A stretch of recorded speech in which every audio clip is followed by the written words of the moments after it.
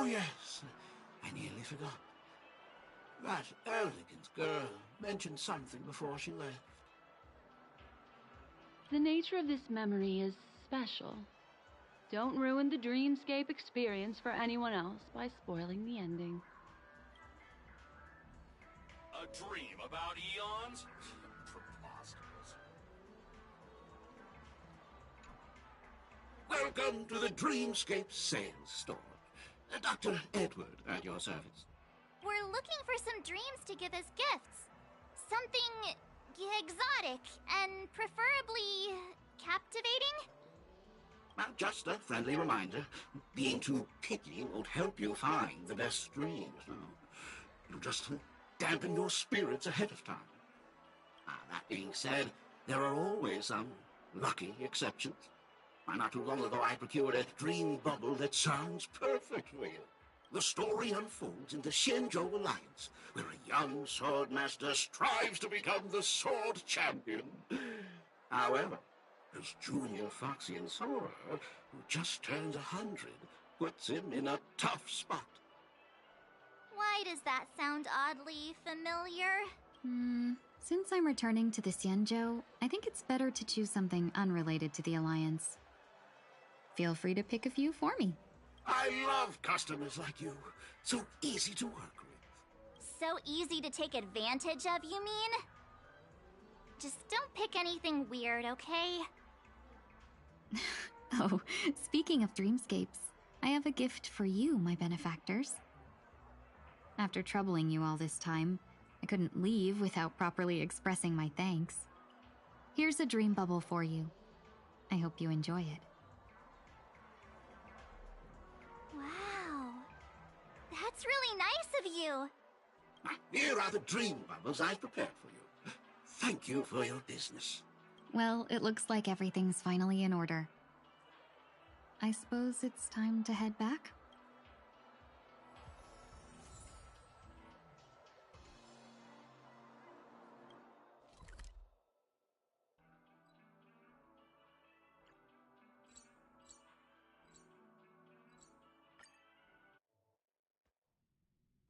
I can't believe it's time for Miss Ting Yoon to leave. I'm not ready to say goodbye just yet.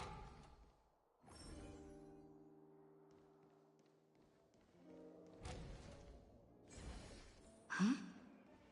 Isn't that Robin? What's she doing here?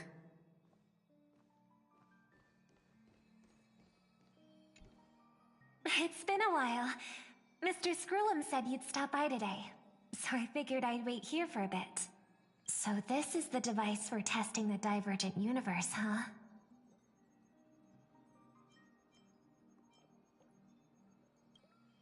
Sorry for just showing up out of the blue.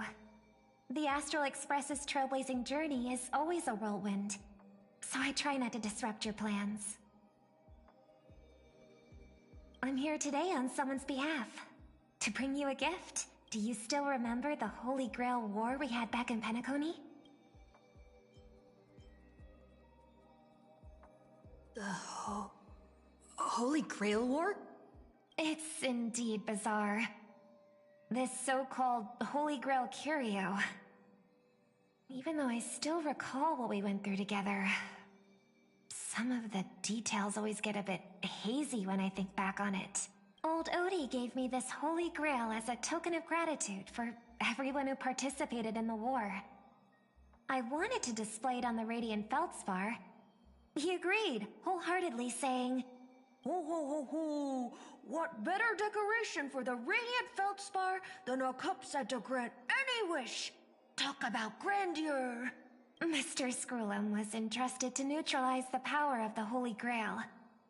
Now it's just an ordinary dream bubble, stripped of its wish-granting properties. I've always wondered, if the Grail really could grant you a wish, what would yours be? A wish, huh? Feels like someone asked me a similar question during the Holy Grail War.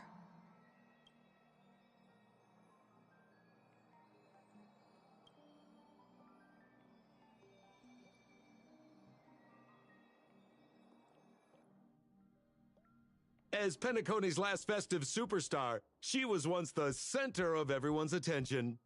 And now, with the unprecedented First Penaconian Holy Grail War about to kick off, she is back in the spotlight. Come on, girl. Show the audience that, what's it called? Tattoo on your hand? It's the command spells. Right. Command spells. Proof of your selection to join the Holy Grail War. They say its power lets you command legendary figures from Penacony's history to fight for you. And now, let's give up the floor to the star reporter of the Crystal Daily.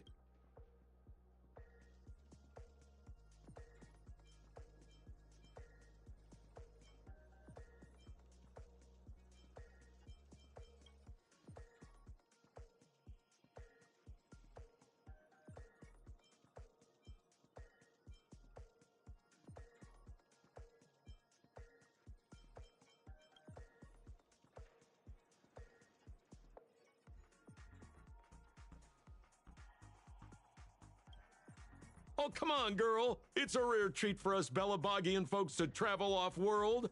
Running into an old friend on an alien planet. Ah, that's pure joy. Sure, the occasion might be a little weird, but don't tell me you don't recognize us. I promised Pitch Dark Hook the Great we'd record every thrilling moment of this trip to the planet of festivities for the folks back home. And here we are stumbling upon you being interviewed for the Penaconian Holy Grail War. I see. I was just wondering why someone else was taking my job, considering our channel secured exclusive rights to this interview and broadcast. Security? Clear the area. Hey, even the money-loving Alfalfa family wouldn't charge such a cute kid a licensing fee, right? Miss, consider it charity. Let this kid finish her social studies project. I mean, what's the harm in that? Assistant! Get these two out of here! The Alfalfa family proudly presents the First Penaconian Holy Grail War. We'll be following the Masters every step of the way, bringing you the freshest, most exclusive coverage. Before we continue our interview with the Nameless about the Penaconian Holy Grail War, let's cut to a quick commercial break. Ladies and gentlemen, I'm sure you've all heard the legend of the Holy Grail, haven't you? Across the vast cosmos, such tales abound. Seekers embarking on grueling journeys in pursuit of a miracle capable of turning their deepest desires into reality. Yet, only a rare few ever have the privilege of witnessing its existence firsthand. Ho ho ho ho ho! But today, I bring you all that very opportunity. I have brought the omnipotent wish-granting chalice, the Holy Grail, to Penacony. Of course, the right to make a wish is a privilege beyond measure. And like most competitions in life, if you want to claim your reward, you'll have to fight for it. The Holy Grail will summon heroic spirits, legendary figures from Penacony's rich history, and bring them back to life. And you, daring dream chasers, will become masters, commanding these servants in battle until only one survivor remains. Worried it sounds a bit violent? Afraid it might turn into another Tychean Robo-Ball competition with limbs flying and blood spattering everywhere? Fear not. Mark my words. In the sweet dream of Penacony, there is no such thing as death. Any violence you witness is nothing more than harmless spectacle. The only thing real is the prize of having your wish come true. After all, this is the planet of chasing dreams. Here in Penacony, anyone with a dream in their heart has a chance to make it a reality. Now, brought to you by the Alfalfa family and proudly sponsored by Soulglad, the high-stakes battlefield where dreams are on the line. The first ever Penaconian Holy Grail War. Let the games begin.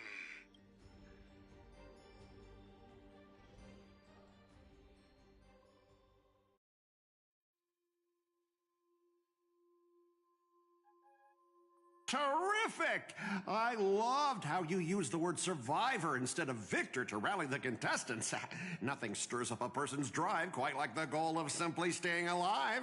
What an inspiring speech, Mr. OT. Even Louis Fleming himself couldn't have done it better. Easy on the sweet talk, kid. I'm not here for your flattery. I brought you in because I expect you to give it your all and become the survivor. Don't get me wrong, Mr. OT. I'm honored you picked me, but I'm just a nobody, a bottom-tier cog in the IPC. And if the rumors are true, you're not exactly a fan of the IPC, so why me? I sent invitations to Penacony's top shareholders and family heads, welcoming them to join this Holy Grail War. Some accepted. Others turned their noses up, dismissing my carefully orchestrated spectacle as just a marketing stunt. Seems like living in luxury has dulled the ambitions of the so-called elite. But underdogs like you're a whole different story. Now, remind me again, what wish would you make to the Grail? Me, Scott? I'm just a lowly grunt trying to climb to a P45 corporate rank. What a delightfully mundane wish. You aren't even dreaming of rubbing shoulders with legends like Diamond or something. But compared to lofty nonsense like world peace, your dream is refreshingly grounded. So, the Holy Grail, can it really grant my wish? Of course it can.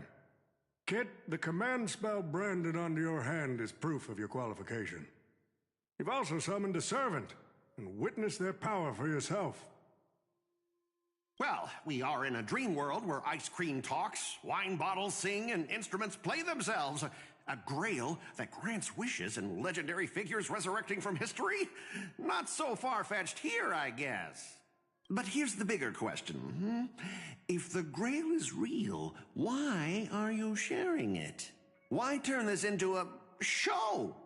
Let's face it, if I were in your shoes, I'd keep it to myself, make my wish quietly, and get filthy rich. A sharp question, Scott. Let me put it this way. Picture an old man who survived 10 Amber Eras, navigated countless conspiracies and power struggles, accumulated an endless fortune, and climbed to the absolute pinnacle of Penacony. Now tell me, what's left for such a person to wish for? More money and power? No one ever thinks they've got too much of either, right? I don't know. You tell me, Mr. OT. You're already getting close, kid. But a single wish, that's far too small to satisfy me.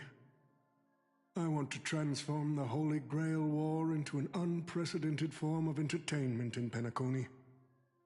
Imagine meeting historical legends, summoning them as servants to fight for you, and finally making your wildest dreams come true. This will be Penacony's next grand spectacle, standing alongside the Charmony Festival as a beacon for the universe's attention. Dreamers and wealth beyond measure will pour in, far more than ever before. And for the first ever Holy Grail War, what story could be more compelling than the wish of a nobody coming true? Understand now? Ah, I get it now. Don't worry, Mr. OT. I won't let you down. As a lone wolf, I've learned how to survive, no matter how desperate things are.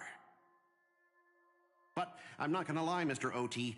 Just now, during that broadcast, I saw someone who's dragged me down to rock bottom more times than I can count.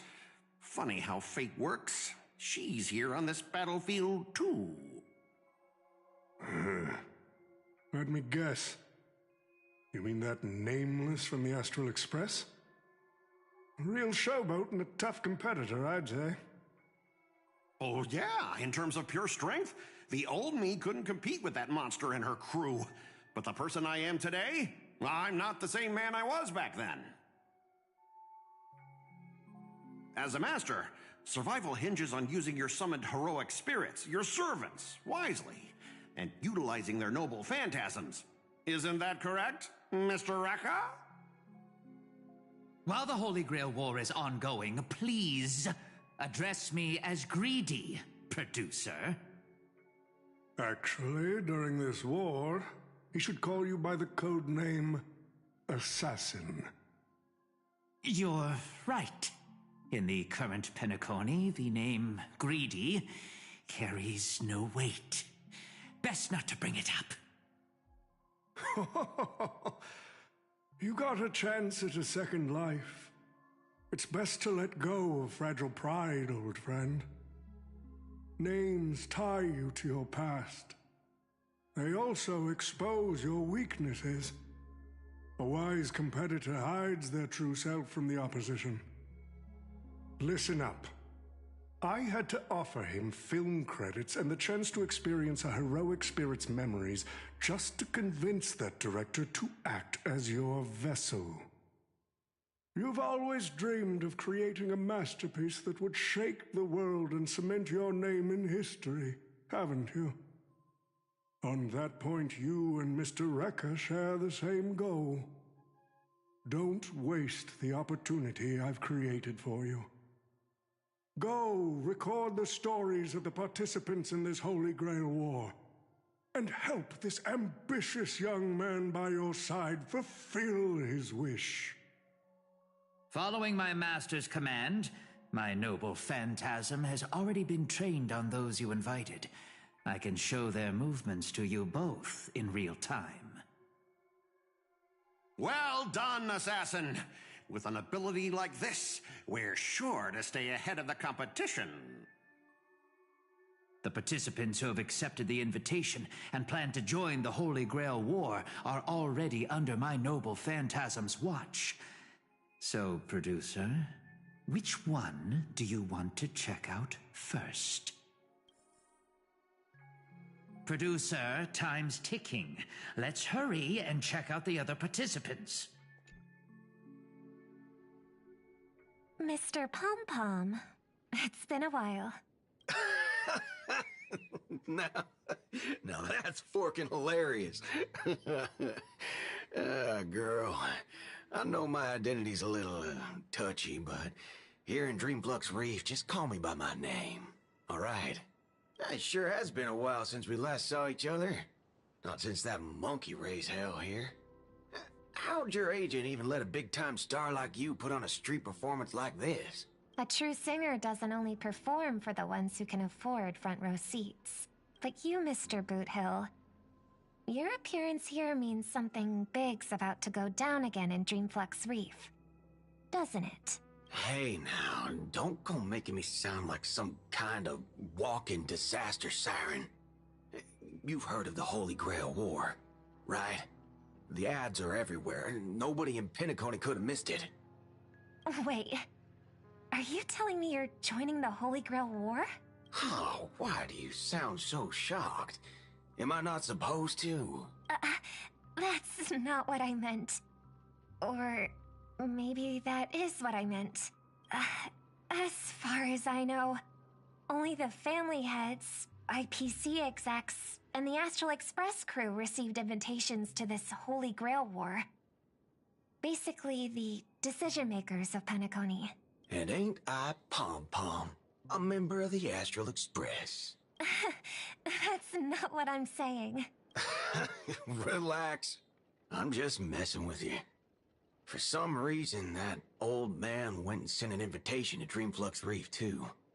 Micah figured things might go down the same way as they always do. The folks up top have their fun, and the people below take the hits. So, he sent me the invite. Said I might be interested. I see. So Mr. Micah's asking for your help in his own way. Makes sense. I mean, after all, I'm a two-time hero Penacony. Sunday, the monkeys. Daggone my stupid mouth. Why'd I bring that up? Sorry. Listen, I don't care about any muddle-fudging Holy Grail, but a Holy Grail war. Now that sounds dangerous. Yeah, I get that feeling too. Summoning dead guys from their graves to duke it out, winner takes all. That sounds like something those IPC shirtbags would come up with. No heckin' way I vibe with that kind of setup. But, since I took Micah's request, I gotta see this through. Make sure things don't spiral out of control. Alright, time to get prepped. Up next, per the invite's instructions, summoning the heroic spirit. See ya. That guy, that's the wanted criminal Boot Hill. Mr. OT, sir, can't you revoke his qualification? Letting a criminal join the Holy Grail War is way too dangerous. What if he wishes for every single IPC employee to drop dead? That'd be the end of us. Kid, you're basically admitting you think that cowboy's going to win the whole thing.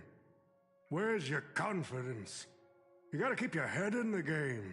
Once you accept the invitation and are branded with the command spells, your qualification as a master can't be revoked. Then we should send out the bloodhounds and take that criminal down immediately. But Mr. Boothill wasn't wrong, was he? He saved Penacony twice before. If we jumped the gun and hunt him down now, that wouldn't be very tactful. Why are you so scared of this guy, Scott? Let's just say there's some personal history. He's got a particularly brutal way of handling my department's people. Oh, and isn't this your perfect shot at vengeance? Win this war, and you can bring that cocky cowboy crashing down yourself. Don't worry, Mr. OT. Forget a small fry like Boot Hill. If the traps are set right and the schemes are airtight, even Louis Fleming wouldn't be able to escape. Good. That ruthless streak of yours reminds me of my younger days.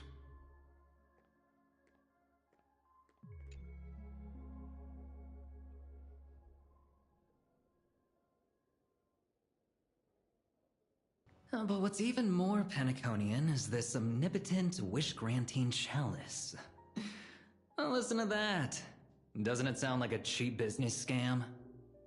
Only someone from a backwater place like Eurilo 6 could be fooled by a Madam Jade. Oh, don't tell me you're actually trying to figure out what kind of game this old man is playing. I ain't reading all that. Fascinating. Well, people with real power wouldn't waste a second of their time on something like this. I mean, who would lower themselves just to entertain him? And if this so-called Holy Grail turns out to be nothing but a marketing gimmick, then things are gonna get really interesting. So, you believe this omnipotent wish-granting chalice might actually be real? So does that mean you're interested in accepting the invitation? Well, placing your hopes and dreams on some unknown Holy Grail. It's like dousing yourself in oil and diving straight through a ring of fire. Doesn't look promising. But it'll be one hell of a show. I knew it. Penacony and I just can't seem to stay apart. But I have to say, the way they mark the participants, not exactly pleasant. They should just replace the muted voices with like meep meep meep meep. As you wish. Like the Animal Crossing sound. You're telling me the strategic investment department is joining too? What's wrong, Mr. Scott? As a member of the Marketing Development Department, their reach shouldn't extend to you, right? That's right, Mr. OT. Besides, with you backing me up, even Louis Fleming... Let's just let Louis Fleming rest for now. Mr. Scott, the IPC is just one of many choices in this vast cosmos. Sometimes you need to fight for your own shot at greatness. I've got high hopes for you. Who the heck keeps tossing garbage around? The next passenger Pom-Pom catches littering is going to have to write down the train's sanitation rules 100 times! Huh? The first Penaconian Holy Grail War? Inviting the Astral Express to join? Sounds like the kind of spectacle that might interest you. Seems like she's not around. Maybe I should pass this to March and Don Hung instead. Wait, why is there graffiti on Pom-Pom's hand? It won't come off! Who's behind this prank? The world's turned upside down. Even the animals on the Astral Express can enter this tournament. Mr. Odie, should I take care of this first? No need. Letting a contestant like them compete just makes things even more interesting. Are they gonna off Pom-Pom? Please don't kill Pom-Pom, he's cute! Is that it? The stage is set, and the characters are all in position. But, Master, for you and me, this Holy Grail War comes with a few complications. Yeah, the competition this time is no joke. No. What I mean is, if you look at the backstories of the participants, they generally fall into 3 categories. Those who are in direct competition with your department, those who have a personal grudge against your department, and those who see you as their sworn enemy. In other words, from a narrative standpoint, every single participant we've identified so far is likely to target you first. It's us. You call that a complication? Like I didn't already know everyone here has a bone to pick with me? A little personal wisdom. Not everyone is your enemy, kid. Learn to separate conflict of interest from personal vendetta. And the key difference? The first one can be negotiated. The second? Not so much. So, if I were you... You'd deal with the personal vendettas first. Much appreciated, Mr. OT. I'll keep that in mind. What a poetic twist. Old rivals, now destined to settle the score on the Holy Grail War's stage. Lucky for me, I drew the best possible card. Assassin. With your noble phantasm, we should have the upper hand. That said, knowing your opponent's next move isn't enough. It's like having a script but never actually shooting the film. Let me remind you, Master, your least favorite Nameless is preparing the ritual to summon a servant right now. Nameless? I gotta take care of you first. Can't have any loose ends hanging around. Next up is the moment we've all been waiting for. The Nameless will step into the summoning circle, chant the spell, and summon one of the greatest souls in Penaconian history. Who will it be? The legendary Dreamweaver Glocks? Or perhaps the first Bloodhound? Let's find out! The stage is set. Now step into the summoning circle and begin the ritual.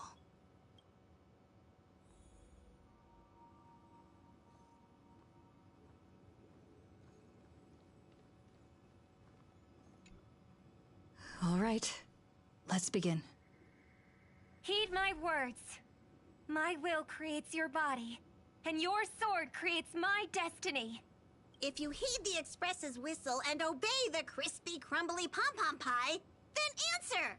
I have not come to bring all the good in the world, but I am fated to perish, defeating all evil in the world. 7 souls flowing from the Amber Lord's stony heart.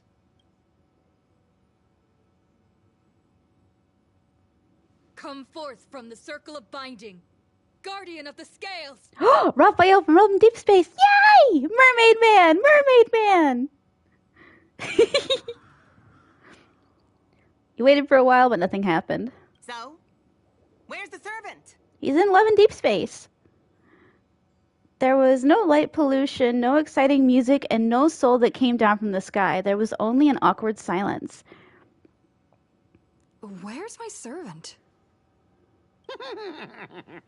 Oh, I wish I could capture this pathetic little moment of yours and pass it down as a family heirloom for generations. I was actually worried you'd luck out and summon some terrifying servant. But turns out you're just plain cursed.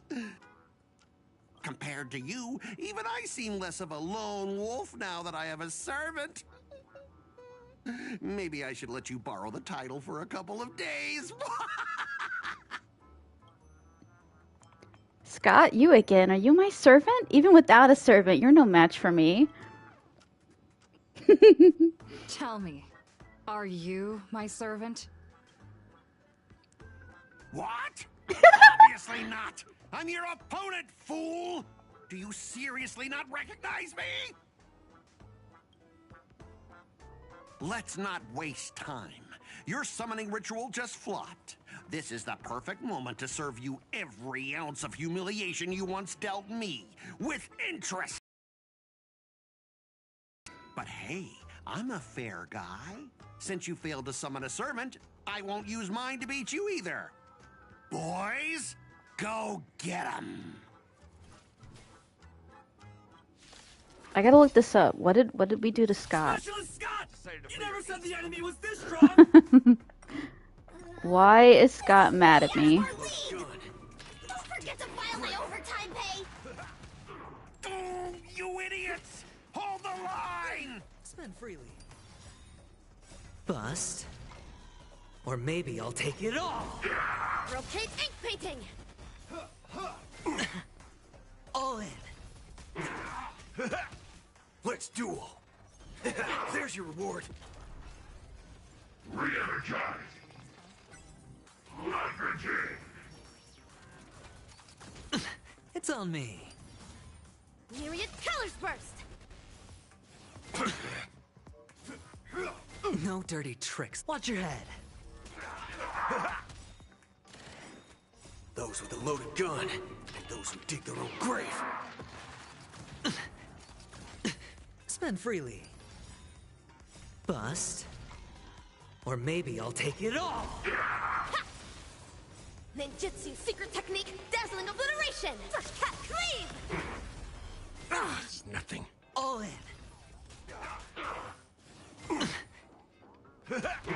Bring it on. Time's up. My friends? Indulge yourselves! Oh, these useless mooks are even worse than I thought. Anyways, just fall back for now. Scott, that's all you've got? Guess it's my turn to hunt you down now. Wait. She sounds different. Is she different? Gotta look that up too. Hold on. Did the baseballer get a new VA in Honkai?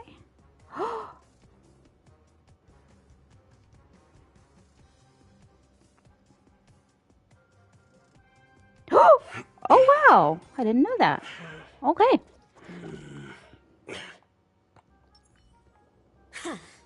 Ninja runaway fast technique!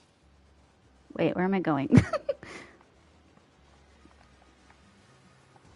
Making myself dizzy. Oh, there it is. You really had the guts to chase me down, huh? What a shame. No. Your Holy Grail war ends right here.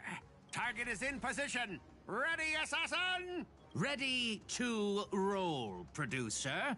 A blood-splattered interstellar slasher comedy action. I thought we were friends, Mr. Director guy. Just some disposable extras. Nothing special. Watch your mouth! They're very valuable to me! Ninjutsu secret technique, dazzling obliteration! Bring it on! There's your reward. Those with a loaded gun, and those who dig their own grave.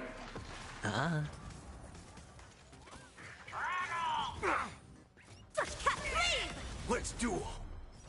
Time's up. Bring it on. Spend freely. Bust. Or maybe I'll take it all. Watch your head. Let's duel. There's your reward.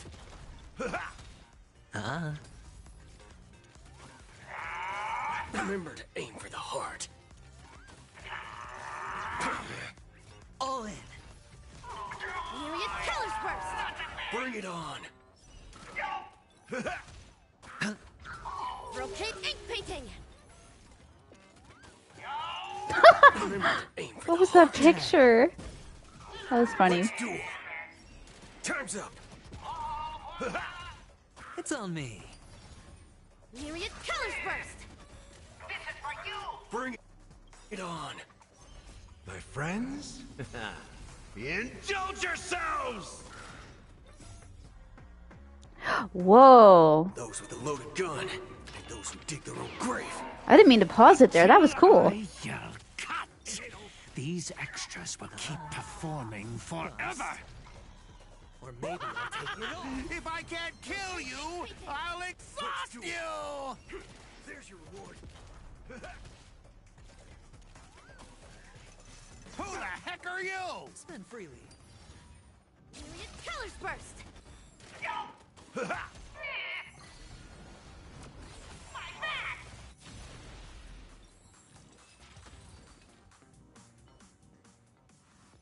That spear!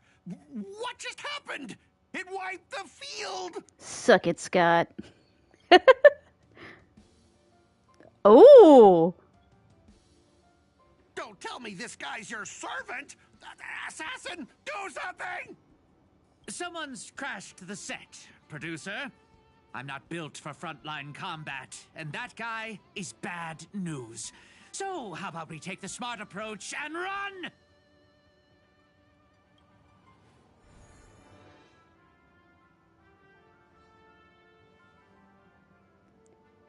Oh, he doesn't have a voice either? No! Alright, so he put his master into spirit form too. Assassin class, always such a pain in the neck. Are you my servant? Thanks for saving me. Stop fighting, let's go fishing instead! Oh, it's tempting. Fuck it, I'm doing it.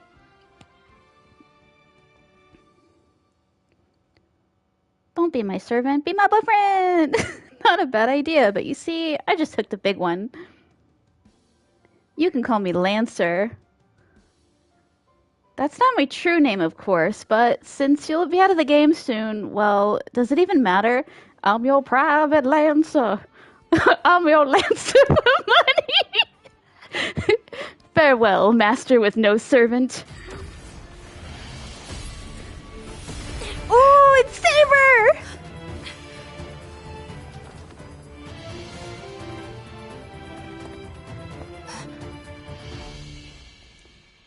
Are you my master? Oh, okay. I mean, okay, that works too. Whatever. Contract formed, servant summoned. You? Tch, what a terrible reunion. That's what I was thinking too, Lancer, but as soon as as long as I stand here, I won't let you lay a hand on my master. Well, kid, you just hit the jackpot. Arthur! I need my glasses. I can't see shit. It's safe now, master. Are you hurt? Wait, you two know each other? Are you my servant?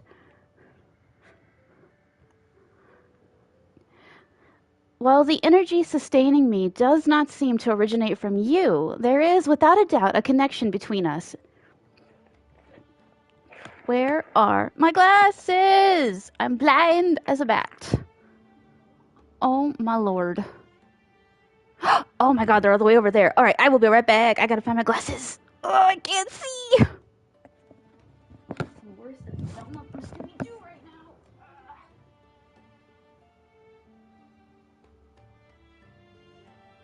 Okay. Jinkies, I found them.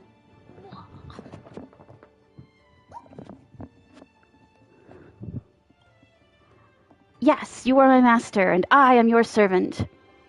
You don't seem to be from this world. Are you from Penacony?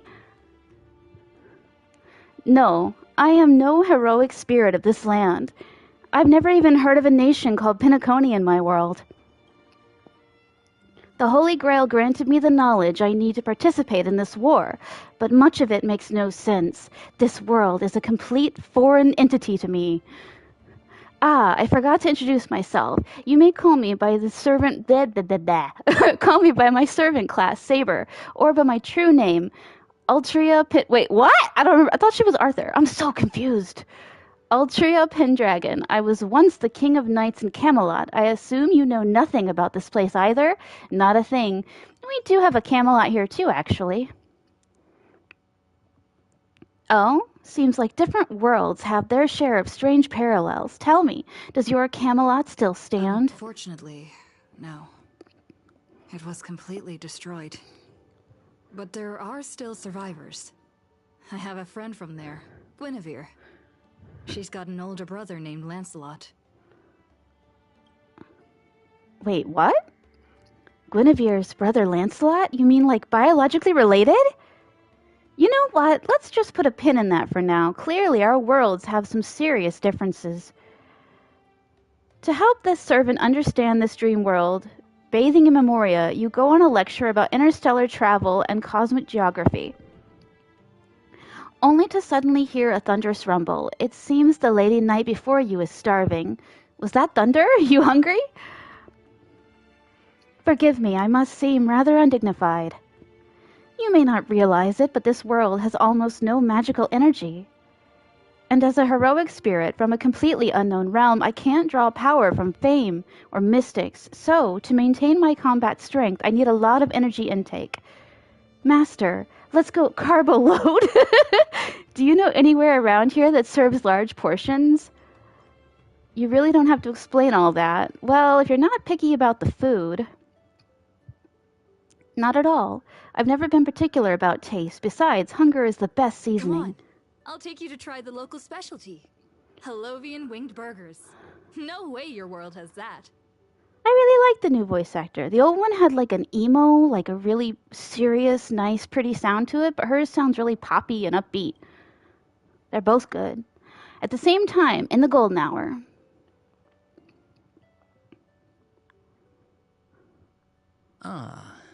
I've always been a gambler, teetering between bad luck and incredible fortune.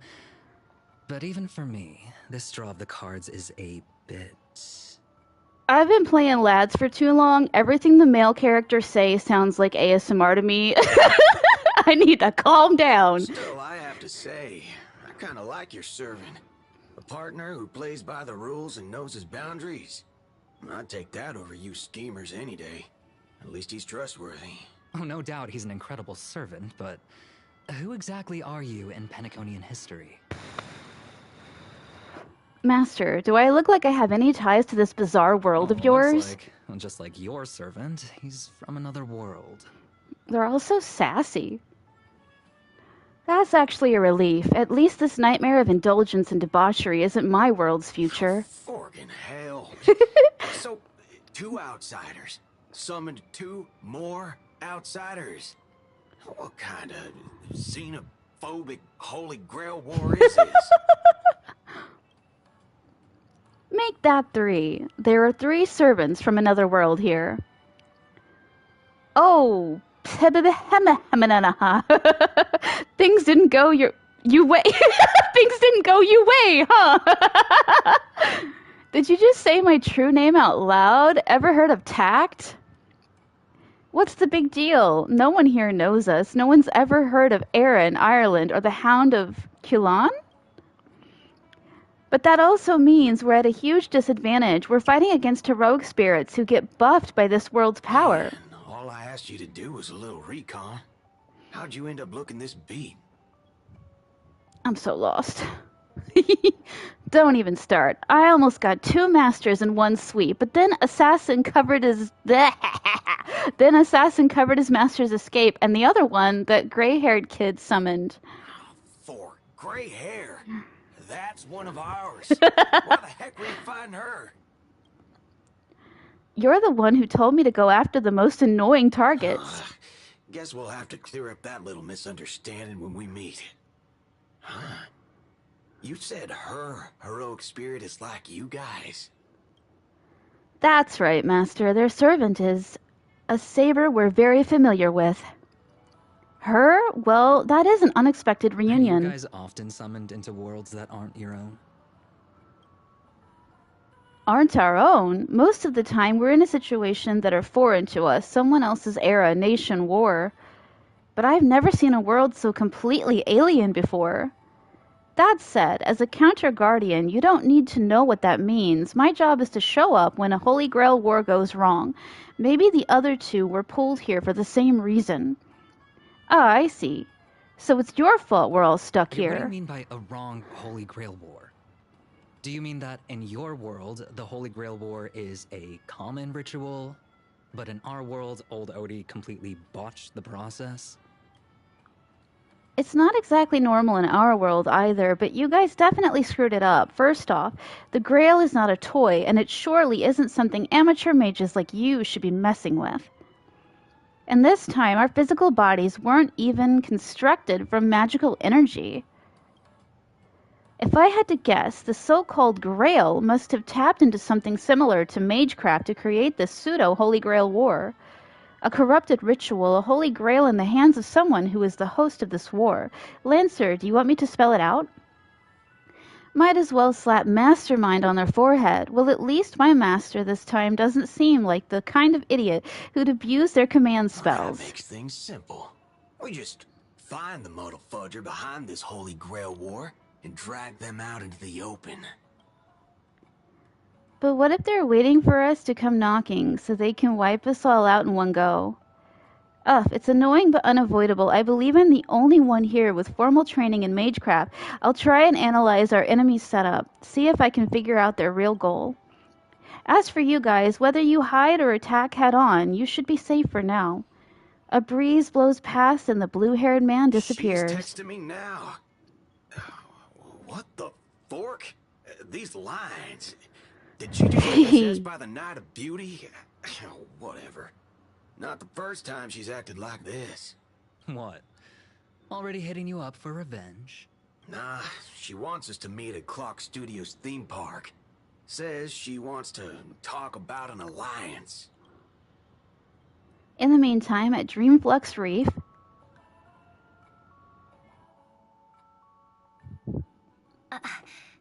I thought a heroic spirit would look... I don't know... more special? Ryder?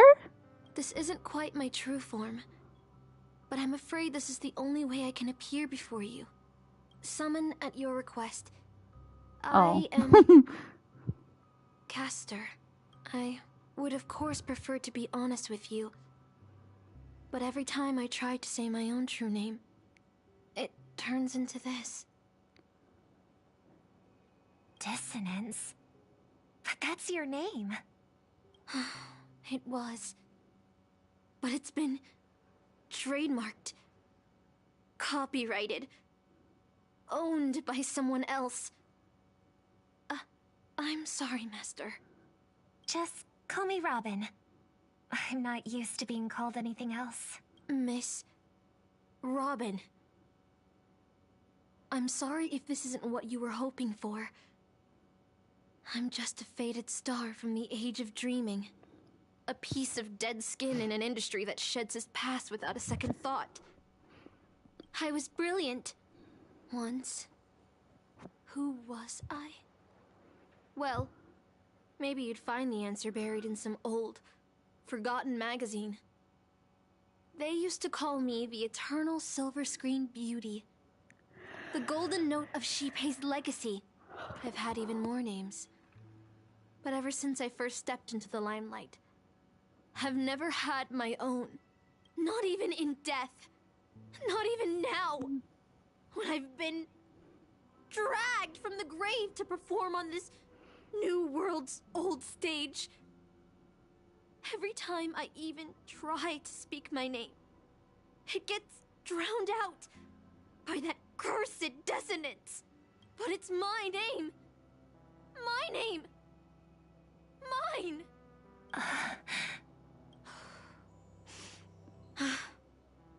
I'm sorry.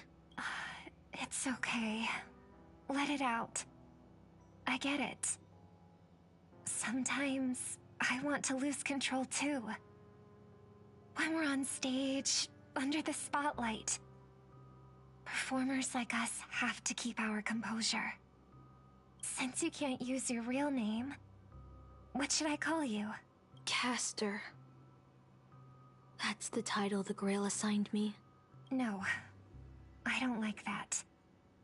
I want a name you chose, not a name that was chosen for you.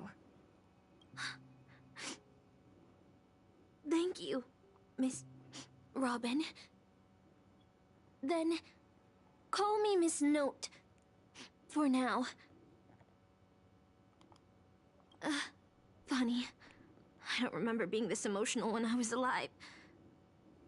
Maybe my fractured spirit origin is affecting my personality. No true name. No noble phantasm.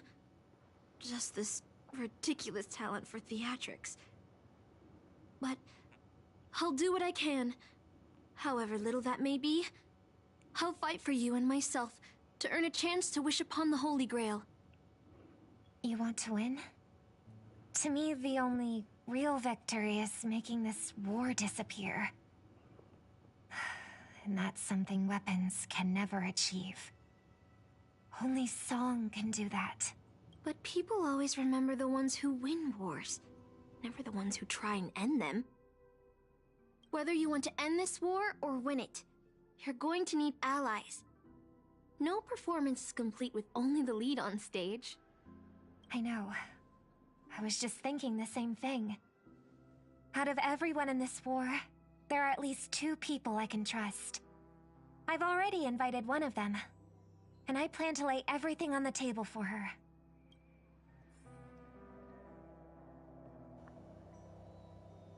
Penacony, cityscapes floating in the sky like clouds, where ice cream and cotton candy just chirp and jump straight into your mouth. This is incredible.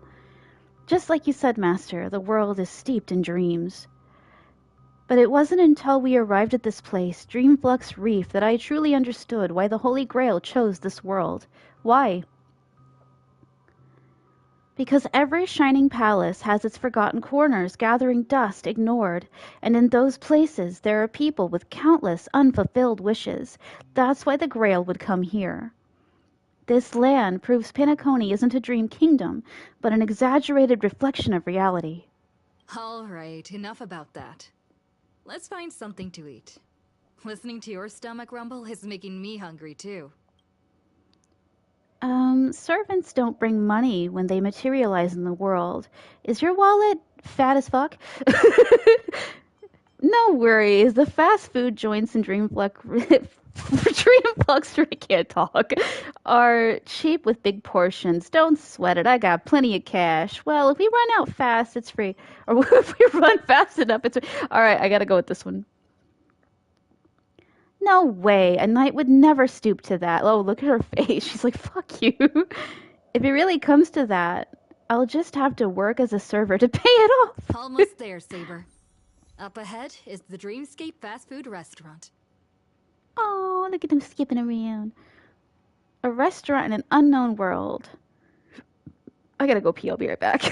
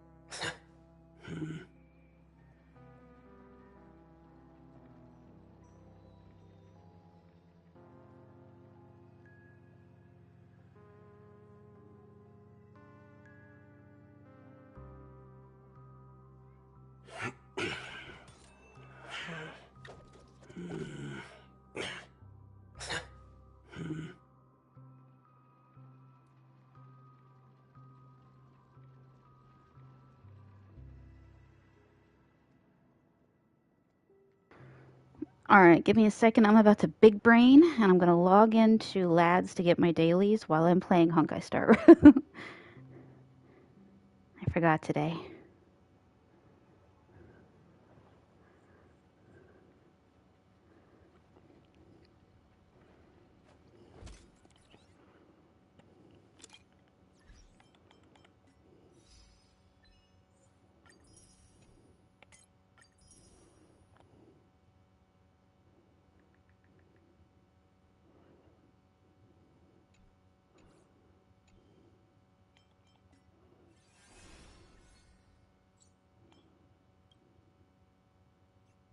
What did I just do? Oh shit. Ah, did I mess up? Hey, it's been a while. The girl said you are now the owner of the... Oh no, what did I do? I went ahead. That old shorty OT sure knows how to do business. He only decided to pass the problem off as a favor when the Holy Grail stopped granting wishes or summoning heroic spirits. Did I accidentally skip ahead? Because I would like to go back now.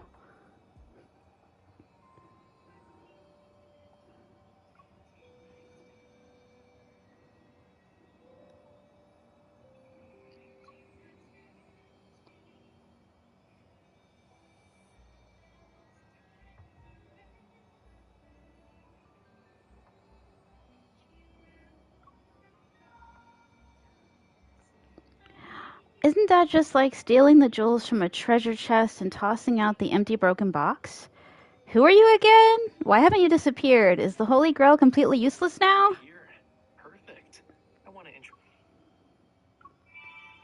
Hold on, I gotta get my dailies.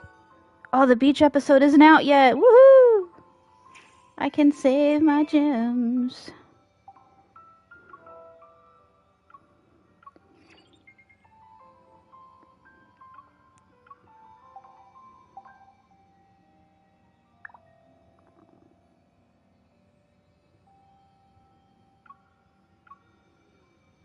Hey? Are you greeting me? Should I say hi back?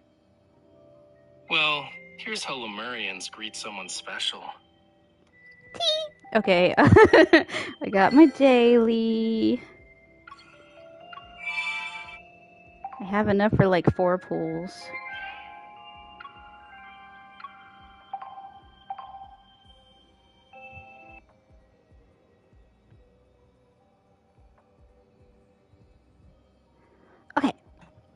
to the game. Theoretically, yes, the Holy Grail, his form remains, but its core has merged with the nature of this dream world, what you call Memoria.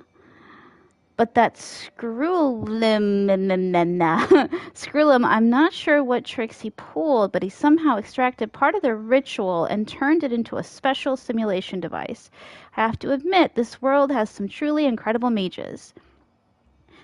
There are only about 80 or so of them, I think. Layman terms, please. Mechanical rituals, cyber magecraft, same thing.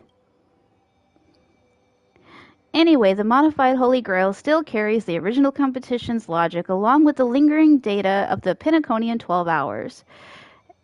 As long as you connect, it's still hard to get used to the modern terminology. Anyway, as long as you connect to the Holy Grail, you can relive the Pinnaconian Holy... Well, I haven't done it yet. Let me go do it first, and I'll come back to you later, buddy. Okay, bye.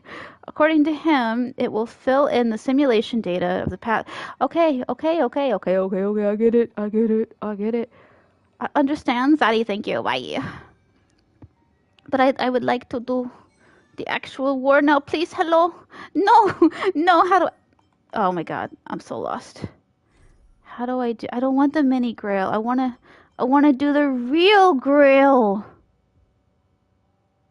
I wanna do the real... Did I mess up? I don't want to do the Himiko one. I want to do... I think that's it. Right?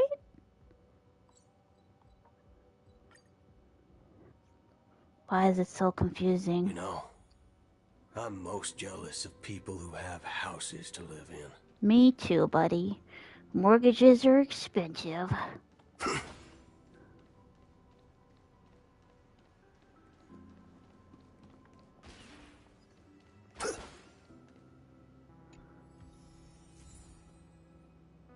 Lost Diary. Affluent man. Ooh.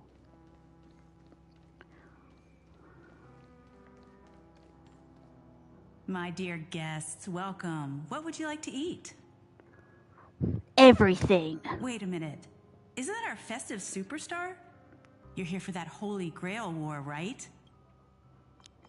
You guys know all the gossip around here too. I'm not involved. Oh, please. This is Dreamflux Reef, and news spreads like wildfire in this place. And this must be the heroic spirit you summoned, huh? Dare I ask, miss, which famous person from Pinnaconian history do you represent? Sorry, but in the Holy Grail War, revealing my true name would be a major breach of security. Gotcha. Like a secret recipe, huh? Why don't you tell me this instead? What's the best dish on the menu? If this is your first time in Dreamflux Reef, I highly recommend the Halovian Winged Burger. It's a burger you won't find anywhere else.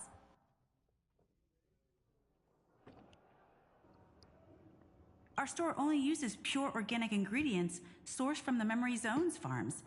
The soil they're cultivated in is free of harmful emotions. Thank you, but no need to explain. We'll go with the Halovian Winged Burger. All right. We'd like 100 burgers. Oh, she's speaking my language. Okay, wait. Did you say 100? Are you sure about that? Yes, absolutely. I'm positive. Give me a minute, just in case some of them fly away. Wow, you look so serious and reliable, and yet you're now telling bad jokes. With so many Halovian Winged Burgers, it'll take a little time to prepare. Please be patient, folks. Shut up and take my money. So, Saber, what wish would you make to the Holy Grail?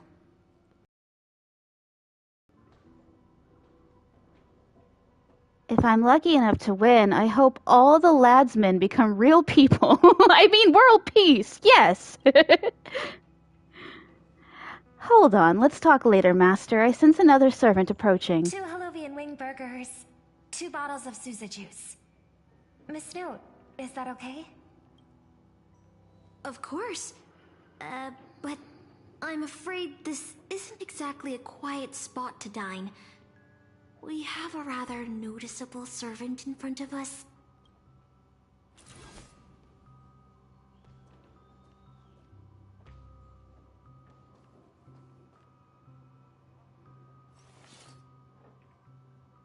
It's been a while. Miss Note, this is the trustworthy friend I mentioned to you earlier. That's me. I'm trustworthy as heck. Oh, they're a friend of yours, Master. Oh my god, she's so short. Excuse me. Could you please put their meals on my tab as well? Also, make sure we have a quiet dining experience. No interruptions from the other guests. I'll leave an extra tip for that. Thanks. It pays to be friends with Britney Spears. All right, you can rest easy. No one's gonna bother you while you're eating. Miss Servant, over there? Could you turn down the murderous look? If your hand's always on your sword, I'll have to step in to protect Miss Robin. This is the Holy Grail War. Please forgive me, but I'll stay on guard until I'm sure you don't mean any harm to my master. Relax, we're friends. Let's just try to get along first. Sorry to interrupt, dear guest, but if you're gonna fight, maybe you should eat first. Your Harlovian wing burgers are ready. So, let's eat first? Agreed. You two ordered all of this? With quiet poise and grace, the two servants polished off the Harlovian wing burgers. It seems they've all calmed down after eating. The dinner table really is the best place for diplomacy. Thank you so much for treating us to the Harlovian winged burgers and giving me diabetes. No problem at all. I love seeing people smile after they're full. But your servant's appetite is truly impressive. Miss Saber, I don't remember anyone like you in the history of Penacony. That's because I don't come from Penaconian history. In fact, I don't come from the history of your world at all. I don't quite understand what you mean. I am the King of Knights, who once ruled the Kingdom of Britain in another world. I don't exist in Penaconian history, and thus I shouldn't have been summoned to this Holy Grail War. But in reality, there is at least one other heroic spirit in this war who also comes from the other world. Forgive me for asking such a naive question, but what exactly are you heroic spirits? Are you truly the souls of historical figures who have passed? Turned waifus. Let's put it like this. Heroic spirits are those who have been remembered by history. When summoned by the Holy Grail, they materialize in the form of bodies made of magical energy and use special abilities, noble phantasms which are based on their famous deeds in life. Magical energy, noble phantasms. Do these things really exist? You bet your sweet ass. How should I explain this? This is a world where mystics are extremely rare. The magecraft I know likely can't function as usual. So many things in this Holy Grail war are different from in the past.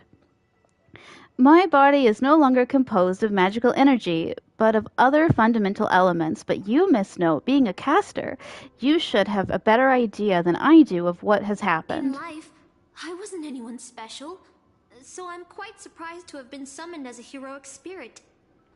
I don't have the sense of security that Miss Saber has, nor have I even retained my true name. I honestly don't know what a servant as weak as I am can do for my master. No, I haven't watched any of the anime, so I don't know if she's actually in the anime or if she's just part of this game or what. Miss Note. Even so, the fact that you were summoned by the Holy Grail means that you must have left behind your own story and history, and in the Holy Grail War, the strength of a heroic spirit is not an absolute condition for victory. Well said. My brother once told me that Penacony is a land of empty legends, and no true heroes. To him, the historical figures of Penacony, the legendary heroes, are all just half-truths. Images created by later generations, like products in a store window. Even their dreams turn into reality TV prizes. But at this moment, whether it's the otherworldly Miss Saber or the historical Miss Note, I'm certain you both are more real than that. And not just some commercialized product. Master, thank you for your comforting words. But in my current state, with my true name sealed, and not to mention being an enemy of that saber, I fear it would be difficult to protect you in front of other opponents, let alone help you achieve your dreams. I'm the last remaining head of the Oak family, a Chord Master of Harmony. I'm not as fragile as you think. And as of now, I no longer have a wish to entrust to the Holy Grail.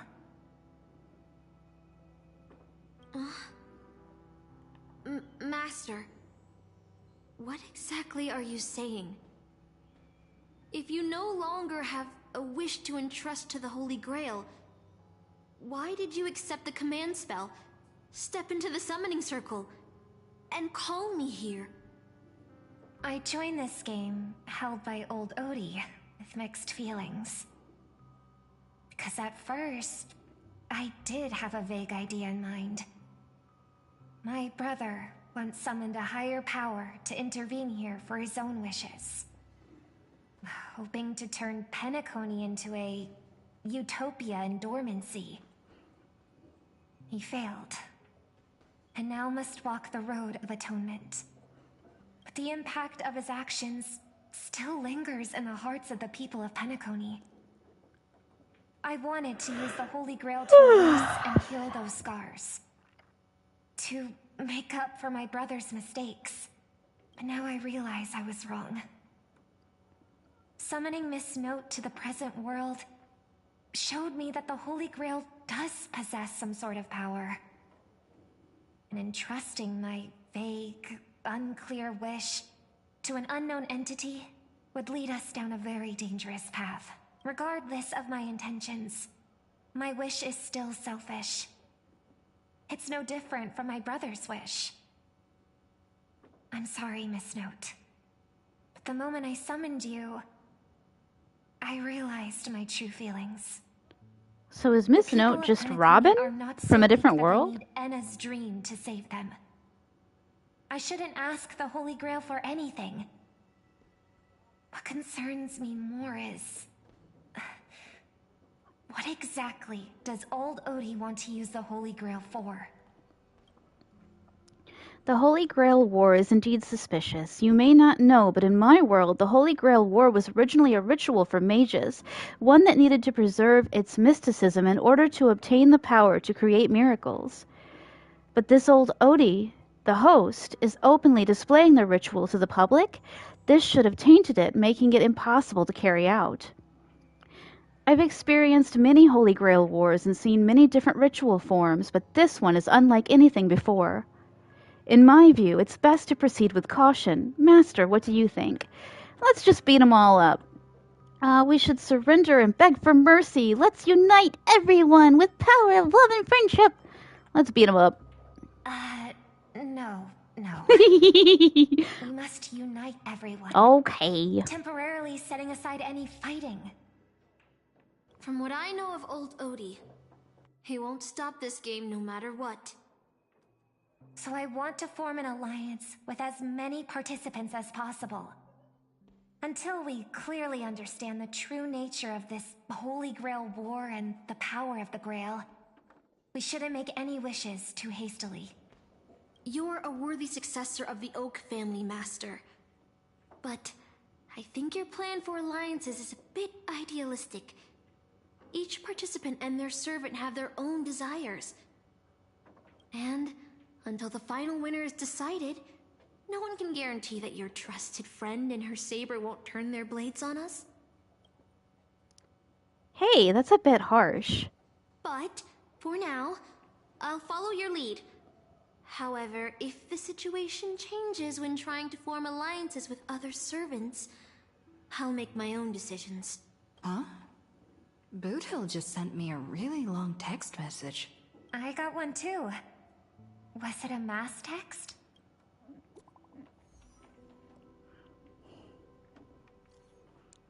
Oh my god. Okay. That's a lot. Those look like my text. Jesus.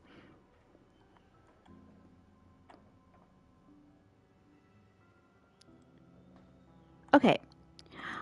To my dearest masters, greetings to you all. I am Boothill, the Galaxy Ranger. As the evening breeze of Asdana carries with it the tender whispers of approaching summer, I humbly pray that your noble selves remain in radiant health, untouched by the vexations of seasonal ailments, so as not to miss the splendor of this midsummer's enchanting beauty. Though but a humble fugitive, it is my profound honor to stand alongside your esteemed selves in the pursuit of the Holy Grail. As such, with a heart brimming with reverence and gratitude, I extend to you a most earnest invitation to grace Clock Studios theme park with your presence. There I shall humbly offer a modest feast of wine and fare in your esteemed company. In this season of summer's retreat, Clock Studios theme park has transformed into a realm of poetic wonder, a paradise on earth that promises to etch unforgettable memories upon your hearts. Should you deign to accept my invitation, I would be overjoyed beyond measure. I shall eagerly await your reply. May this humble gathering serve as a cherished testament to the bond we share, and may it bestow upon you a moment of delight and respite amidst your noblest endeavors. With the highest regards and the deepest wishes, here's to you. Salutations from yours humbly, Boothill. Bullshit. A text from Mr. Boothill? Absolutely not. Fork and shirt balls, that ain't him. For the love of Acavelli, he's cursing up a storm. This isn't from him at all, is it? Putting the content aside, Boothill isn't exactly good at typing, let alone this kind of formal letter format. Looks like the mutual slaughter has already begun. See? Peace is just the interlude in a war. That Boothill. He's probably already been taken down. Don't say that! Not my cowboy husband. He's a seasoned warrior. There's no way he's out this early. But someone must have gotten their hands on his phone and is using his identity to lure us to Clock Studios theme park. This invitation is written so earnestly, I guess we'll have to graciously accept. Yeah, I was thinking the same. If we rush over now, there's still a chance to save Mr. Boothill. What do you all think? Yeehaw! I like diving right into the trap. To be honest, I'm a bit on edge. Boothill will be fine. Boothill is fine. That's all that matters to me. Count me in too. The enemy has set up a trap. If we pull back now, we avoid the risk, but losing 2 allies would put us at an even greater disadvantage in later attacks. Then let's head out. Oh, I like her. She's overzealous. Aren't we supposed to meet up here? Where did they go? Something's off. Maybe someone got the jump on them and took her and her servant out before we got here. With all due respect, if that hypothetical enemy could easily defeat your friend Saber, then none of us here would be walking away alive. Maybe our old friend is concerned about an IPC employee showing up. So they're lurking in the shadows to assess us. Oh? Were you enemies once? Well, past enemies can still become present-day allies. Am I right, cowboy? Even with the IPC, she should at least trust me after we went through so much together. Hey! Come on out! Let's chat about joining forces as a team. You ain't gonna get hurt. Oh, the eye's coming. I went through a lot of possibilities in my head before we got here. But I never expected to face the most ridiculous of them all. A shirtbag pulled off a scam on a Galaxy Ranger. Listen up, fork and shirtbags! Ain't no matter who you are and what you want to do. I've got you surrounded. Pop out now. Or don't say I didn't warn you when you stub your toe on the way to the underworld. Did you hear that? Oh, he's gonna kill us if we don't give ourselves up. Oh, he's a serious criminal with a huge bounty on his head. I'm positively shaking in my boots with how he talks. Huh? Wait, isn't that Isn't that Mr. Aventurine of the 10 Stonehearts? Why is a criminal wanted by the IPC walking around with an IPC executive, Leave us alone, we're besties, bro. Sir, if that blasted cowboy's got you kidnapped at gunpoint, just give me a blink. Or... or maybe you two are actually friends? History will say they were roommates. An IPC executive secretly in cahoots with a cosmic fugitive. Assassin, you've got to grab this awesome scene on film. Oh, your servant is... Mr. Rekka? No. Wait, now that I'm looking at him, there's something off. Hey, you know him? The guy in the IPC uniform next to Rekka? There are more IPC employees who know my face than there are grains of sand in Sigonia's desert. You think I can remember them all? Oh, wretched brat. You think I'm scared of you just because you're a Stoneheart? The Strategic Investment Department's reach may be long, but it will never reach my neck of the woods. After I win the Holy Grail, I will make everyone do as I say. I'll make you all kneel before me and beg for mercy, then have you bark like dogs. Oink like pigs! No. Croak like frogs! Damn, Scotty, calm down. What a waste, using the Holy Grail to make people do animal noises. Old Odie even sent invitations to your department. But I thought you folks barely stationed anyone at Penacony. Unless your name is... Huh? Oh, have you actually heard of me? Never mind. There's no way I'd ever remember the name of some nobody. Woo-hoo-hoo-hoo! Sass. Ha! You high and mighty executives have never treated us basic workers as people!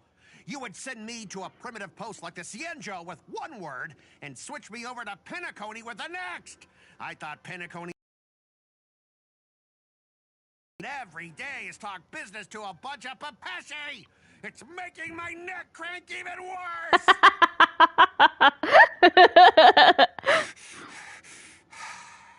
But hey, all of that'll soon be a thing of the past. Aventurine, ha! I'll replace you and become the new Stoneheart of that name. Assassin, use your noble phantasm to bring me victory! Huh? Do I finally get to see this shrimp servant in action? Archer, get ready for a fight. What's with the happy smile? The filming has begun, actors. Take your positions. Let the camera roll. Let the film spin. And let us return to the silent horror picture show. Ready? Action!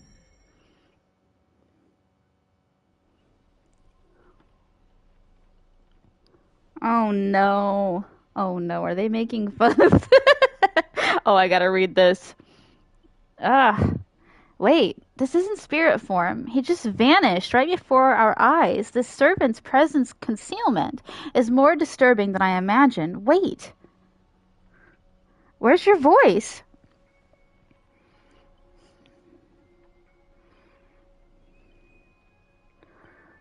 Where's my voice? Fork in hail! Fork in hail, son of a fork! It's no use. I've tried analyzing this bounded field. It doesn't just mute sound. Something far more dangerous is closing in. If there's no sound, then how'd you know what I just said? Subtitles. Look, there's subtitles.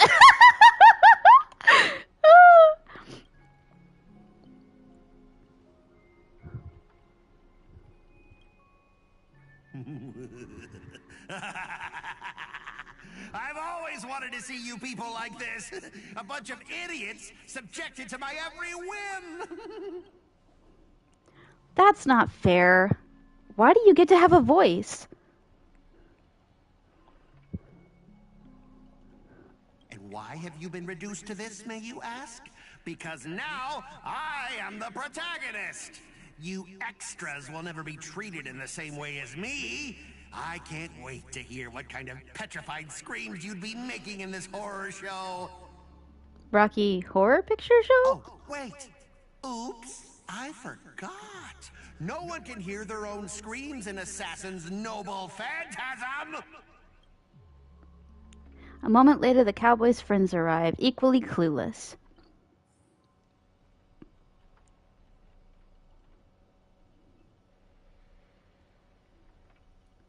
It's unusually quiet, no sign of Mr. Boothill or the enemy who lured us here.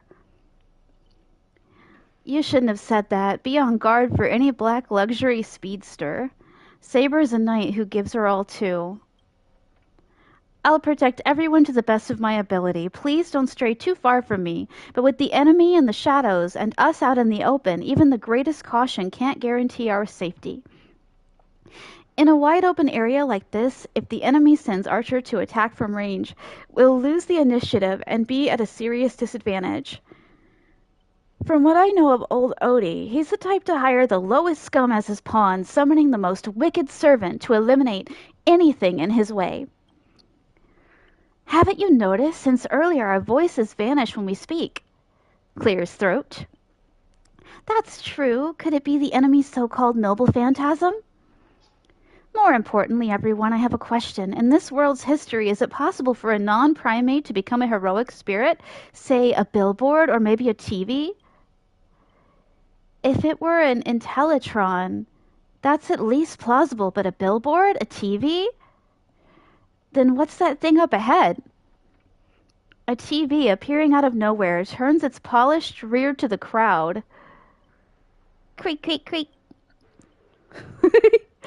It's obviously a trap. Let's stay back and observe for now. Don't go near it. Scan the surroundings and look for anything unusual. If this is a decoy, the real enemy is probably lurking nearby, waiting for us to take the bait. We should steer clear of this trap.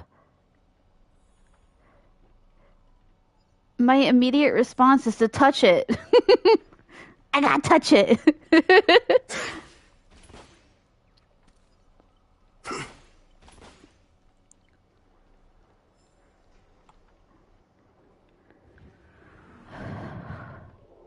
A frigid force drags you violently back to where you started, and then a voice you know all too well murmurs by your ear. You want to leave after entering Boss Scott's turf? In your dreams! Fight me, bruv. I knew it was you. Why does it sound like a dog barking?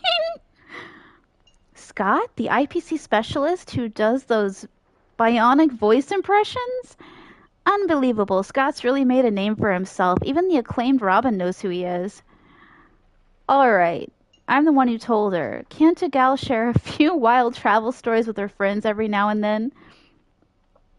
The brief silence that lingers between you was enough to convey every ounce of fury and exasperation from this old acquaintance.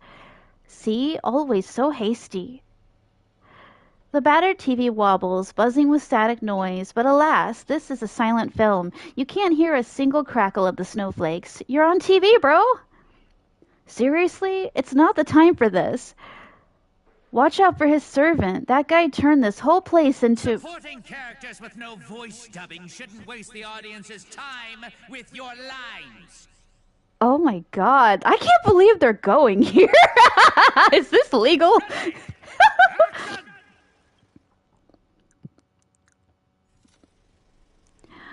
The Silent Stage Act 1, Midnight Chainsaw Rhapsody, lead actor Scott.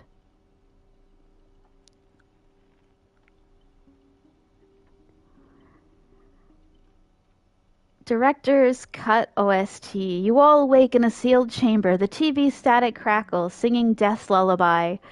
Separated from your servants, you run into another pair of familiar enemies. As for your cowboy and songstress companions, vanish without a trace. Why are you here?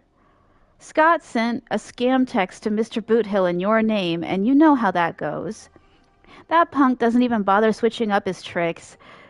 Don't tell me he's got a crush on me. Let me think. How will he bark this time? Forget that third-rate nobody. What I really want to know is, where did he send our servants? Splitting up in a horror movie? That's a death flag. Let's figure out what we're dealing with here. That monster in the room sure is an eyesore. This is some Silent Hill stuff. Oh my god. Ba-pew! Ba-pew-pew!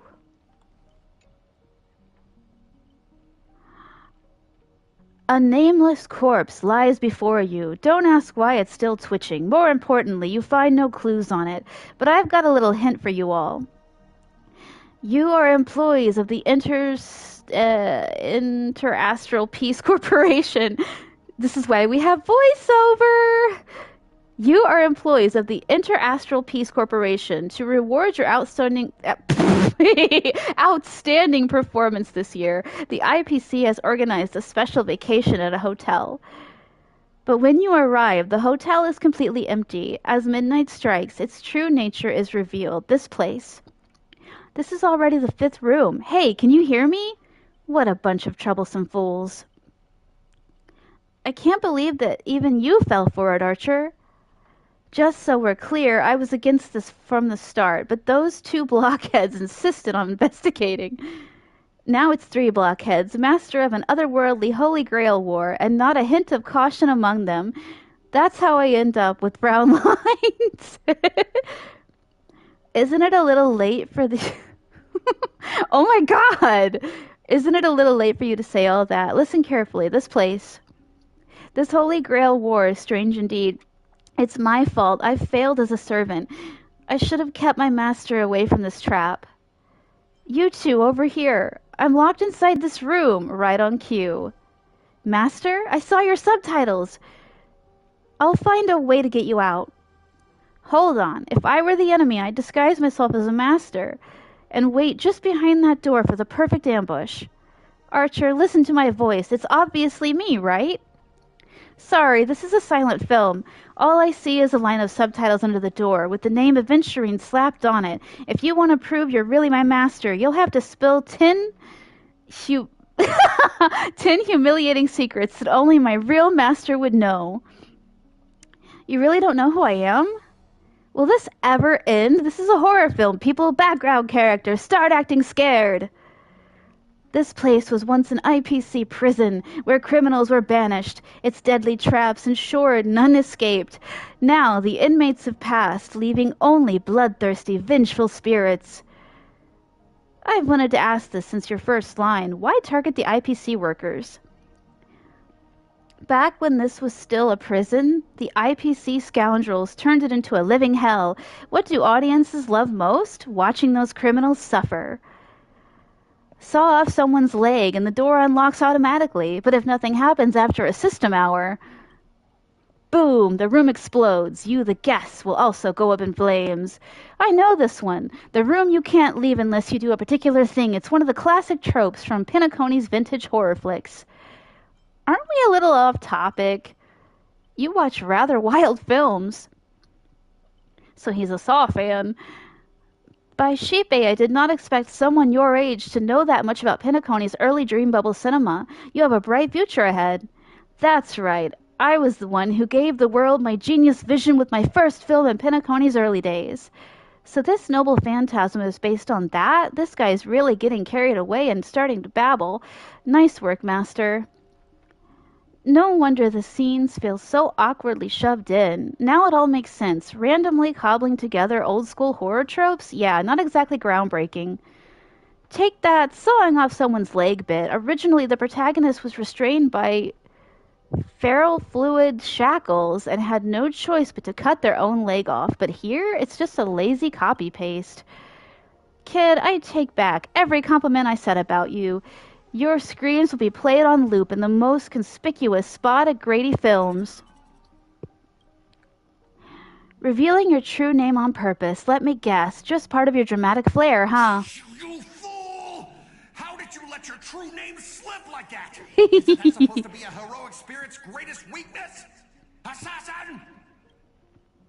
Don't panic, producer. I'm not some legendary hero or anything like that. Just ask them. What does Grady even mean in Pinnacone? Who are you? I've only heard of Clock Studios and Himemiya Films. As expected, soon you'll see who Penacony's greatest director is. For now, I'll slip behind the scenes. So what will it be? Self-sacrifice, or will you turn your blades at each other right before my eyes? Take what little time you have left and talk it over.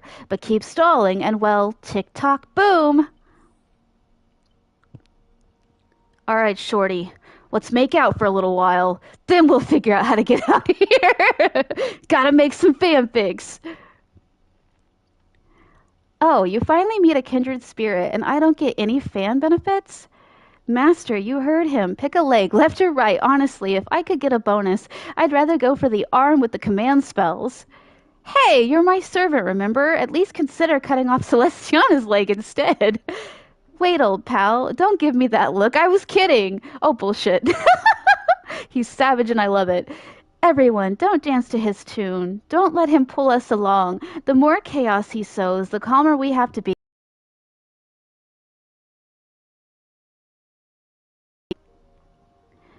I'll have to saw off my leg. Saw off Adventure's leg. What class are you, bomber? Let's vote. I vote for my flamboyant master. Hey, no need to egg things on. You already figured out the real answer, didn't you? A sealed room, a bomb about to go off. It sounds dramatic, but rationally speaking, as a servant, wouldn't it be easier to just cut the door down? Master, please take 2 steps back. The sword-wielding girl unleashes a fierce shout. Crack! The lock splits and the door cracks open. Master, stay close to me. I don't know what that assassin plans to do next, but it's still dangerous here. She's so cute!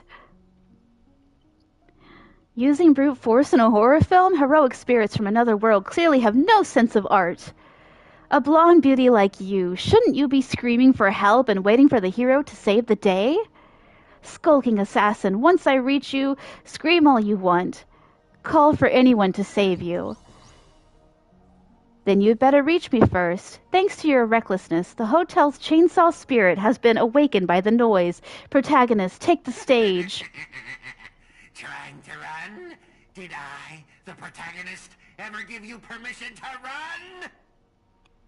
Chainsaw Scott, what are you, a piece of gum stuck to my shoe? As the star of this film, I'll be the one to personally tear you all apart limb by limb. Can we just hug it out? You see these chainsaws in my hands? With No. assassin's power, these 2 poisoned saws can cut 3 times the blink of an eye. That's 6 cuts in one go. With my concealed sword chainsaw reversal, you won't escape me even if you turn into a swallow. I only see one chainsaw, I'm confused. Myriad Colors Burst! Ninjutsu secret technique, dazzling obliteration! Fresh cat cleave! My friends? Indulge yourselves! Let's duel! Time's up! Bust? Or maybe I'll take it off! That was fast. What kind of evil spirit gets beaten to the pulp by its enemies? Forget it. Producer, take 5. We'll be needing you again later. So this is the power of heroic spirits from another world? Figures. Penacony's just a backwater speck with 10 amber eras, with no real legend or history. Of course, we pale in comparison to true heroes. But that's also why you're going to lose. I'll take each of you runaways, one by one, and turn you into obedient extras from my film. Pray tell, does anyone look like they're running away from you? Don't get ahead of yourselves. Act 2 is about to begin. After a brief pause, you exchange the information you've gathered with one another. Boot Hill, Robin, and Miss Note are all still missing. Scott and his servant could strike again at any moment, any time. So they're giving us time to breathe, huh? Guess they're pretty confident about their trump card. Archer's Master, you seem very familiar with films. What do you know about this Grady? I've only heard the name before. The guy was some terrible director back in Penacony's early days. He cranked out a ton of cheap horror silent films and was a master of interesting commercial gimmicks. But people in Penacony forgot about his name ages ago. I only found the film he used to trap us through sheer... I gotta reread that. But people in Penacony forgot about his name ages ago. I only found the film he used to trap us through sheer luck. Picked it up at an interstellar junk market. So we're dealing with a total nobody? That's not good. What makes you say that? As heroic spirits who left a mark in history, our legends usually hint at our greatest weaknesses, like that one warrior who bathed in the river of the underworld and became invincible except for his heel. I was hoping you'd know something about this person's past, but turns out he's just some washed-up no-name that even you folks have not heard about. Fits right in with Mr. Scott, doesn't it? A pair of nobodies with shady tricks up their sleeves. Still, I've got this feeling, even if they've got the upper hand now, they've got no real way to finish us. We're all just fine for the time being. Tricksters never pack much of a punch anyway. Right, he was a film director in life. That means he's not going to suddenly become a powerhouse after turning into a heroic spirit. His noble phantasm proves it. He built it off one of his old horror flicks, basically a reality marble. Though it's a rare ability, it feels more like a trap, one that only ensnares its victims. But if the trap can't hurt the prey, then it's the hunter who will be in trouble. Now he's got 3 servants in his stomach, while the strongest fortresses always fall from the inside. You really do have the mind of a leader, always so sharp on reading the situation. I'd better pull my weight too. He might not have an obvious weak spot, but if we can find Assassin's true body and let my arrows give him a proper haircut, that reality marble of his would no longer exist. Claps hands. Sounds like everyone's got their sights set.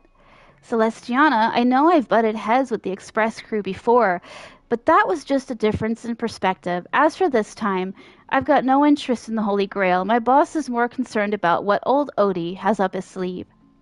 If you're willing, maybe we can actually work together this time. Deal. It all comes down to how you perform. You see that, Master? Looks like Miss Robin's alliance is starting to come together. This army has a goal, and now it's time to move. We saw the exit on the way in. Let's head that way while we still can.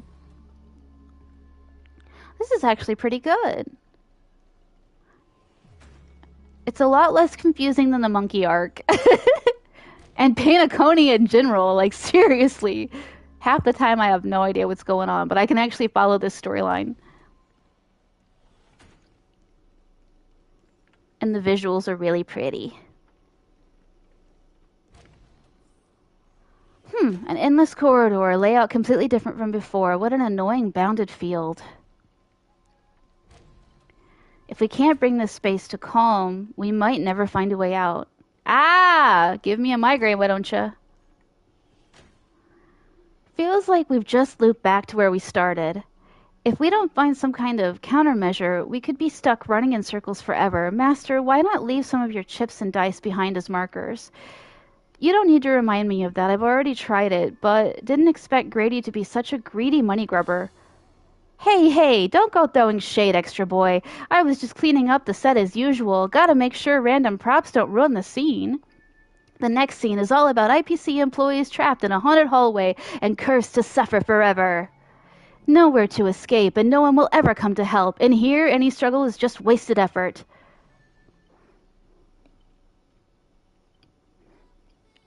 Is that Miss Robin singing? Grady, looks like you forgot that you didn't only trap us in your noble phantasm. That's what you get for cutting the budget, Grady. While you're busy writing, directing, and starring as yourself, Miss Robin already found the way out on the other side of the set. Everyone, follow the music. Producer, you useless piece of junk. I sent you to ambush 2 more low-threat characters. How did you still mess that up? And this music, why can't my noble phantasm work against her? Looks like you've been dead for too long. Forget your own trade, huh?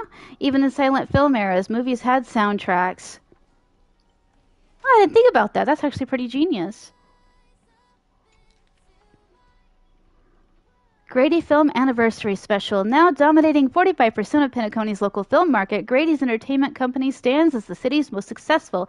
As times change, we sit down with Mr. Grady once more. Will he deliver another unexpected perspective? Reporter, you established the Grady Company while still in prison. How did you convince the company inspector to allow an inmate to form a business behind bars? Grady, for most IPC dogs, it comes down to one thing, profit. When prisoners were awake, IPC's Nicodium Cinemas. Oh, I keep wanting to say Nickelodeon. Nicodium Cinemas successfully drained what little money inmates had. But dreams, well, before they realized what was happening, my lawyer friends had already put my name on the Dream Bubble movie technology patent. They wanted to squeeze every last coin from prisoners' savings in their own pockets, so they set up a company under my name and made me chairman. Of course, the actual person in charge was our dear Inspector McCoy Tyner. Reporter, you faced plenty of criticism as an IPC puppet back then, but today's Grady Films is practically a brand new company, wouldn't you say? Grady, yes, all thanks to Mr. McCoy's excessive confidence. He actually gave me, the so-called honorary chairman, a dividend share, treating it like spare change. So prisoners' savings, which should have flowed 100% back to the IPC, now had a tiny stream diverted to me. Though barely significant, that money successfully helped found the initial stages of Penacony's War of Independence. McCoy died while trying to crush the rebellion, and the original Grady Company became history, but the Nicodium Cinemas and assets he left behind formed the foundation for rebuilding our film industry later. In that sense, I should be grateful to him, especially for dying when he did. Reporter, beyond importing excellent films, Grady Films has fostered many local talents. As competition intensifies, what wisdom would you share with the next generation? Grady, make films with passion, not opportunism. I hope future Penacony creates its own universally famous masterpieces that belong truly to us. I also extend a warm invitation to dream-weaving technology specialists to join Grady Films, help us improve our still-evolving Dream Bubble movie technology, and create better experiences for audiences everywhere.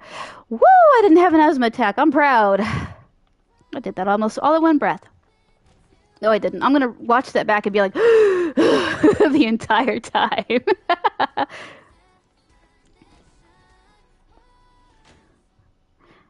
A gentle force of harmony floats through the light space. At its heart, two singers light the way for the lost. But at the same time, evil spirits approach them, determined to shred and consume these visitors from beyond the sky. Miss Robin, watch out, you coward. Pick on someone your own size. She is tiny.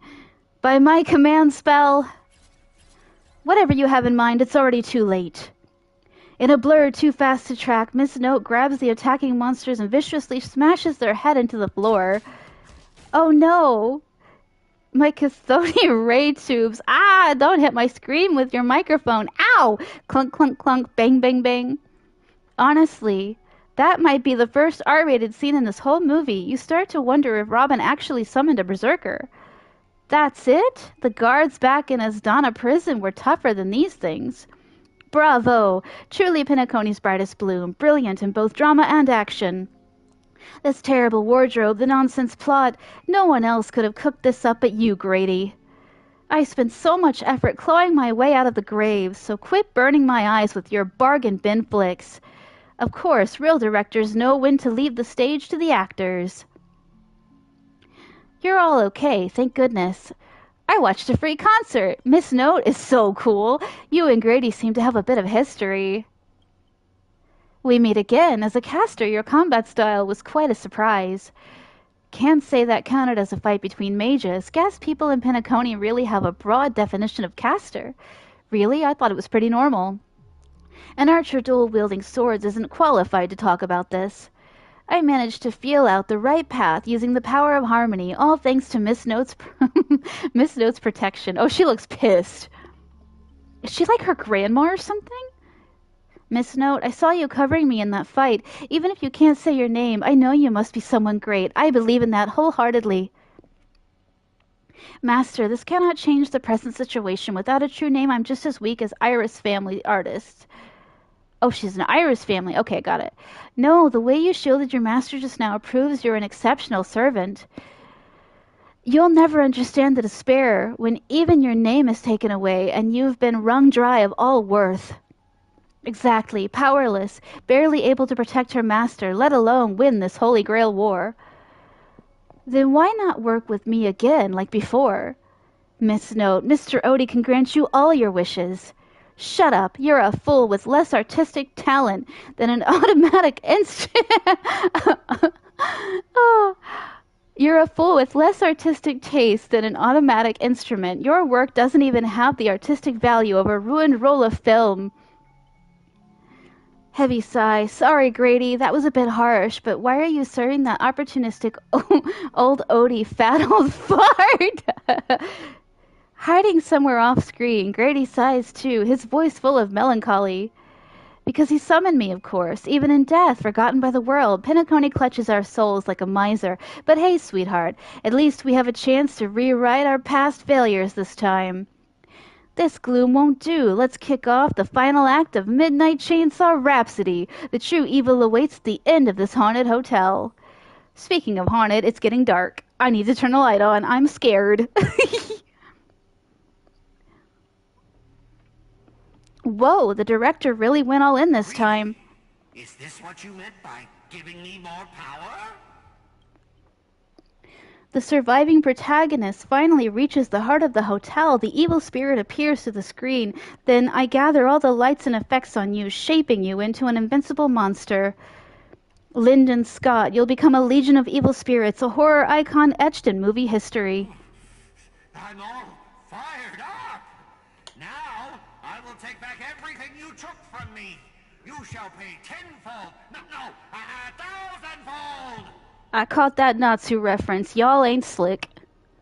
Honestly, the way this guy keeps coming for you, even the wildest British hounds would call it obsessive. Master, what did you do to him? Just some private disagreements. Look, I was young and didn't know what I was doing. Is it still possible to make it up to you now? Young and didn't know what you were doing? You ruined my life. You made me bark and oink. Sorry. Emotion, moving from one puny post to another in the cosmos in despair and misery. And this is what you call it? Young and didn't know what you were doing. You and your little entourage of extras. You won't get to be cocky for much longer. The power inside me is breaking out, trying to be free. 1 Scott, 2 Scots, 3 Green Scott, blue Scott. My scalp is scratchy. 2 got stuck in there. Master, your line. Say your entrance line. Fear me, mortals, for I am everywhere. In your dreams, in your shadows, right behind your back. Now I, the Lord of the Wolf Pack, the 1,000-faced Scott, will devour all! I hope he gets paid a lot. He's a good voice actor. Dude is passionate. I've got 7 ways to end your lives. 7! Let me show you the overwhelming strength in numbers. Pretty lucky.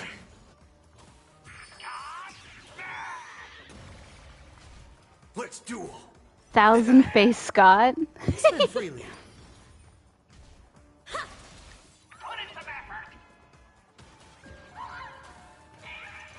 Remember, aim for the heart. How's this taste? Watch your head.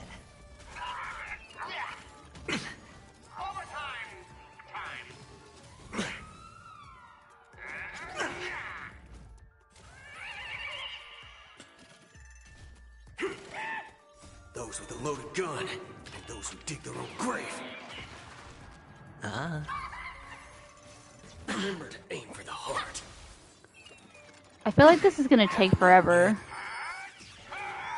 Whoa, okay. I'm not gonna make it. Remember to aim for the heart. Myriad Pillars Burst!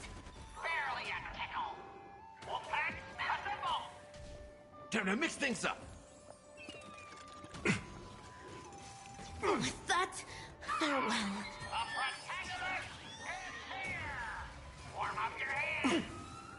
If I could do it all again. What? Casual mode will decrease the combat difficulty. Yeah, I like casual, baby. I've got 7 ways to end your lives. 7! Let me show you the overwhelming strength in numbers! Spend freely. Rotate and painting!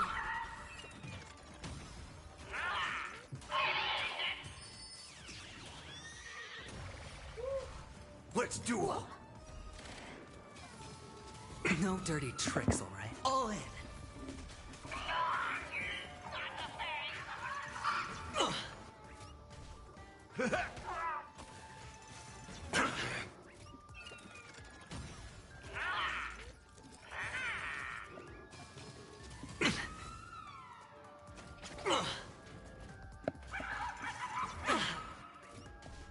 It's on me. Myriad colors burst! Those with a loaded gun, and those who dig their own grave.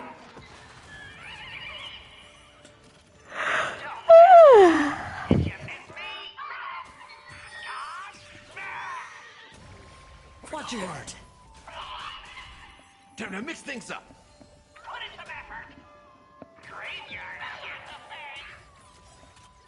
My friends?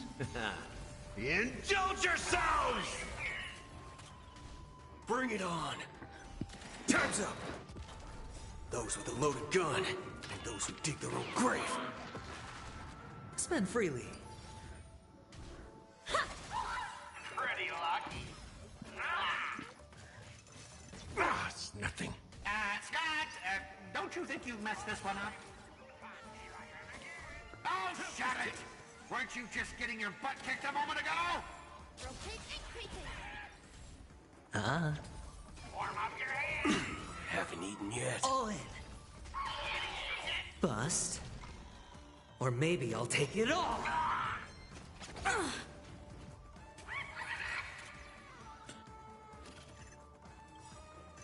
My friends? Indulge yourselves!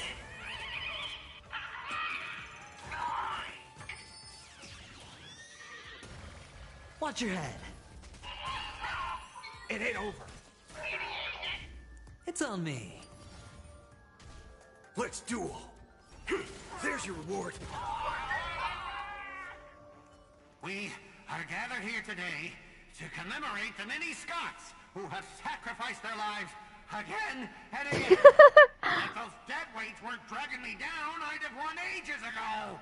The true lone wolf walks alone. Only weak rabble sticks together. Coward!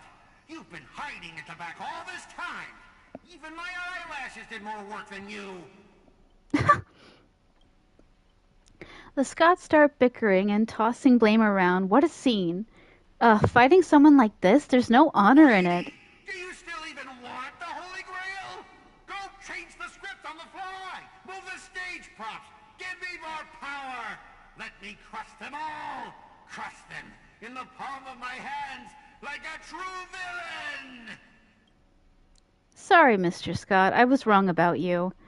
You're a natural comedian who's only good at playing comical characters. Dropping you into a horror flick, that's not just a miscast, but an insult to the lens. Great minds think alike. Actually, I think that was being generous. Hey, don't insult my little ray of sunshine. Are you trying to betray me? Don't forget, I am your master. With my command spell, you'll have to... Ribbit, ribbit, ribbit. Trying to dominate me in my set with just 3 command spells? Mr. Scott, consider yourself fired. Apologies, cast and crew. You had to witness that little meltdown between director and actor. Underestimating the power of harmony was on me. I also shouldn't have brought you all together. So, I'll be more thoughtful with your stage entrances next time. I look forward to hearing your piercing screams all over again in our next film. The Silent Stage Act 2, A Haunting of Clocks. Lead actors, ? Did we just leave his reality marble? Something's off. Each night, the Clockland will reveal its unknown side. As the protagonist, you open your eyes and find yourself trapped in a nightmare with no exit, and now a terrifying enemy is standing right beside you. Knowing we're allies, you still go out of your way to stir up trouble and sow discord? Mr. Archer, you don't strike me as someone married to a contract. Wouldn't it be smart to take this split-up operation and eliminate a rival for your master? I might give it a thought. Don't let him get in your head, Ribbit. Saber, help me! Bring it on, I'm not scared. Should I kill her? I turned that question over 12 times before you woke up. If I had decided to act, you wouldn't even get the chance to open your eyes. Oh, that's really sweet of you. Thanks, buddy. Too bad. I thought you were smarter than this. Guess you'll have to suffer for it. The wicked watchmaker brought from hell evil spirits that wield different curses, disguised as harmless amusement park mascots. They drag victims into sleep and torture their souls for eternity. Five Nights at Freddy's?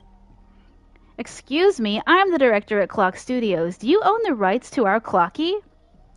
Don't worry, Mr. Odie's PR team will handle it. I used to dream of turning Clock Studios theme park into my own nightmare park. Who knew I'd get my wish this way? It's even more satisfying than biting into a triple-stuffed Stargazer's pie. Soak it into your character until you become toys for the evil spirits. If you're just gonna stand there, I might take Assassin's advice and write you out early. Come on, according to that great director, it's time for us to be tortured by the evil spirits. He's just a lovely man, isn't he?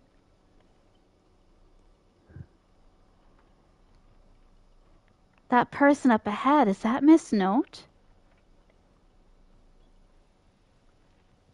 Oh, that's spooky.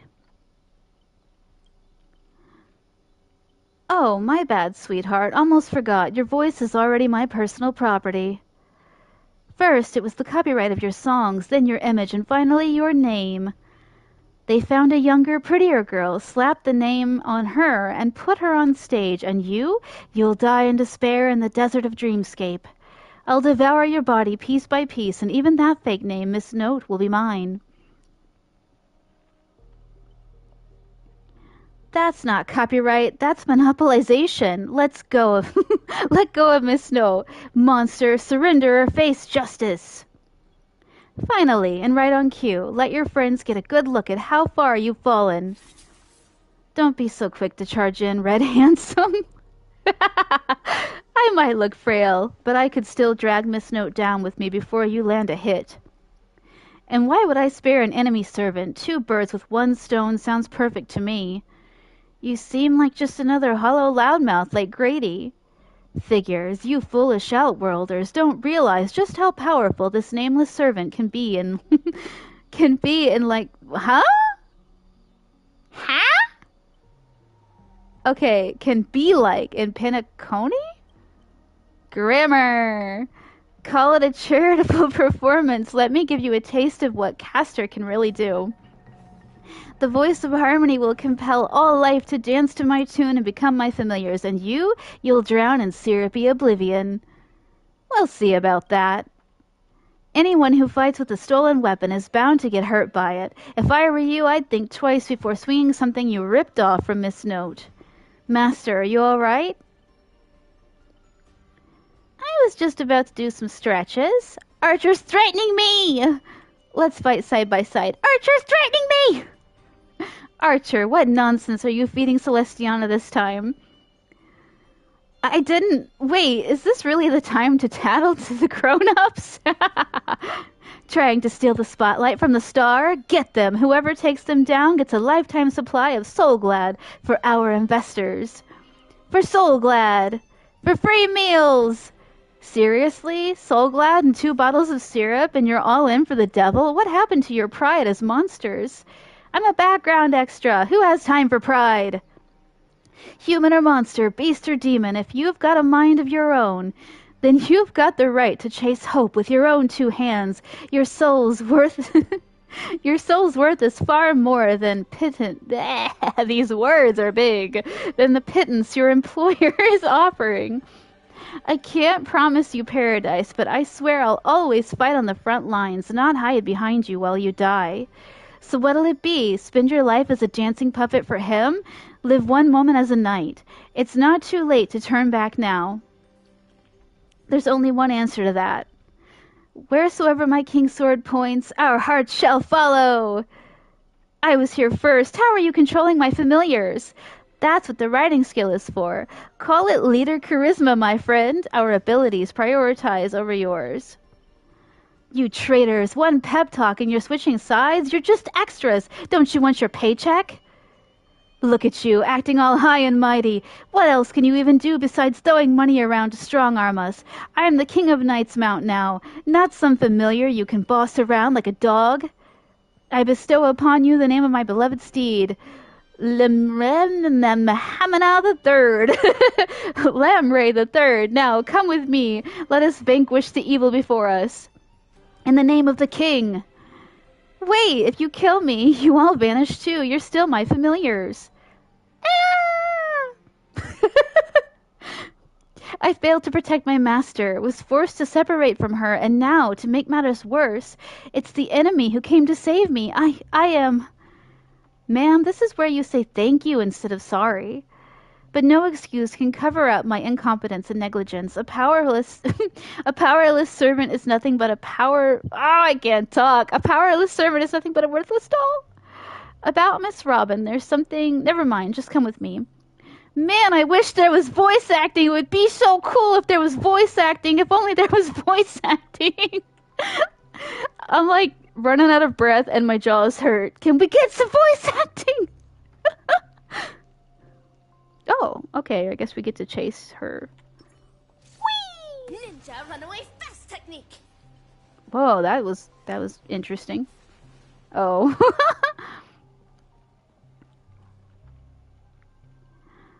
I'm not sure what the enemy did, but she's been split into pieces. Took me a while to find even these few. I figured I've managed to do nothing in this war. I don't deserve to be called a heroic spirit. You have done extremely well. It's Grady who plays dirty. This kind of reminds me of the Try Not to Laugh challenge. Love using your little harmony tricks on me, huh? Then I'll scatter your singer across Nightmare Park and see who's helping you to get out of here. Please don't be sad because of us. You've already done your best, just like an iris by the riverside. Call it what you want. She's still too weak. No need to sugarcoat it. That old fool. Once I find that darn Odie, I'm gonna tear his puffball and stomp it right down to the ground. Judging from what I can tell, splitting us up like this was probably an act of revenge, but our minds naturally try to reconnect. Theoretically, if we can reunite all the me's, we summon the Aeon of Harmony? You combine into a giant robot, you'll go back to normal. Give me a break. Are there no functioning adults around here? Sir, I'm neurospicy. It's undiagnosed, but I'm sure it's true. I am not a functioning adult and never will be. The correct answer is she'll merge back into her original form. That is, if you survive the curses from the devils. Then let's get going. Wait, you're really planning to drag all these dead weights with you while you fight? Heads up, I don't have the action part of Robin with me. I only think, I don't do. Wait, please, someone must stay behind with me to protect Miss Robin. I know this is asking too much, but I'll even offer my life. Victory gained through coercion is a disgrace to any warrior. Since Miss Robin is our ally, protecting her is only right. I'll stay. Let Archer stay. Archer's a bitch. I'm gonna make Archer stay! Sorry, miss. I don't take orders from you. My master is still missing, so I've got no reason to babysit. You asshat! I expected no less. As a master, your resistance to magecraft is far weaker than ours. If Grady knocks you out, I disappear with you, and that's exactly what the enemy wants. Then let Saber stay. This is indeed the best solution at the moment. Archer, please protect Celestiana. This is all I ask as an opponent. Don't place too much faith in me. I always have faith in every friend of mine. Master, good luck. She's too good for you, man. Alright, let the knights stay here with the princess, and we'll go reap some enemy lives. Oh my god. The robins. Robins cast their blessing-filled gaze your way. Not that you can actually see their eyes. Archer may have a sharp tongue, but when it comes down to it, he's a solid ally. Master, best of luck to you. He hates my guts! My master, I'm counting on all of you.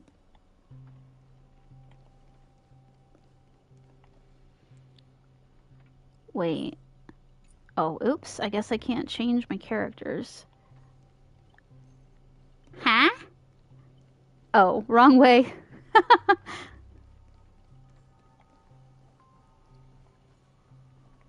Where am I going?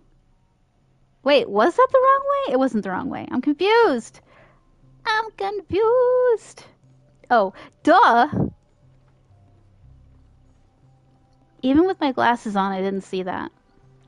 Time for new glasses. Rivet, evil spirit, why do you despise humans so? Is there not a single ounce of love or compassion in your heart, Rivet? Hehehe, traitors don't get to boss us around. Before I lose my patience, here's your chance to switch sides, kill the one next to you, and return to us. Despite its rough design, the dog-shaped monster's name suggests its model after a classic figure from the Clocky cartoon, likely a derivative of the werewolf Brother Hanu. Stop pushing yourself, Mr. Scott. Its target is me. You don't have to throw your life away for nothing. If I back down now, I'd be the same as all the other Scots. So, if you want to hurt Miss Robin, you'll have to walk over my dead body, Rivet. Oh, that's so cute. Are my eyes playing tricks on me? Why do we even have to... What do we have to do with justice? This nightmare is terrifying. Old foe, you've arrived just in time. Help me. Together we can crush this blasted evil spirit. I like Scott of Justice. He's nice. Doesn't matter if you want to punish me later or demand an explanation. As long as Miss Robin is safe, you can do whatever you want with me, Ribbit. You know what? I ship it. 1 or 2, it makes no difference. You'll get stuck in an endless cycle of suffering and play Hanu's adventure, Lone Wolf Brothers' curse, for the next billion years. The Lone Wolf Brothers let out a very satisfied hump. Enough chit-chat. Time for the most terrifying torment in all of Penacony. With a blinding flash, your body shrinks and you're forced into the outline of Brother Hanu. Now you'll know the horror of being trapped in Hanu's adventure for life. Huh, they turn people into cartoon animals?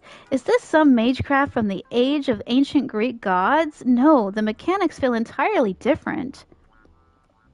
Help! Don't tell me all I can say is humph again. Where's my rocket launcher? I know you have a lot to say, but to preserve the integrity of Hanu's adventure, all you can do is let out a very urgent humph. They even lost the ability to speak rationally? Maybe I should just leave her. It's not like she was all that helpful anyway. Thanks, man! I really appreciate it. You let out a terrified, So, you can understand that. Huh, guess I can't just leave her. Can you make sense of what she's saying? Of course! Brother Hanu says he's gonna punch that evil spirit right in the face. How did it come to this? Is this a nursery or a zoo? Surrounded by animal echoing cries, a vein throbbed faintly on Archer's temple. It was the worst mental trauma he'd suffered since the Holy Grail War began. You really want to tell Archer you need a Hanu TV to return to normal. Maybe you should look around for clues?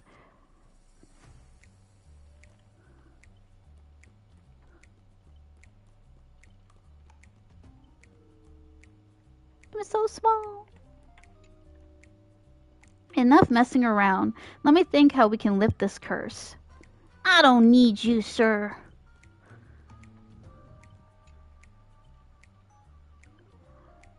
Think you can turn back using a TV? The Lone Wolf Brothers already smashed every Hanu TV in the theme park ahead of time. What, is there something weird about this TV, or is it part of the solution to the curse? Let out a confirming hump, let out a dejected hump, let out a confused hump. Clinging to the smallest of hopes, you glance at Scott, but as a righteous TV, all he can offer is anything but help. Maybe it's just your imagination, but his expression seems 30% smug, 70% mocking. You lash out, kicking Scott in frustration. Alright, let's do this. Every time I ask you a question, if the answer is yes, kick him once. If not, kick him twice. This TV is the key to lifting the curse, isn't it? Yes, kick once. By usual Magecraft logic, destroying the core should nullify the effect. Should I smash the TV? No, give him a few more kicks. Then let's think in reverse. You want me to repair this machine and restore it to its original state, right? Yes, kick like crazy.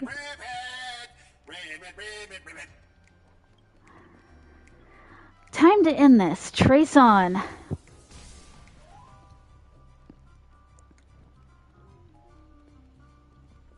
Back to normal. Impossible. You actually found a way to break the curse? That's cheating. Doesn't count. I demand a rematch. You think you'll get a second chance with the same trick? Huh. Looks like I won't have to step in after all. Thanks, pal. We'll be taking this thing's head now. Anytime, any place. Galaxy Ranger serving justice. Die, you son of a fork. Long time no see. Though it's only been a little while, ever since that shirt had sucked me into the TV, I've been lost in the hotel, sending my greetings to all other little fudge pies along the way. Just a moment ago, the whole space cracked and collapsed. When I regained my footing, bam, there was Miss Robin right next to me. Didn't expect it, but the girl's got a bit of that ranger vibe in her. By the way, what's that fudging thing raised by the nosewalker next to you? A prisoner? Ribbit, here comes a hero of justice, Ribbit. Huh? Alright, let's get down to business. About Scott of Justice. Depending on how this goes, I'll decide how hard to beat you up. Split my consciousness into countless fragments in the previous battle, just like what happened to Miss Robin. I'm honestly as shocked as you are. Who'd have thought there's justice in that man called Scott? And yet, my chest burns with righteous fire. I want to keep this Scott. I like this Scott a lot. Scott of Justice is not like those evil ones. He threw himself in to protect me, Tweet. You trust this son of a nosewalker? Might as well believe I'm a general of the Zhen show. No offense, but making someone like him turn over a new leaf is like asking the Antimatter Legion to plant trees in the kingdom of banditry. I completely agree. We can't afford the risk. If the enemy cursed him or turns him into some kind of special familiar, then... I thought, what if this is all part of Scott's plan? What if the evil side of him is lying in wait within me, ready to spring to action at any moment? I want to go with you to save the other Miss Robins, and I also need someone to kill me if Scott ever takes over my body. Keep up your act. Let's see if I fall for it. I'll keep my eyes on I'll keep my eyes on you at all times. Let's not be too hard on him. We don't have time to waste. As the old saying goes, every trotter deserves a second cookie. How about we take him in for now? If he turns good, great. If not, we can always chuck him in as a servant.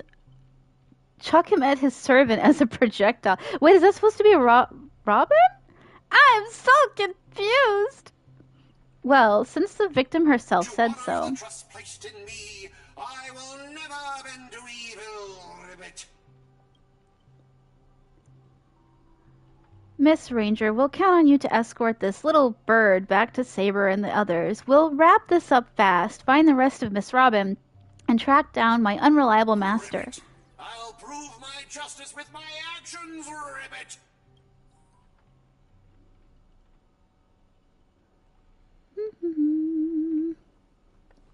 How many Robins are there? Wait, what? The report, following multiple scandals involving famous actress Miss Note, all major associated companies have terminated her endorsement contracts and canceled her Dreamscape tours. However, several Dream Chasers organizations that received her sponsorship maintain that their charity performances in the wilderness area will proceed as scheduled. Mr. Alfalfa, head of the Alfalfa family, noted that Miss Note had starred in numerous classics at their invitation. Her songs became household staples, and almost every Penacony home contains products she endorsed. Mr. Alfalfa expressed deep regret over her downfall. Reports indicate they've always found a replacement to inherit Miss Note's stage name, with the second Miss Note promising to present a better image while continuing the legendary story of Miss Note.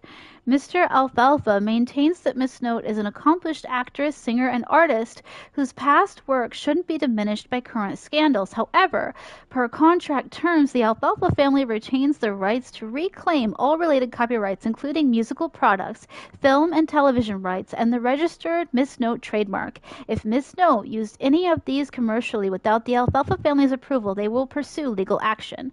Additionally, at a recent press conference, a Grady Film spokesperson announced they will terminate their partnership with Miss Note in 10 system days due to her recent negative impact. Their upcoming film, Spheroid Station, scheduled to begin shooting at year-end, will now star the second Miss Note, selected by Alfalfa's agency instead of the original Miss Note. Boy, golly, that sounds familiar and confusing at the same time.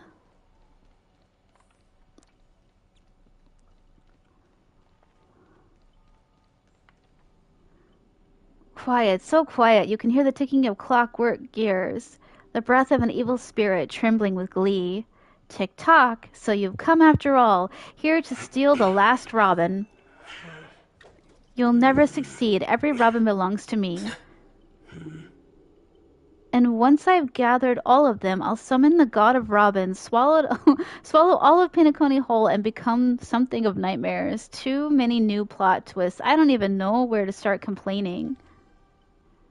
Dream Bubble Cinema, a history excerpt. If historical turning points are like knots in a record-keeping rope, Grady undoubtedly created two significant ones. First came his invention of Dream Bubble filming technology. Second was his shocking decision to tear up the patent copyright.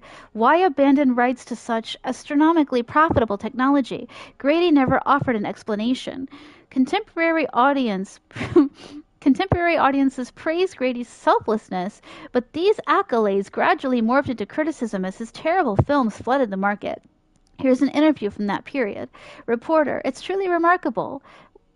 What thought process led you to abandon such a valuable patent? Grady, the Dream Bubble patent has long restricted Penacony's film industry, forcing talented creators to abandon their dreams. While copyright awareness grew, so did copyright trolls, corrupting our creative environment. As a horror director, I'd rather hear audiences laughing about being scared than witness endless copyright tragedies. Reporter, many believe Miss Note's death directly influenced your decision to tear up the patent, serving both as a memorial to her and a gift to the newly formed Himemiya Films. What's your comment on this? Miss Note's death was a complete tragedy. When almost everyone turned their backs on her, she still sang for those most vulnerable, ultimately losing her life during a charity performance. We all bear responsibility for what happened. Reporter, are you suggesting that the Alfalfa family and Mr. Alfalfa played a role in this? Grady, no, absolutely not. The Alfalfa family has always been an angel investor in entertainment, helping countless Irish family artists rise to fame. Mr. Alfalfa remains an invaluable Grady Films partner. I'm certain we'll collaborate even more closely in the future.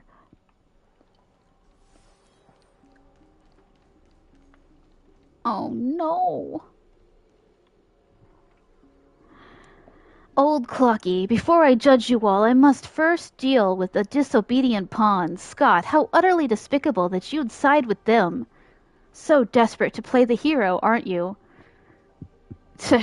Just felt an ominous chill run down my spine. Why waste your breath on it? One bullet to fudge them up and we're done here. Tick-tock. Thought I'd just play along in your little hero fantasy? Mr. Grady gave me a special bullet that never misses. One pull of this trigger, and the master with the most dialogue will drop dead on the spot. Die, Celestiana. Scott took the fatal hit meant for you. Can't keep going with all of you. No! I'll die happy, knowing that I gave my life for justice, to keep others safe. The only good Scott is gone. Scott, are you serious? Yay, time to crack open the champagne. Don't you dare die on me. The night we broke up, I lied to her. There's Rosebud. There's no such thing as a Scott of justice. Oh, you asked. Justice is a part of the name. It doesn't mean anything. What do you think? How would you rate this shocking reveal, Ribbit? Director, heal me up! I worked so hard to lead them into the trap, and now you're shooting me in the butt! Penacony profanity. If your worthless scene-stealing self hadn't blocked that bullet, old Clocky would have eliminated Celestiana already. Who are you to have the audacity to act proud? I sent you undercover to deliver a crushing blow at the story's climax. Instead, you couldn't even manage basic narrative structure. Even a child could tell you were putting on an act. Since you're so desperate for attention, congratulations, Mr. Scott. You're hereby demoted from actor to stage decoration. What about my butt? Fix the man's butt already. You don't even have a behind. Just hang it up and the pain will be gone. Just one more bullet, no more pain. Old Clocky, quit playing dead. No completed scene, no paycheck for you. Tick-tock, what gave you the impression I was faking? My clockwork has been ticking away this whole time. Did you know for a demon manipulating human emotions is like playing an instrument? Just a light touch and you get something like this. Oh hey, it me. It's like looking in a mirror. That was so fudging satisfying. Time to break out the Elderon smoked meat juice to celebrate. Malt juice? What the fuck? I can't word. Uncontainable joy surges through the man's heart, sending him into euphoria. And yet, this is nothing more than a common mental attack. Watchmaker, witness this. Your most prized trick now belongs to me. Darn it, for some bizarre reason I had the sudden urge to dance with this jerk. Tick-tock, behold the clockwork, invented by the watchmaker, the devil who once ruled Penacony. In its presence, even the strongest minds become nothing but blank pages, easily rewritten at will. ... How is your powers range so ridiculously broad? You dare use my own powers against me, Grady? What are you so proud of, you cheap imitation? Messing with your bro Boothill? Big mistake. Come on, Celestiana, let's show this knockoff what actual clockwork can do. Please reset Boothill's emotional state back to normal. Where's the sexy fine button? Satisfied. That's it? Untunable? If you're reading this, it means you chose the wrong opponent. Huh? Tick-tock, I am the chief physician of your soul. If you're reading... what the... Okay, fine. Well, who do we have here? A poor little thing trying to save your friend from a curse and you can't even protect yourself. Surprised your clockwork is useless? Shocked? Confused? Well, of course you are. The power of your clockwork comes from Clocky, but I am old Clocky. When the junior meets the senior, it's only natural for you to fail. Now, it's time for the old man to teach the kid a lesson. A feeling beyond words clutches at your mind, not one of Clockwork's 4 different emotions. This is darker, heavier, like a silent quagmire. Giggity. Departed loved ones, betrayal by those you trusted most, the shadow of approaching death. These manufactured emotions burst in your heart, leaving just a blank void that watches you with the empty eyes of a corpse. You finished with your little show yet? I don't have time to play pretend with you. Impossible. I use clockwork to turn everyone's emotions to pure despair. Ugh, how trite. Your dialogue is straight from Villains 101. These pathetic attempts at manipulation are less effective than vultures squawking over a corpse. What took you so long? Was that whole silent badass act really necessary? Slacking off will cost you on your performance review. Have you figured out the enemy's weak spot yet? Was it your magic resistance that blocked the mental attack? If only it were that simple. Unfortunately, my magic resistance isn't nearly as overpowered as Saber's. I wanted to see how deep this monstrous hell could go in this strange universe of yours, but it seems your world still has hope and a future after all. Despair? Please. I've witnessed enough scenes of despair to submerge this entire playground of nightmare. I've seen corpses hanging from gallows that stretched like endless fortresses, or forests. I've witnessed the charred remains after doomsday battles where people became nothing more than ravenous beasts devouring each other. Just who in the world are you? A hard-working guardian, though admittedly somewhat of a workaholic. I've seen far too many forms of despair, but to break me? Your fake illusions don't even come close. Tick-tock, cranking power to maximum. I refuse to accept that anyone could resist my clockwork now. Ever seen bodies mangled under war chariots? Trace on! Oh, he's so emo, I like it.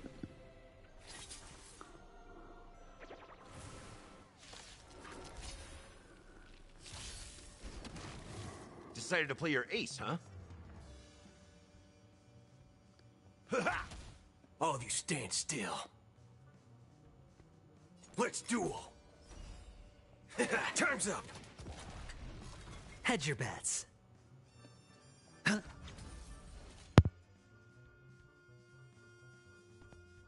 Brocade ink painting!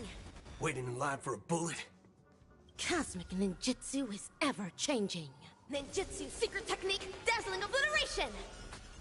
Cut, cleave!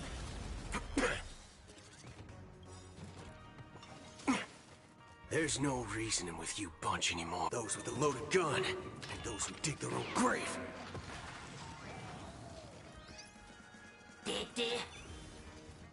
In the... It's on me. My friends? Indulge yourselves! Cut, cleave!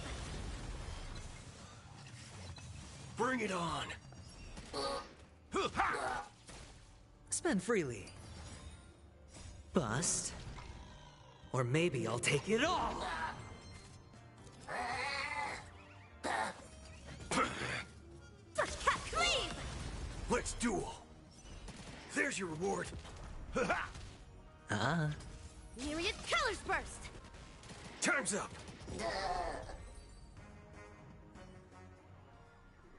Don't get smug. The director will avenge me.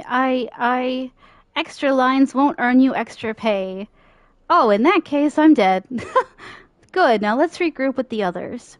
Oh, looks like you just crawled out of a tough fight. Fork and Void Song Whale, now you decide to appear after we did all the work? Well, I did do something, alright.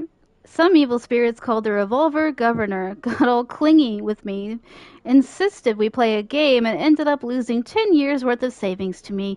Look, I even brought an old friend back with me. Aww. After a short break, the scattered allies finally reconvened from across the universe. I didn't see that part. I had no idea so much was happening. Thank you for keeping my master safe. I just didn't want to give Grady the satisfaction. Let's save the thanks for later. Didn't that girl say if we brought all our spirit selves together, she could return to normal? I proposed the theory assuming none of the Robins would be in a defect status. There's a dissonance in the melody. Despair. You old clocky. Dang it. Grady, what foul language are you having me use? Anyway, the emotion affecting the last master hasn't disappeared despite the enemy's demise. Are you saying Robin can't change back? Sunday will absolutely kill me dead. Wouldn't 7 of her be more powerful anyway? My resonance isn't nearly as powerful as Miss Robin's, but it's enough to clear this minor dissonance. Master, please stay quiet and don't disturb my melody. Ignore whatever you see. These are just my internal doubts and won't hurt anyone else. Now, rebuild a melody that's truly your own.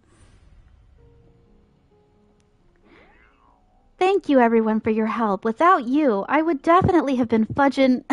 Sorry. Seems the consciousness-splitting effects haven't completely worn off. Everyone, please come closer. I've decoded this film's melody. With a few adjustments, we should break free from Grady's noble phantasm. Master, you gave me the chance to join the Holy Grail War, and I save you once in return. We're now square. With a pleasant... What a pleasant surprise. Old friend, have you finally understood that who it is that can truly grant your wish? The evil spirit must still be affecting you. Let me tune you properly. Master, you're far too kind-hearted, with no interest in the Holy Grail. That's why I must pursue this path myself. Mr. Odie is a businessman through and through. His price will be astronomically high. And? Would you really betray your friends just to let me win the Holy Grail War?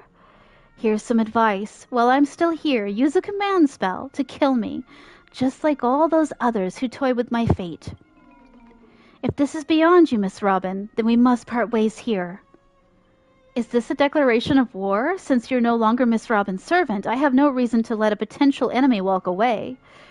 I can tell you're still hesitating. Before I draw my blade, there's still time to change your mind. Everyone, aren't you forgetting something? I'm still here. My old friend has finally found her path to fulfilling her wish, and I won't let anyone block her way. You want to escape my noble phantasm? Then I'll just have to add some more excitement. The second screening has ended. See you in the final nightmare. Goodbye, Master. May your kindness never meet betrayal. Director! What about my bot? My bot!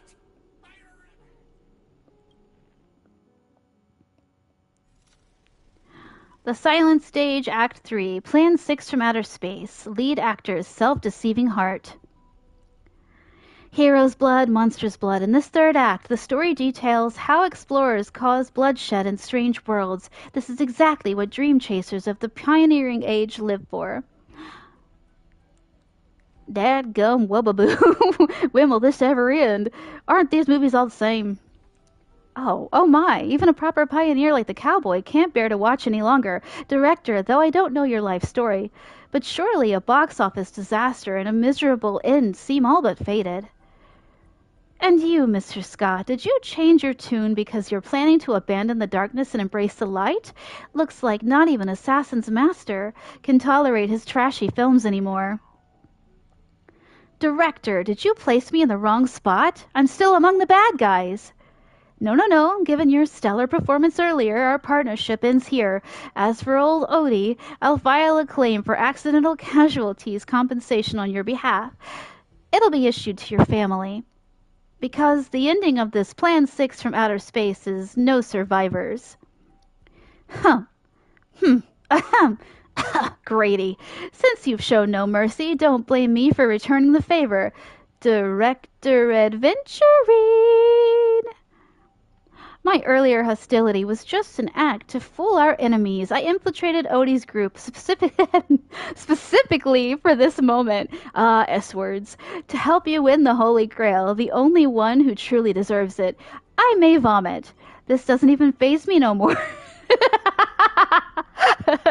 There it is, Scott's special begging technique. This doesn't even faze me no more. Ah, Mr. Scott, I know things haven't been going smoothly for you and your department, but if you can show enough commitment, the Strategic Investment Department might have a better spot for you. How do you accept such things so easily? Grady, you don't think I was truly going to let you play me like a fool, right? As an actor, I am part of your noble phantasm, too. As such, being the former protagonist, I can naturally use your second noble phantasm's power. How dare you? Director Adventurine, this is my show of commitment to you. Deploying staff access, one-click noble phantasm skip. Apologies, the broadcast is having technical difficulties. Progress bar is progressing rapidly. Lead actors, everyone, please stop acting. Lyndon Scott. Well, obscene language from the prison world era. Me. Well, fork me. How can there be an audience so uncultured? You skipped all the best parts of the movie. This is the result of my entire life's work. And it was trash. You know nothing. I am the creator of the dream bubble movie genre. It was I who established the first film company in Penacony. If I hadn't given up on my monopoly on filmmaking technology, the Watchmaker and the Maven would never have achieved what they did. So, would that make the films you made not bad? I'm even feeling a little bad for you now, Director Grady. You were thoroughly outclassed by true... I don't know how to say that word. As a master of marketing or an inventor, you're undoubtedly a success. But we, the audience, don't care what you gave in your efforts. They just know that your movie is terrible. You can't feel the limits of our audience's patience. It's just an endless, cliche-ridden, silent series of utterly unexciting gore. What a waste of everyone's time. It's no surprise that the audience eventually abandon you. Heh. Well, it's hopeless. This guy's probably gone mad. Archer. What? I simply offered him a final shot. You're the one who drove him insane. What a sharp-tongued, amusing, and flamboyant actor you are. It's rare for anyone to make me go completely speechless during a debate. Oh, okay. Those are cool. Didn't see that coming, did ya? Strangling you all in this nightmare pantomime feels a bit dull now. Tell me, would you be interested in siding with old Odie? What are you yapping about this time? Trying to drive a wedge?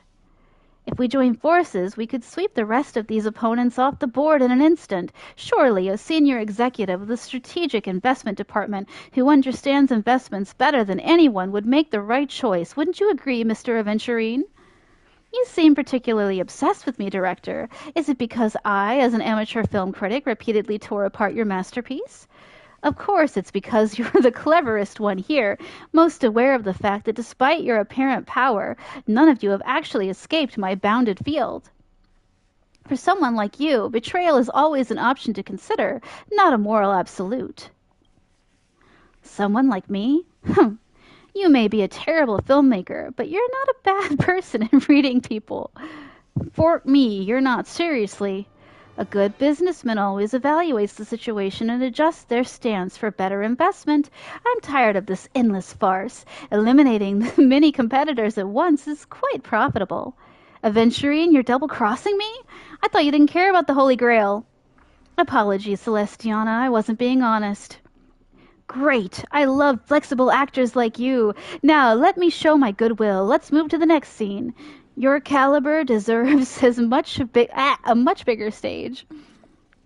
The silent stage, special feature, the Golden Gatekeeper. The Golden Gatekeeper. Archer, lead actor, as my Aventurine. servant, you'll come with me, right? Taking orders from a hack like Grady? Seriously?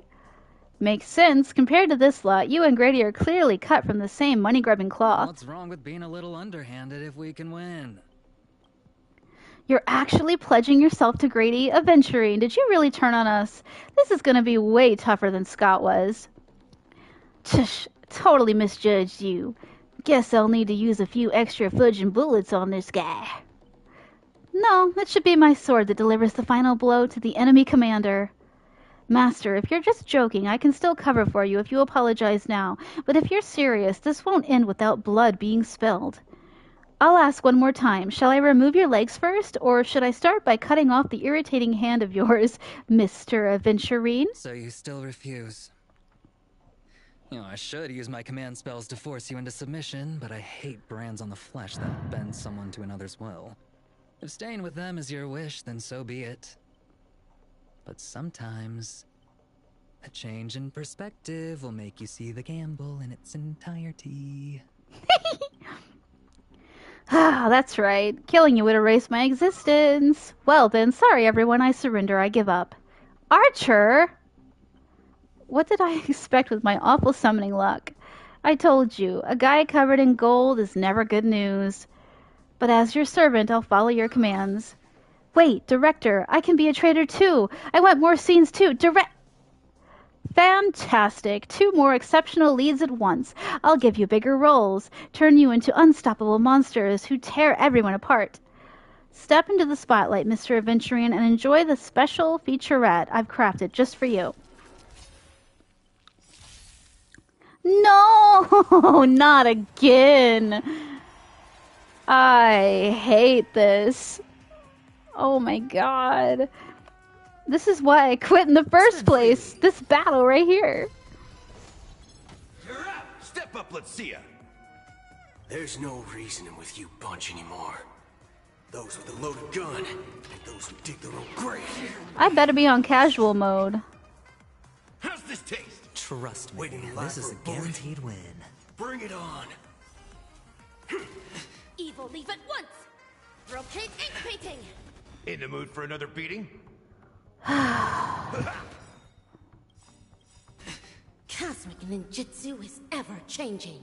Ninjutsu secret technique, dazzling obliteration! Cut, cleave! My friends? Indulge yourselves! There's your reward. No dirty tricks around. Cleave! It's on me. Bust. Or maybe I'll take it all in. Final play coming down. Watch your head. Scoundrels on board. Let's do it. Cleave!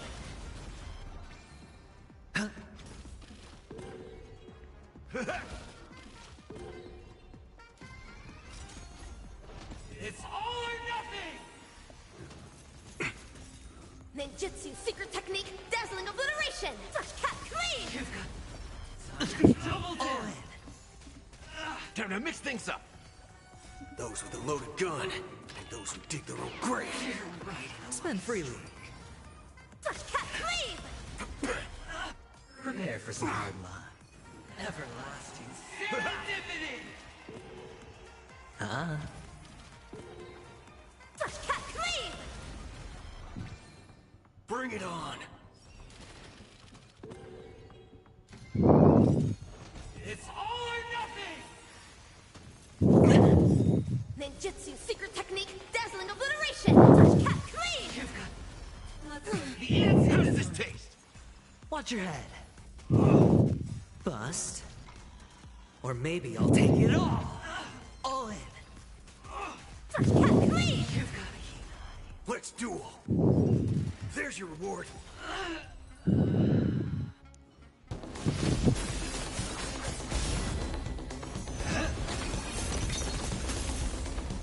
Are you seeing the enemy's position now, Archer? Now it's time to put an end to this!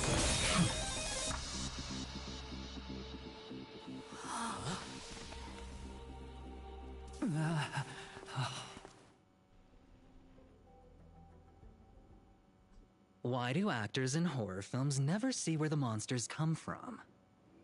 Why do monsters keep popping into the frame as long as the film is rolling? It's because the true monster is born beyond the set. The director's lens is the real cradle of terrors.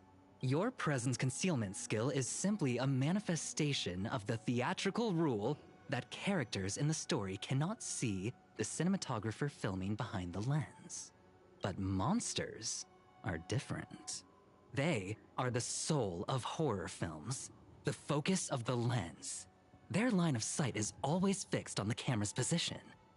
That's why only Scott, the man playing the monster, can see you. You win. I concede. Having the devil lurking behind the lens and getting real monsters to step into the theater. That was my finest offline marketing campaign ever. Who'd have thought that someone could still see through my tricks hundreds of years in the future? How did you do it, friend? Did I never mention it to you? Well, I am your fan, Mr. Greedy. I reserve judgment on your film taste. No wonder you know his films so well. Wait, weren't you the one who roasted him so hard before? A director of flops from centuries ago, catching the eye of a big shot from the strategic investment department. Thanks for the compliment, but that was a pretty bad lie from you. Oh, have more confidence in yourself, Mr. Greedy. After I stumbled upon your first movie, curiosity led me to dig through the archives of Greedy Films. Now, you had each moviegoer sign a death and liability release waiver before entering the theater. And you released Memory Zone memes into the theater at intermission. Oh, these interactive marketing tactics were way ahead of their time. You could smell out exact market demands and deliver maximum impact with minimal resources. Oh, had we met back then, I would have made sure to secure a spot for you in the marketing department. I'd rather not be recognized for those achievements. You could have been rolling in riches. But you poured everything into filmmaking to create something you loved. You're a director worthy of respect for that alone. But what you've done is unforgivable. The watchmaker said almost the same thing to me back then. But like I said, I concede. I have no talent and can't create true art. I've come to terms with that after dying. Then could you tell us old Odie's plan? If he truly wanted to achieve his wish, he could have easily hired a few masters to stage out a variety show with a rigged outcome. But he deliberately gathered a group of uncontrollable individuals to participate in a Holy Grail war that might never even happen. Mr. Odie gave me a backup plan before I came here. When I lose, I'm to humbly admit defeat and invite everyone to the Grand Theater. Mr. Odie and the Holy Grail will be waiting for you there. You'll hear all the answers from him. And you, my fan, this little behind the scenes is just for you. I believe the reason Mr. Odie reached out to you all is simple. You'll bring in higher ratings for this show. Do you trust what Grady said? There's nowhere in Penacony more fitting for a grand finale than the Grand Theater. Oh, Mr. Boothill, why are you looking at me like that? Didn't expect someone like you to be that fudger's fan. You could say my master's taste is as tacky as his outfit. Instead of calling me master, a word that brings back dead class structures, I prefer you address me as Mr. Aventurine. See, Red Guy, those business crooks are all the same. They take everything you throw at them, insulting them's like punching a cotton fluff ball. Ain't no fun at all. Then I'll graciously comply, Mr. Aventurine. As for the final showdown at the theater, I'm sure that Mr. Odie has already prepared the battleground for us. With the Holy Grail in his possession, he'll be a far more difficult opponent than Grady. A siege and warriors assembled to storm the walls. Now, this is starting to feel like a real war. I'm going with you. It doesn't matter whether Miss Snowd is now friend or foe. I will bring her back. The princess rescue mission is on. Time to gang up on the old man. Make Odie pay for our emotional damage. Okay, I'm gonna go with the princess rescue mission is on. Come to think of it, wasn't there someone else not far away? He's slowly slipping away with hushed steps. Oh, by the way, I think I forgot to ask. Mr. Boothill, do you know which department Scott's from? The toilet paper department. Whoa, yeah! Aventurine flashed a grin more sinister than the devil's own, his lips barely moving as he silently mouthed the name of that department. The space cowboy let out a hearty laugh, cracking his knuckles with a sharp snap, a wicked smirk spreading across his face as he strode towards Scott. You hear it cry straight out of a cartoon, over the top, full of flair, and surprisingly heartfelt, and you just know for a fact that Scott won't be getting out of that hospital bed anytime soon. But have faith in the medical advances of the cosmic age. No Scott was irreversibly harmed in the Holy Grail War, especially not in a dream. Whew. Now, that's more like it. Let's move out. Let's move out. Give me a moment. I gotta go pee.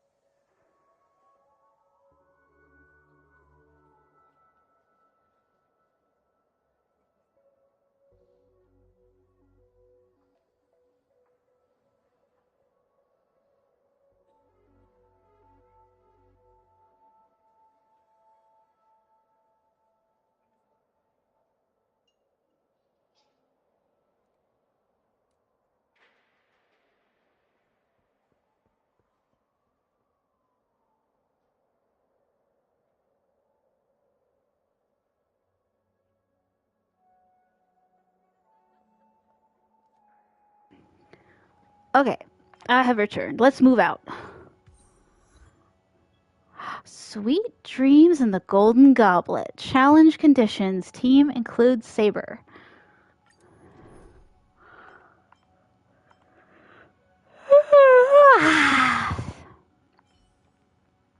I haven't used any of these people in so long. I don't really remember what they were called or who they are, or... I can't use him. He's level 1. I kind of remember Herta. I love her. Ooh, I forgot I had him. I'll go with this guy.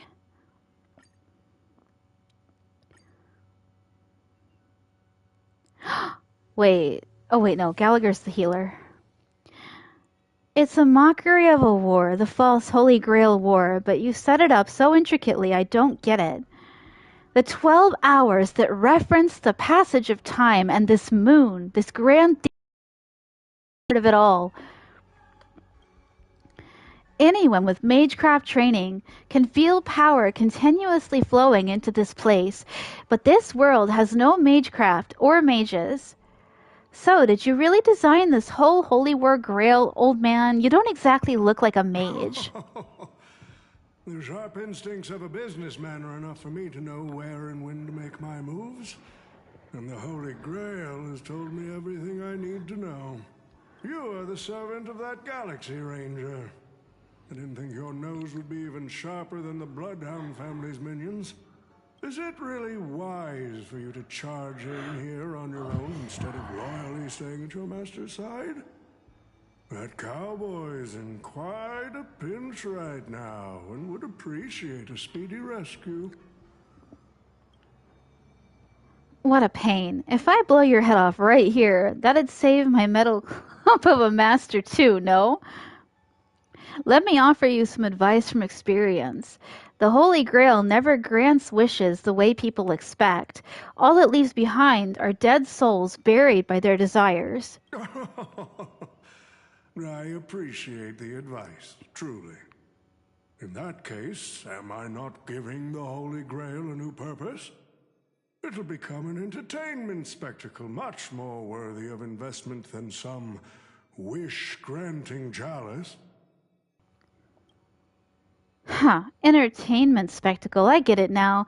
That clicks pretty well with the essence of the Holy Grail. No wonder it managed to power this Holy Grail war. I've been wondering what you could possibly put into the Holy Grail apart from wine, given this is a barren world where mystics have completely degraded. But if something could replace magical energy and manage to infuse the Holy Grail with enough power to create miracles, well, that changes things entirely. Instead of something that must maintain the concealment of mystics, the Holy Grail War will become a public entertainment spectacle instead. Then, the people on this dream-soaked planet will come to believe in the miracle of the Holy Grail through learning its rituals and witnessing the summoning of heroic spirits. And so, little by little, their wishes will turn into fuel, coating the Holy Grail in a fabricated miracle, and the farce you've orchestrated will end up stomping all over those wishes. Quite the impressive insight, servant from another world. Your presence here was certainly a surprise to me, but you and your friends are needed. The Holy Grail needs more efficient fuel. And that means you. Oh, shucks. Thanks, buddy. Miss Note? No.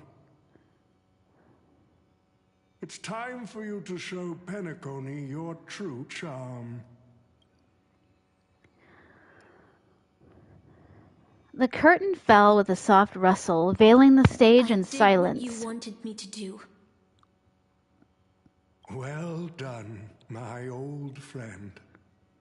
So many years have passed, but I still remember every performance you gave, every dance you danced, every melody you sang. You were like a blooming iris. But I prefer how you are now compared to your heydays on the stage. Stripped of all the external pretenses. So simple. So ordinary. Enough, OT. Outdated metaphors are as revolting as last night's leftovers. I've kept my promise. Now, it's your turn. There's no rush, my old friend. Everything you desire can be obtained without magecraft or miracles. Money is all it takes. The so-called Holy Grail is nothing more than a vessel crafted from gold. And the real stars of this show are about to make their entrance. Your job is to hold them off until the last step of the ritual is complete. Once that is done, I will honor my end of the deal. Oh, T. Looks like your business acumen has rotted along with this world. I could barely restrain that one servant, and now you expect me to take them all on? Don't be so modest. Unlike Greedy, you are a true artist. You had the talent to bring thousands of characters to life all on your own. You are the perfect counter to these heroes. I will give you the power the Holy Grail has accumulated so that you can crush them all. Then this grand spectacle will come to a glorious finale.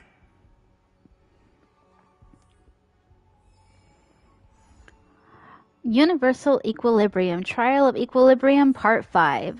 Trailblaze level 60.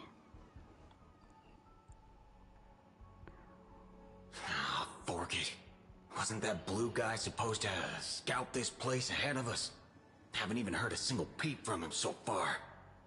Could that old man have pulled a fast one on him?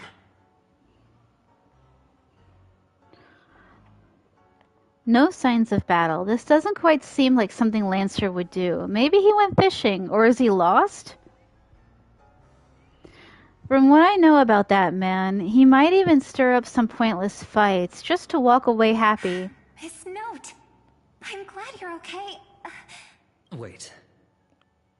Something's off. Miss Note, I trust that you've seen Lancer here, haven't you?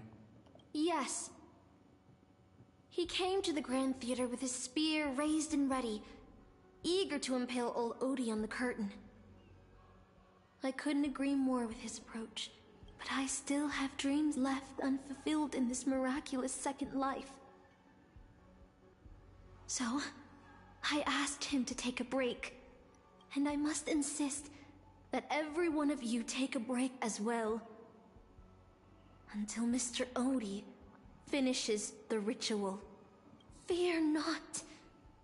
There will be no pain. Please, leave your passion and ambitions on the stage. Like how actors shed their fatigue and makeup behind the curtains. And rest. Let the curtain fall! Canon Can presents!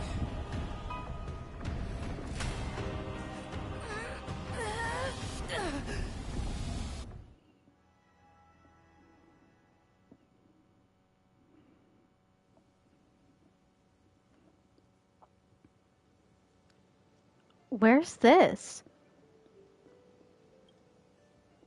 Yo, are we in Leeway? How is this possible? Why am I in Britain? Where did she send us? Is this your homeland? Looks like Leeway to me.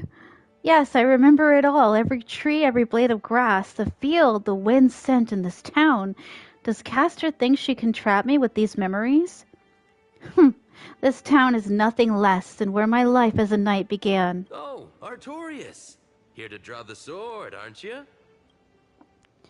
You're calling me Artorias? Is it Aiden? I knew it! That mage Merlin spun such a tall tale, something about whosoe'er pulleth out this sword of this stone is rightwise king of all England. Even an apprentice knight wouldn't be able to resist that. That being said, a little fellow like you drawing the sword and becoming king? I really can't picture that. Right, I agree. I hope the sword and the stone manages to pick the right king. Master, let's go. What did he just call you? Artorius, that is the male name I used. After all, a female king would have had a very difficult time ruling Britain back in those days. We have returned to the moment right before I drew the sword from the stone. I thought Castor would use monsters, foreign armies, or even dragons to trap us here. How I miss all this. I never returned here after I left as a knight. What we see before us is the childish dream I had when I was still just a nameless nobody.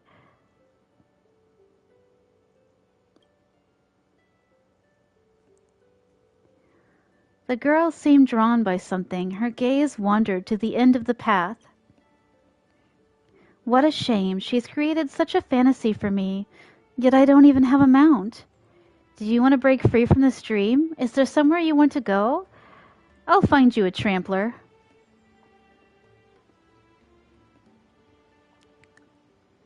My greatest dream as a child was to have a mount of my own, to become a knight, to ride a horse, to follow this very path across the fields and reach the grasslands where Ector's house lies.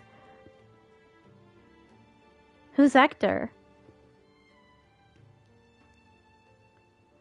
He's the old knight tasked with raising me. He was my father in a sense. He always wore a stern expression, but laughed at the smallest things. He always told me that he hoped I'd become the ideal king for this land. But in the end, he never got to see me become a king. I'm sorry, Master. I got carried away talking about my past. Now that we're here, how about we set aside our worries about illusions and dreams, and I'll show you around my hometown instead.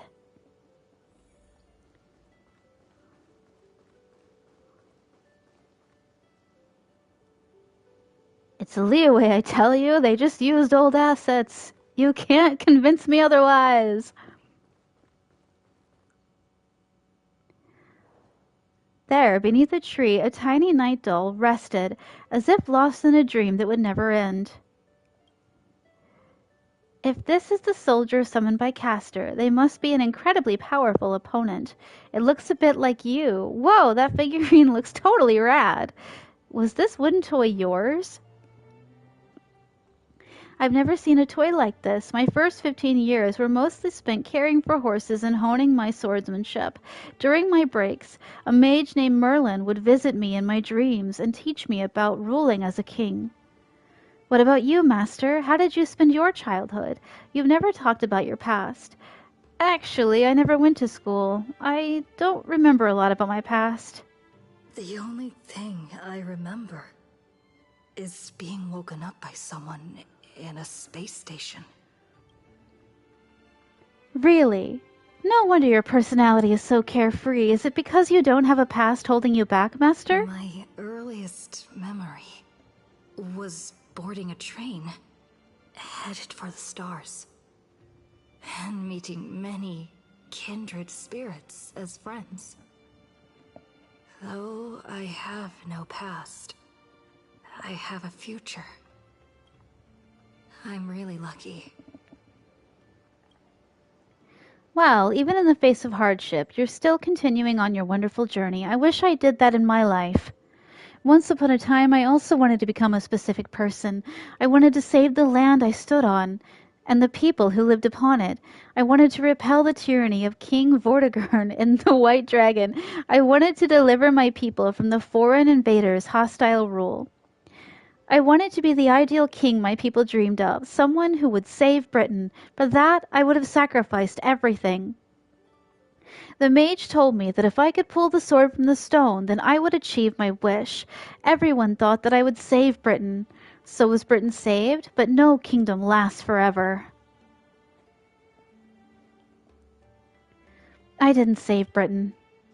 I once believed that once I slew Vortigern, expelled the foreign invaders, gathered the knights of the Round Table, and built the impenetrable castle of Camelot, peace would finally come to Britain.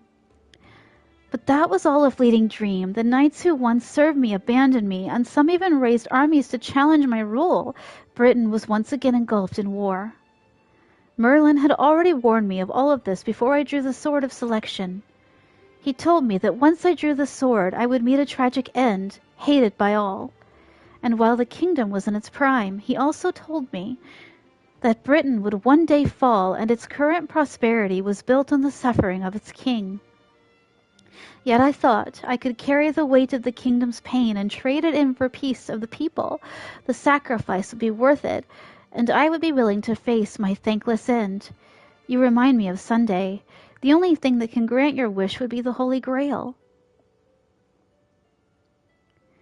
You recount the fantastical dream you had during Penacony's Charmony Festival to Saber, how a man dreamed of creating Paradise Kingdom with his own power. Miss Robin's older brother, his thoughts and actions do sound a lot similar to mine.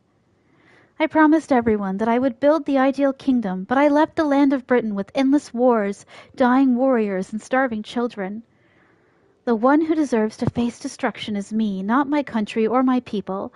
That's how it should have been.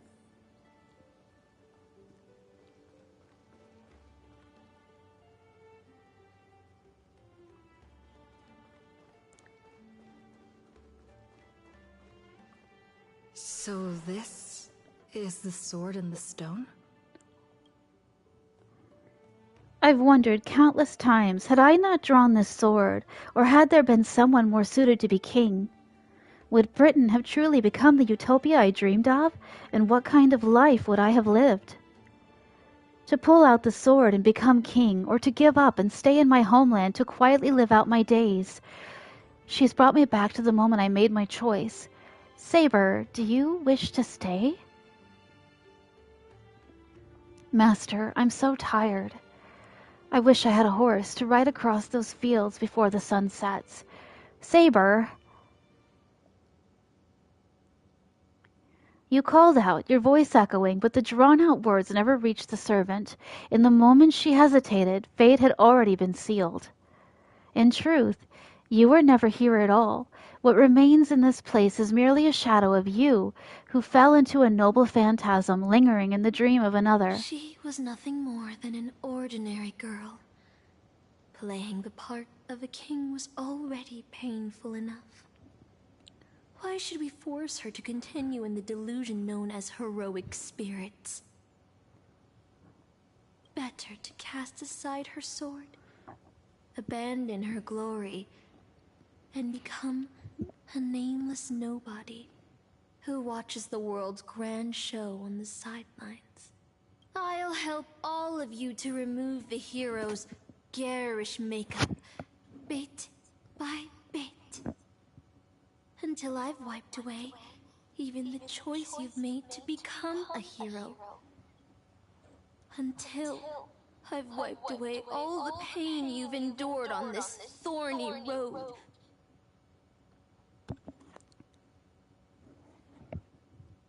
I've prepared a simple and happy life for you all in this show, including you, Trailblazer. Now.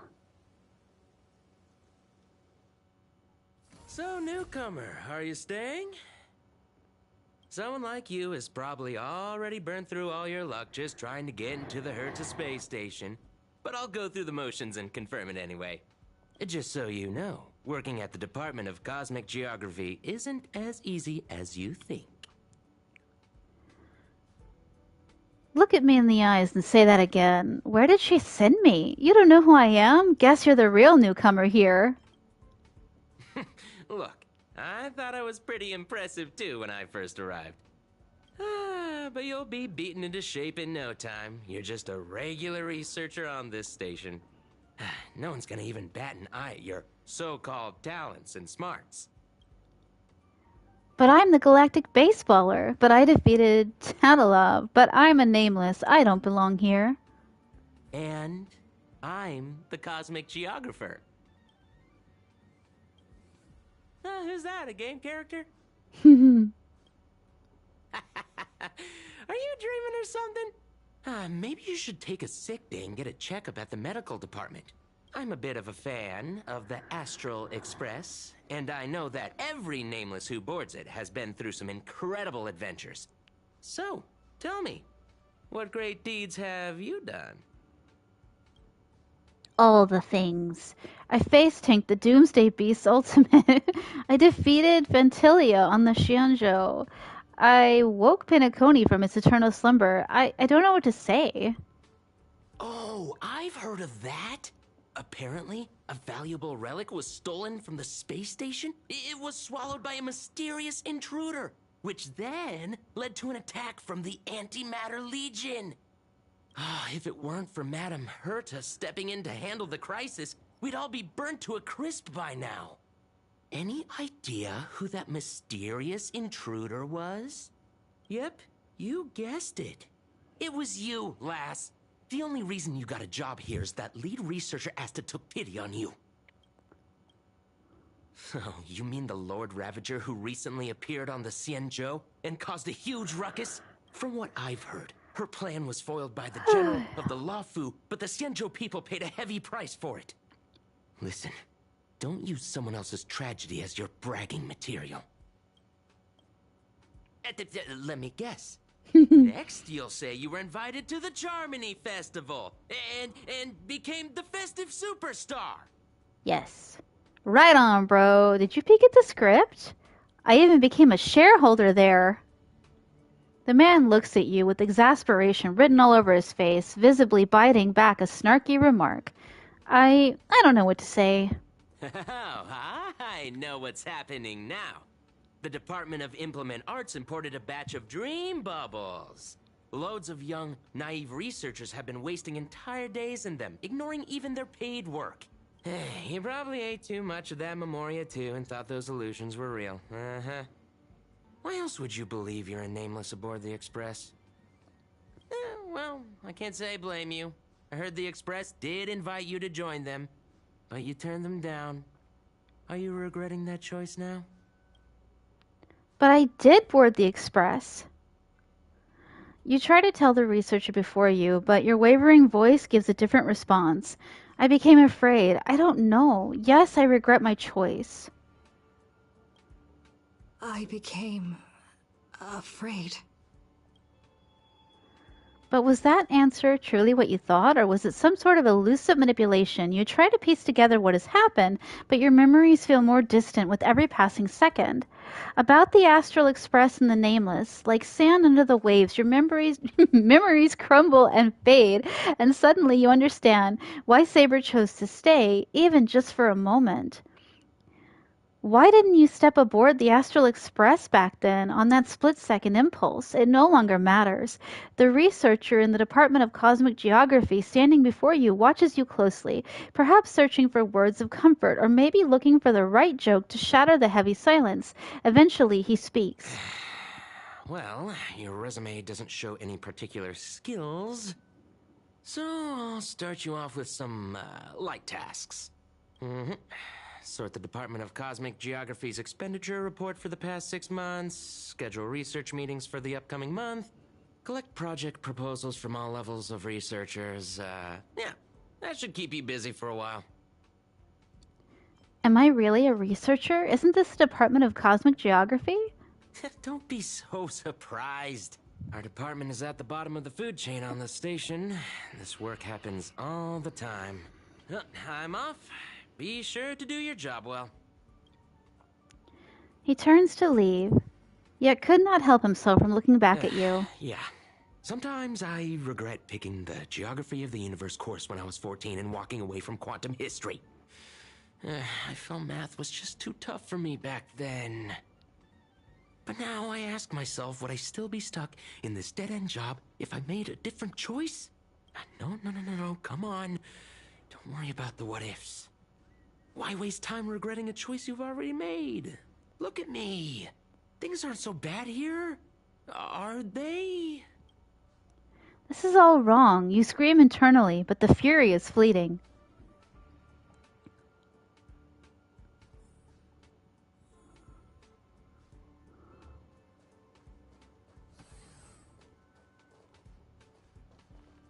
You're late, newcomer.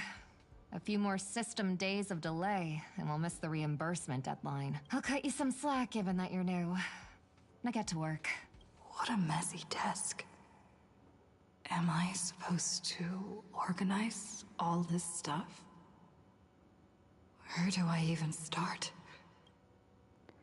Sort by budget category. Sort by timeline. Sort by mood. You're too slow. Keep going like this, and you'll still be here when the Amber Lord makes our next hammer swing. Don't push your luck. I see you're itching for a fight. Why don't you do it yourself? You're on the verge of shouting, but just then, a sliver of doubt creeps inside you. Is this really what you want? Take a breath. Don't lash out. Focus on what you truly need to do. Take out the baseball bat and give them a good beating. I quit. Complete the basic tasks. What are you standing around for? You think space bionic snails are going to do the work for you?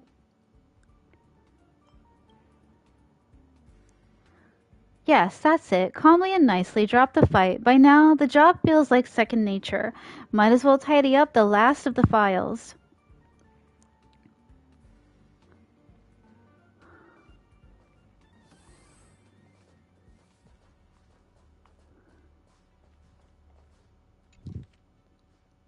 Department of Cosmic Geography, Financial Statement 1. Department of Statements. Did you know human memory cannot simulate non-existent things? Never having taken this path, you cannot possibly imagine the Department of Cosmic Geography research content. Do you understand what I'm telling you? I am you, at least a fragment of your subconscious, the final cry before blank blank. You don't belong here. Quick blank, hurry. She's become aware. I blank, blank, blank, blank, blank, blank, blank, blank, blank. Now you must blank on your own. These reports are endless. And the stuff written in there is really weird. 3 slices of blank purchased from Belobog. The following is a brief description of the environment in which the blank was discovered, alongside a detailed analysis of it. I don't care. Hold on. I think I've seen that person over there before. If you're going to ask, have we met before? My answer is going to be no. But I really feel like What clairvoyance? See, you definitely know me. You glance at his work tag. On it, just a single letter. A. Department, Domestic Services. Wait, since when does the space station have a domestic service department? Come on, Uncle A. Don't you ever feel like you don't belong here? Uncle A? I dreamt that I was part of the Holy Grail War. You should have been one of the summoned heroic spirits. We shouldn't be here. I get it, I really do. Dozens of researchers come up to me every day, all claiming they don't belong here. They think they should be somewhere else because life isn't going their way. It's just another dressed-up excuse to escape reality. As long as your instinct is just to back down and run, you'll run out of places to go, even if you manage to get out of this place. Personally, I think this place isn't so bad. No world-threatening crises, no freak trying to end humanity. The kitchen's convenient too, though the ingredients are a bit odd. We've still got a little girl who throws around gemstones like dirt, but it's pretty much a utopia for most people. There's no turning back once you leave your ordinary life behind. You glance at him, wanting to say something, but decide not to. Changed your mind, huh? I knew it. You don't really want to leave, do you? This is so Matrix. Days pass. After long hours of sorting, you're finally done with the work. Although an uncanny feeling lingers in your chest before it's resolved, you should take a break. I'm exhausted. I feel like I can't even think anymore. That is no spoon. I still feel like I don't belong here.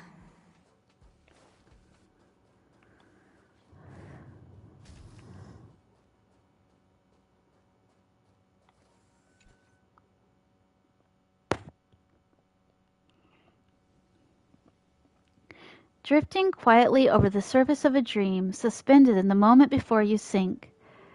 Let me tell you a story about a king named Uther. He ruled the people of Britain before I showed up, and after my appearance, he launched an attack against the White Dragon to protect his people. a battle that ended in defeat.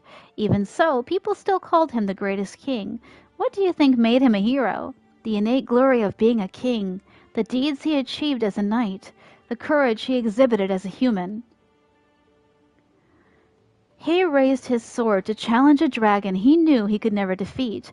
The sword shattered, the bow snapped, and he was beheaded. As a human, everything about him was destined to fail. But the way he raised his sword to bring deliverance left a shining star in Britain's darkest nights. The stars we see may not be their original forms, but their light isn't a lie. It will shine for ages, lighting the way for the next hero. The heroic spirit, Miss Note, who lost her name, referred to our lives as a stage, and she used her noble phantasm to erase the star's radiance. But Master, if you still have courage, if you're still willing to become that star, then all the spectators who have seen you will also step onto the stage, becoming heroes themselves. Look at me, talking big all of a sudden and doing a bad imitation of Merlin. Where are you? I'm waiting for someone who's about to take the stage. I'm also riding through the wilderness. The dream is nearing its end, Master, for me and you. What a strange dream. I should get to work. Scheduling Department of Cosmic Geography meetings for the next month. This should be easier than yesterday, right? Hey lass, if you're here to slack off, you're a bit too late. This place is already at full capacity. I'm here for work. I'm a model researcher employee. I'm reporting you. Karen mode activated. The chief is too busy chasing those Ruan-Mei creations that ran away. He won't have time to read your report. Well, no worries. You work here and I'll slack off. We each get what we need.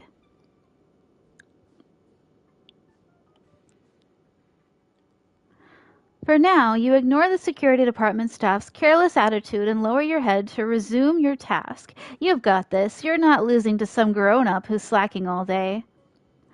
First on the list, a quantitative analysis of microphage cluster interference on planetary magnetic fields. 15 attendees must be scheduled within the next 2 days. This morning, this afternoon, the night after the next day.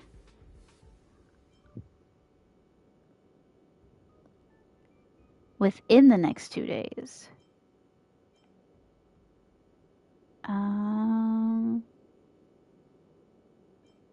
This morning, the next afternoon. There we go. Sorry, there are no conference rooms available at your requested time.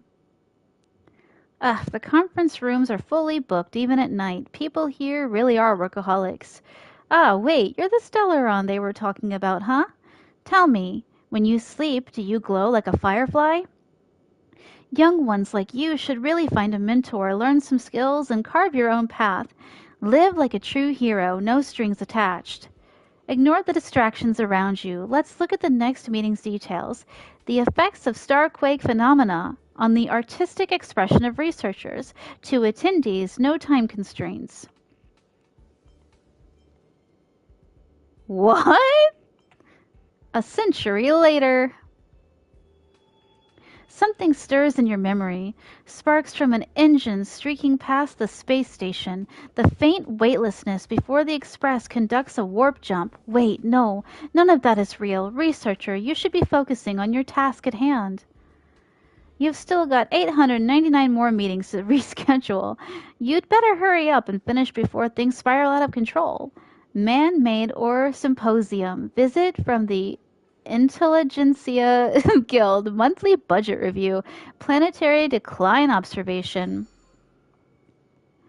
Alright, including the 2 new system-generated meetings, just 897 more to go. And the list is done. That's right, exactly. You're in the zone now, handling the work before you with a practiced ease. You ever tried fishing, lass? Don't be fooled by the vacuum outside. There's still plenty to catch. There's the migrating invisible carp, the silicone-based soft bone fish that put up a fight. I even caught a trotter last time.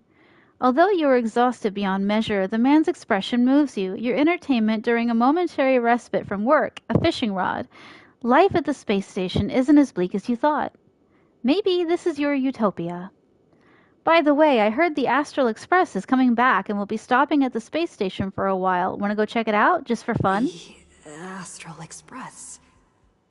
I turned down their invitation back then.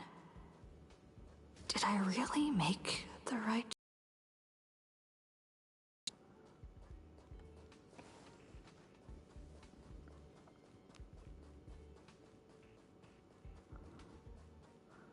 I know she hates it here, but this spaceship is actually pretty cool.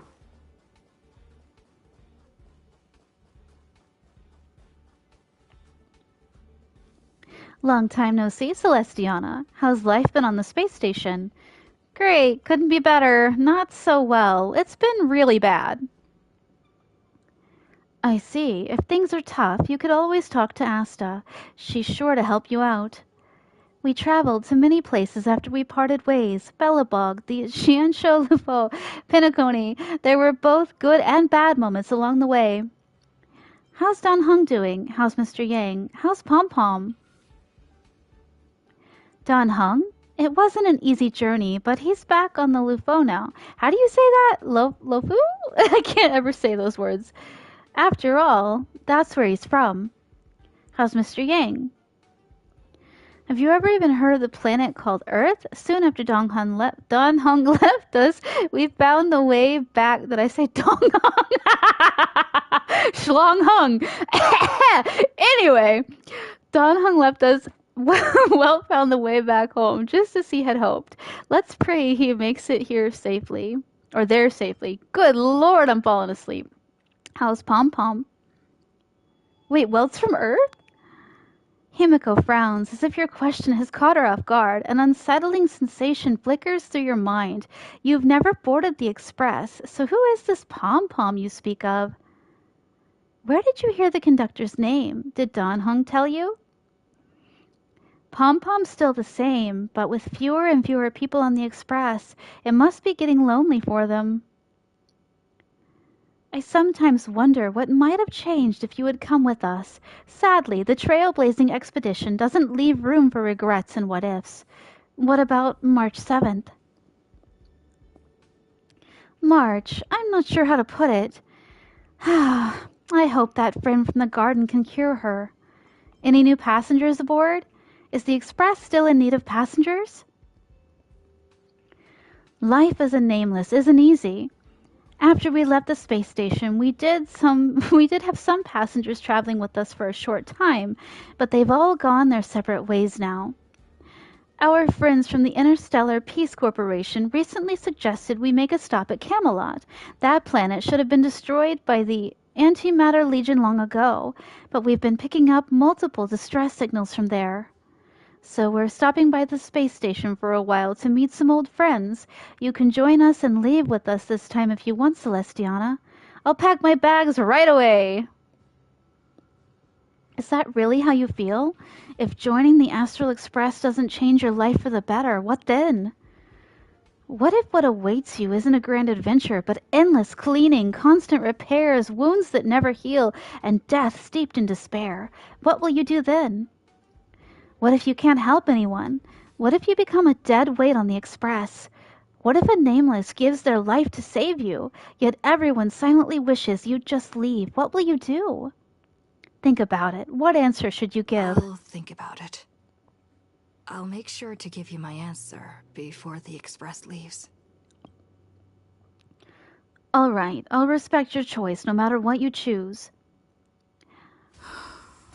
I'm so tired. Maybe I should head back first. The Astral Express.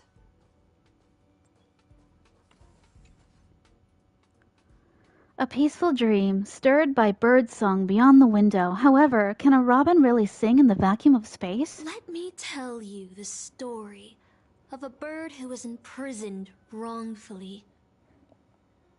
She was once a singer, thrown into a dark cell for composing songs that the powerful didn't like. The bird heard many voices of sorrow. So, she sang for the others trapped inside, soothing their homesick hearts and inspiring them to rise up. In the end, the bird broke free with a pocket watch, a wolf, and countless companions by her side. The bird believed that she would begin a new life after gaining freedom. She would shine on the stage and the silver screen, displaying her beautiful feathers and voice, just as she had once brought hope to the hopeless. But she was wrong. Penacony soon became unrecognizable. The songs she sang, the films she starred in, and even her own life were all locked away in a cage called money, turned into mere commodities. The movie studio wanted to turn the bird into a symbol of beauty, but the bird longed to escape from this suffocating, filthy gutter. They stripped away her stage name, replaced her with a fresh-faced chick, and smothered her with slander and rumors, leading her to a disgraceful end. So, you seek revenge on those who tarnished your name? No. The exact opposite, in fact. When I returned to this world, I realized there was no one left to take revenge on. Instead, I will reclaim the name they took from me and erase every single work I've ever produced. I'll destroy every trace of my existence. As you know how it feels to be locked in a cage and have everything taken from you.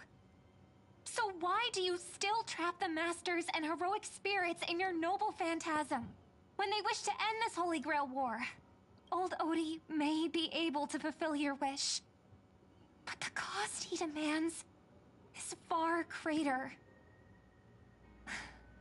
As someone born in the same era as him, you should know this better than I do. Ugh. OT is nothing more than a parasite feeding on Penacony. Of course I won't trust him. But you're different, Master. He's a worm who has a wish for the Holy Grail. Yet, there's nothing the Holy Grail can do to sway you. If you want to stop my noble phantasm, you'll have to force me with a command spell. Come, Master. Take away my free will. Just like how they took away my name and career with their contracts and laws. You know I won't do that, Miss Note. Let's make a wager. I've never once gambled in my life. I bet that those masters and servants will not yield to your noble phantasm, even though you've stripped their identity as heroes. I trust them. I will wait and see. The birdsong fades into silence. I feel like I had a strange dream. But the details keep slipping away. My body feels so heavy. But I can't rest. There's still today's work to get through.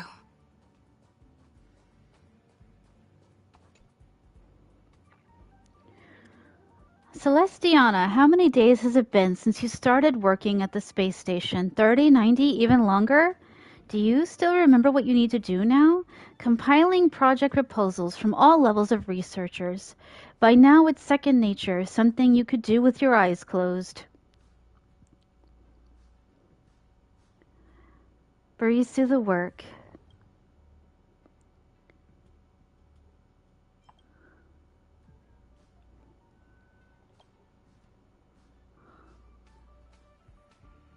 Still thinking about the Astral Express? You've been wrestling with that choice for ages and still haven't made up your mind. I can't talk.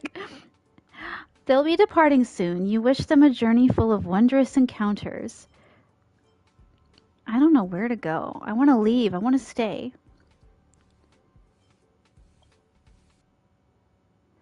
If you board the Express, what waits for you may be nothing but danger and the terrifying unknown. Your deeds will be forgotten in time, and your journey will eventually come to an end. I'm glad I stayed. I long for a quiet, ordinary life. Let me go! So you are glad you stayed. No ticket, no bat, no danger. Just a quiet, peaceful, and undisturbed life as the galactic retailer. The work you had piled up took far too much of your time. 1 day, 2 days, 10 days. Maybe you'll never catch up to the Astral Express again. You're tired. Find a room and take a nap. I wish the dialogue would go a little slower. I can't read that fast. Oh, hey, it's my besties. Hey, besties. Isn't that our Stellaron girl? I was about to mix you a drink, but since you're still underage, I'll hold off for now. I feel like my current life is a lie. I was once a trailblazer on the Express. I shouldn't be a member of the Department of Cosmic Geography.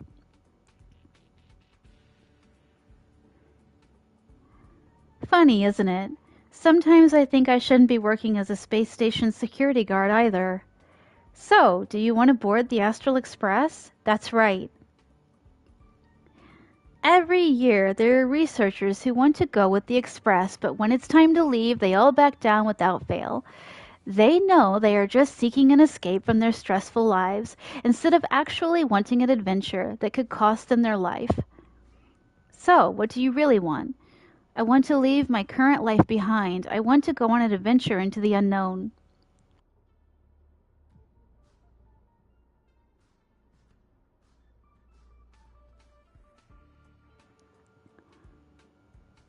Staying where I am is fine. We speak of regrets when everyone who has ever lived has regretted something. Yet, had everyone turned back because of their fear of regrets, humanity would never have produced any heroes. Even if the road ahead is unclear, some still set off, driven by the desire to chase a wish. It may seem foolish, but that's what gave birth to the Nameless, to the Trailblazers, and to humanity's heroes. The doll you carry is proof of a certain hero's existence. You know what it is? A shabby little trinket that left a star trace in history because of one person's silly wish. The Express may have already left, or it may not have, but if you truly want to walk this path, what does it matter if there's no Express? If you truly believe you are a Nameless, then there is only one thing left for you to do. I must set off. I must set off. I must set off. I need to set off.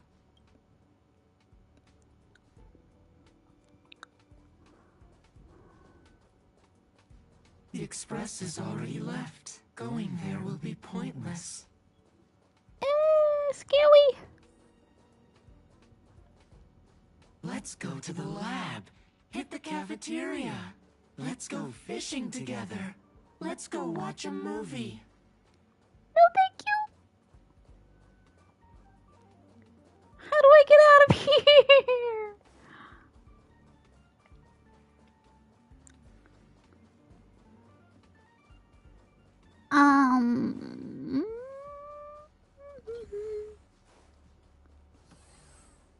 Isn't life on the space station wonderful? People would kill just to live the life you have here.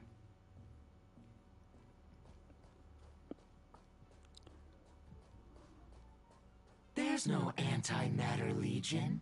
No abominations of abundance. This place is the most peaceful paradise in the universe. Something's stopping me from leaving this place. I need to avoid them. We're not holding you back. Let's have lunch together. Stop. The future of a nameless is nothing but emptiness and despair. Do you think you're special? Think of Tiernan and Kelbeck.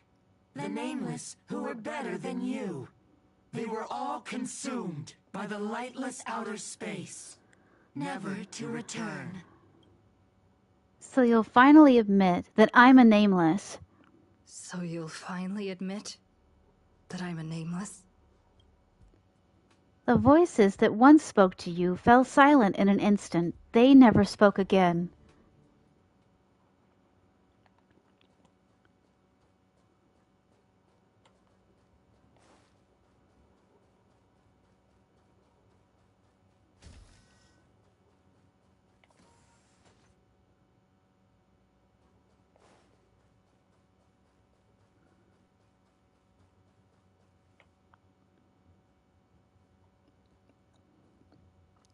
A bat, plain, unimpressive, yet strangely familiar.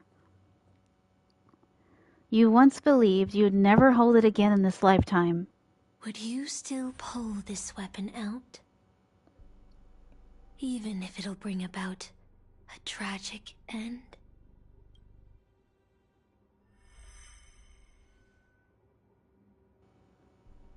That's what Merlin told me too. Which is why I've crafted such gentle dreams for you all. Isn't that what you've been looking for all this time?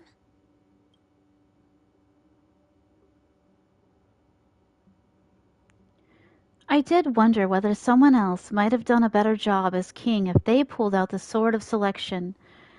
But I can't blame the girl who drew the sword in the stone for overestimating herself. She just wanted to deliver something from disaster, just like the king who challenged the white dragon.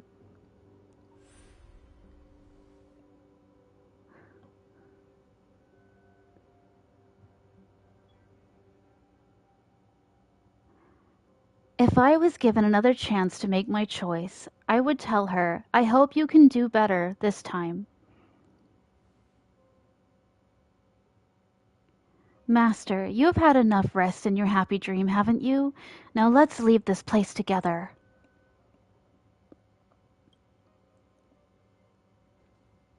You'll regret this! Grab the bat. I'll never regret.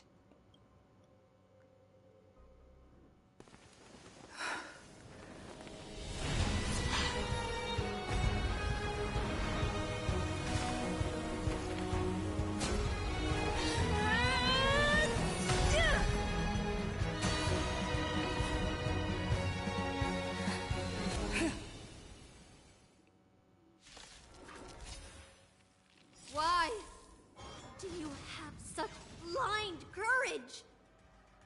Don't you ever feel regret? Those with a loaded gun, and those who dig their own grave. My oath is to a solitary rose. Wretched and fleeting. All of you stand still. Till I see that light once more. I will protect all beauty. Bring it on.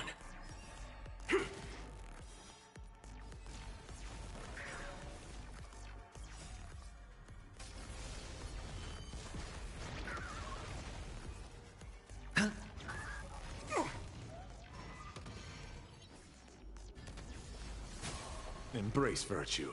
The beauty is eternal. Waiting in line for... Spend freely.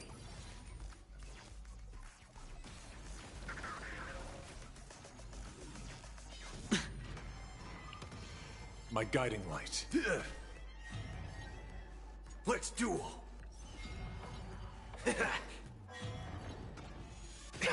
Great marksmanship.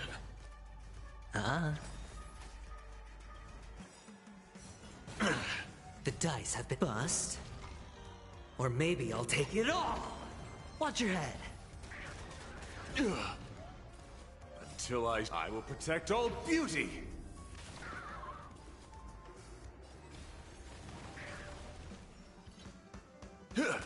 Hedge your bets. It's on me. All in. Those with a loaded gun, and those who dig their own grave. I got rid of my healer, and I just realized it. Oops.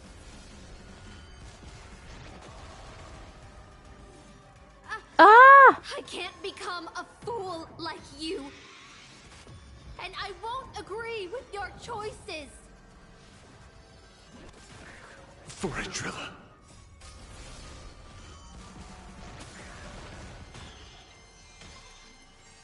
Those with a loaded gun, and those who dig their own grave. Bust. Or maybe I'll take it all. Wretched and fleeting.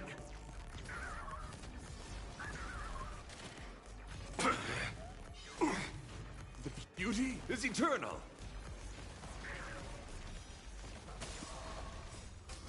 I don't think Boot Hill's gonna make it. Maybe. Let's duel. Oh. There's your reward. I stand corrected. I failed. Just like how I failed in life. This is a fitting end for a traitor. The performing arts had given you so much pain, Miss Note. Why did you choose to remain on Penacony's stage after leaving your prison? Because I still remember how the rough prisoners fell silent and the crying children smiled whenever I started to sing. Those small moments made me feel free, even in that iron cage. But Penacony has changed. After so many Amber eras, it's become almost unrecognizable. And now, I am locked in this newly forged prison. Anyway, it's time to end this. A servant who betrayed their master has no right to exist. Then, as you wish. With the first command spell, I return your name to you. On behalf of Penacony, Asna. Even if they have trademarked your name and stripped you of everything, that does not make you an unknown failure. Hold your head high, Mother of Iris. With the second command spell, I return to you the testament of your existence as a heroic spirit. Your death was what made singers and artists realize the need to reclaim their freedom and dignity for merchants. You are not some forgotten shadow. You are the founder of the Iris family, one of the 5 major lineages of Penacony. That's why you chose to borrow that name, isn't it? A figure shaped by your students and friends, by Maven and the Watchmaker. Miss Note, the one who sang freely in Dreamville. No more. I don't want to hear anymore. With the third command spell, as your junior on the stage, I return to you your freedom as a person. Mother of Iris, you will no longer be controlled by anyone from this moment on. You will now only dance for yourself. This farce is nearing its end. But I hope you can step out of the Grand Theater before you disappear and meet Penacony's artists. You are still a hero to them, no matter the slanders your name bears. Meanwhile, the master and their servant, free from the dreamscape, step into the heart of something. I didn't see it. I sense a powerful force similar to magical energy. It seems the Holy Grail's holder is about to complete the ritual. The last two servants left are Rider and Berserker. Which one will face us, or will it be both? With the enemy already in possession of the Holy Grail, it looks like we're in for a brutal fight. 3 against 2, the advantage is mine. I'll once again select Too Easy in the next survey. I'll lead the charge. Master, I swear on this sword that I will protect you no matter the cost. Boothill and the others got out too. Should I go check on them? A different life? Penacony's dream bubbles are pure cancer. The Charmony Festival nearly killed me. And that servant's fantasy almost finished the job. So, where did she put you? I had a dream where I could never win. I got to live as an obedient serf and gave up on even the thought of gambling. Darn right. Quit gambling. That's quite the educational dream you had there. And you? Where'd she send you? Me? I had a long-awaited reunion. As they talked, Boothill had already loaded his gun. Next up, the final battle with the Mastermind.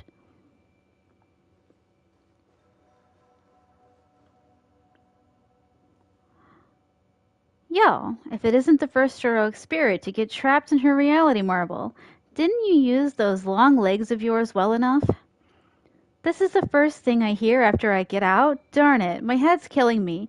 Feels like I've been through a long and thrilling adventure.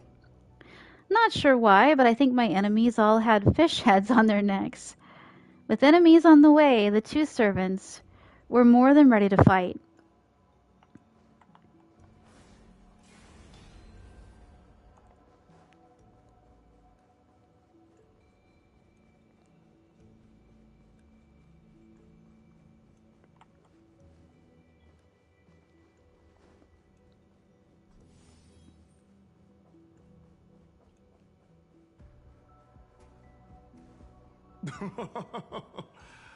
Looks like Lady Osner has failed.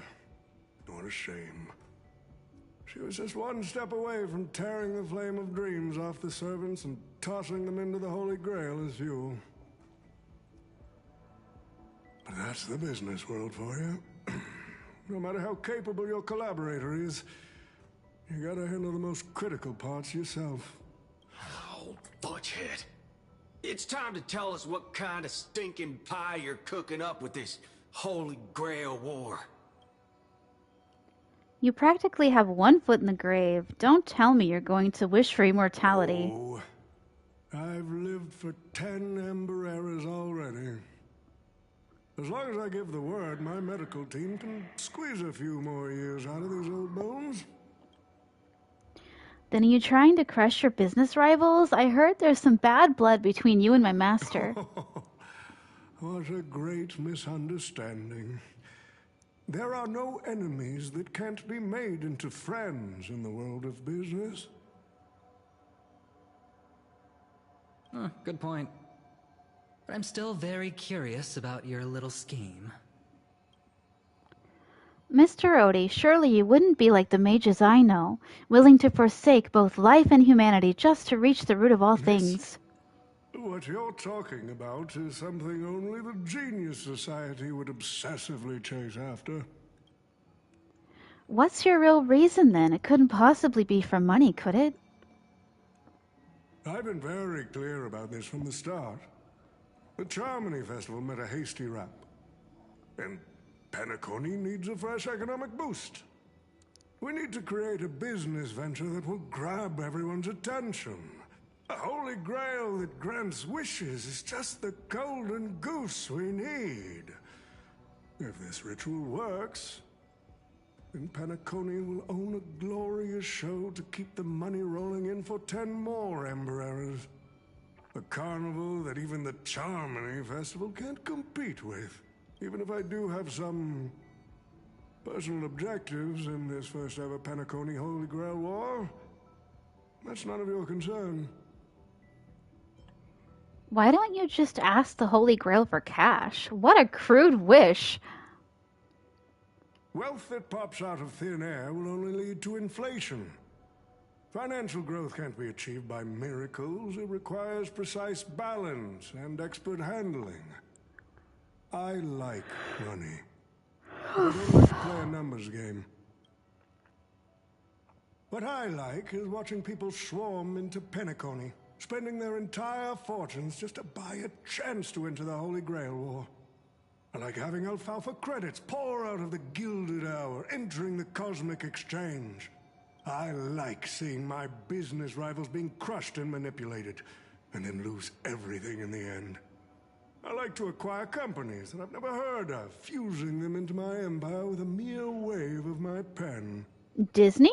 The Golden Hour will set the prices for goods based on my desires, and the Blue Hour will craft Penaconian fashion based on my whims. We gotta take him out before he creates the MCU of Penacony. Do you honestly believe Penacony was built on empty ideas like dreams and wishes? No. What truly underpins and supports the city is what you deem crude. It's the unending flow of money. On this rock called money, we have built the planet of festivities. No matter what your plans may be, there can only be one victor in the Holy Grail War. Your actions in this farce have already placed every servant squarely against you. Are we gonna have to fight Clocky? Now, we stand together before you, shrewd merchant. I just want to finish what I didn't get to do a few hours ago. I'm sick and tired of fish heads. The head of this old desperate fogey with broken dreams is what I'd call a real trophy. You see this evil man's old head as a trophy? I thought you had better taste than that, Lancer. It seems you're all eager to prepare for my demise.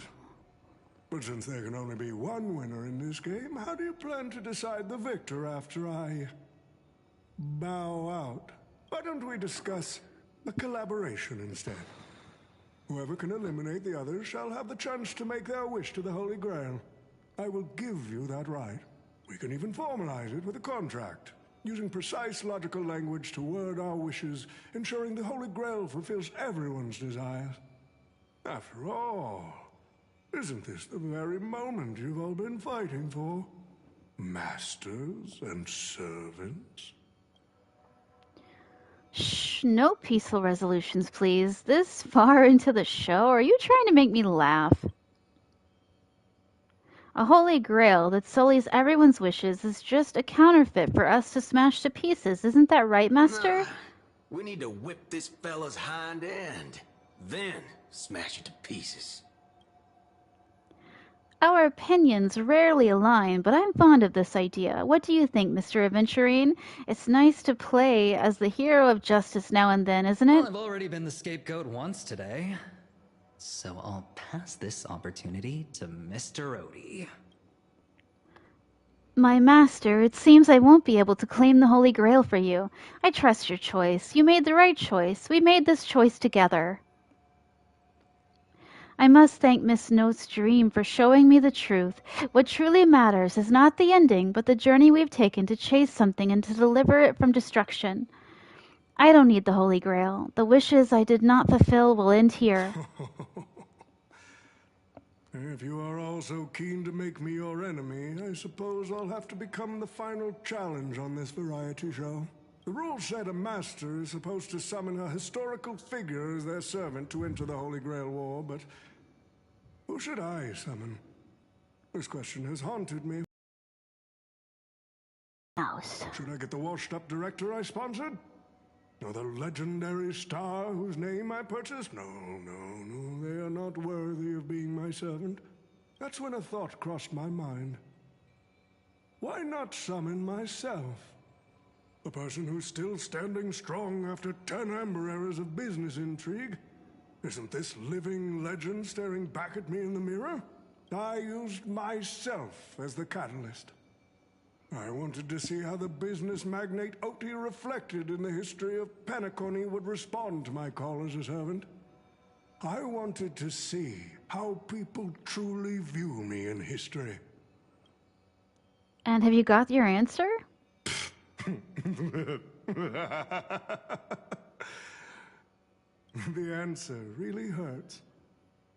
To them, I'm nothing but a parasite, sucking out the sap of Penacony's oak from the top. A bug, madly devouring wealth.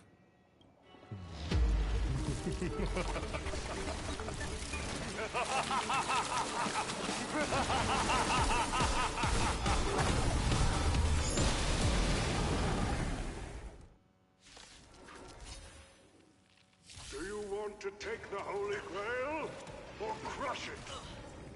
You'll have to get through me first. So, the person we've been talking to was old Odie's servant all along? The loaded gun. Those who dig their own grave. This storm shall pass. The beauty is eternal.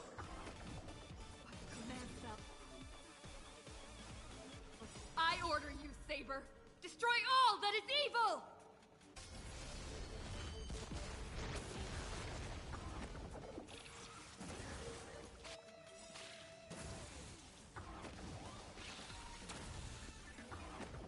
Until I see that light once more, I will protect all beauty!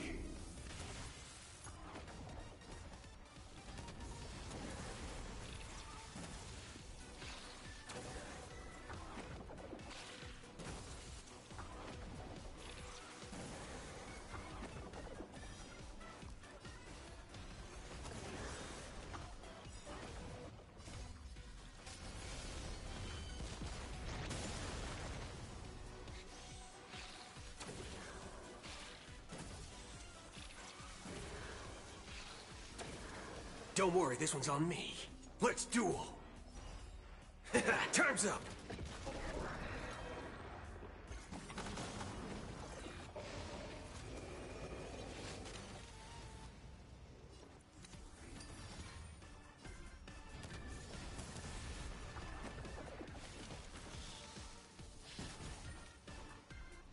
Wretched and fleeting!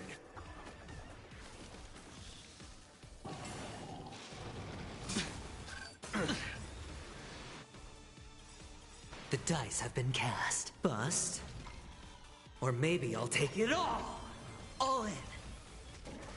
Until I see that light once more, I will protect all beauty! Crush it, Saber!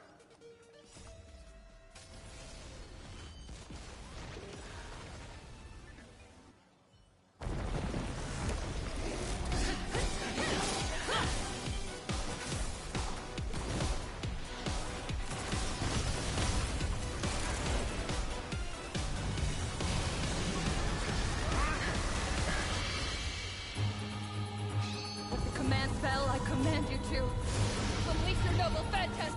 Shatter the Holy Grail!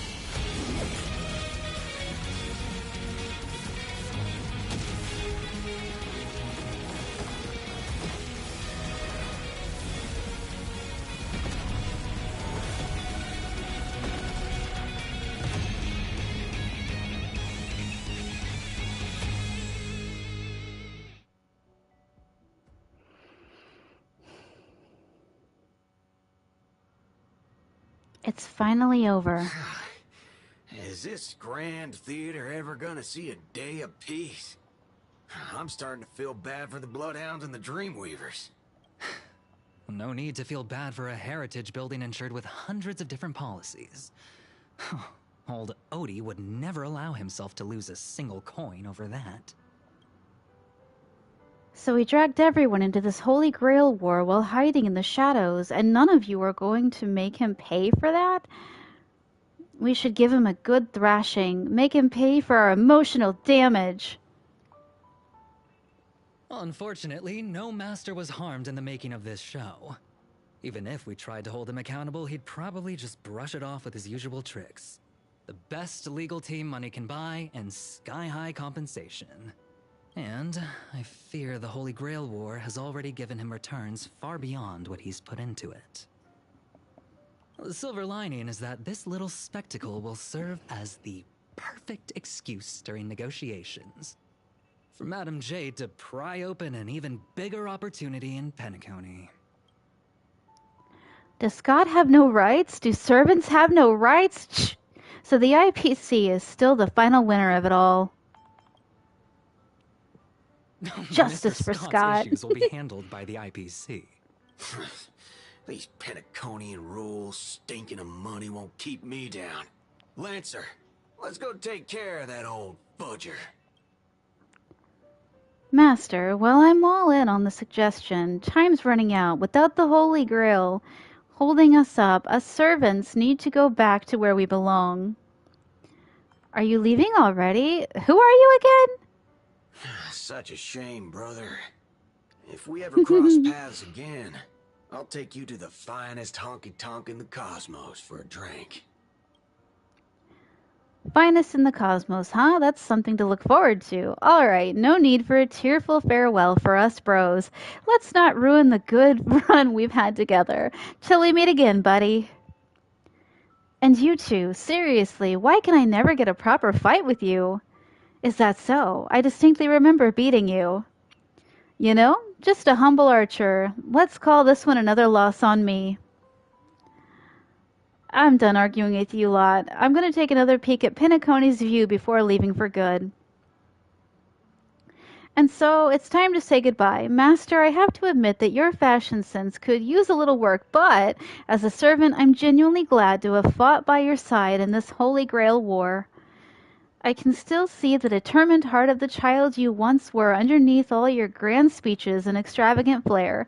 You know, it would feel pretty good to be a hero of justice once in a while. Let's skip the last-minute psychoanalysis, all right? When it comes to fashion, you're not much better than me, Guardian of Humanity.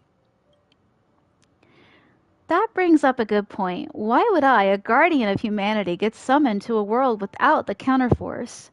Archer, you should know why you were summoned here. You were summoned as a heroic spirit. A hero, huh? I'll chalk it up as a beautiful dream.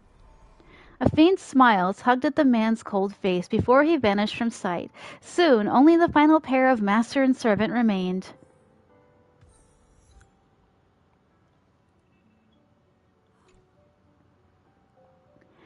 I'm glad I was summoned to this strange world and got to experience it with you. I'm not great at farewells. Anything else you want to say to me? I love you! Don't leave me! I saw your fears in your dream, but Master, don't be burdened by the emotions that come with being human. The fear of the unknown, the dread of loss, or the regret of what you couldn't achieve. Even Heracles was just a child before becoming a hero. You may not be strong enough now, but I have faith that you'll eventually become a star that illuminates the entire cosmos. Oh, she wants me to become a famous voice actor. Yay! Like you did? Who's Heracles? Never mind. Master, please send my regards to the person you will become in the future. As the lumen flux dimmed, the valiant girl knight faded, vanishing just as she had arrived.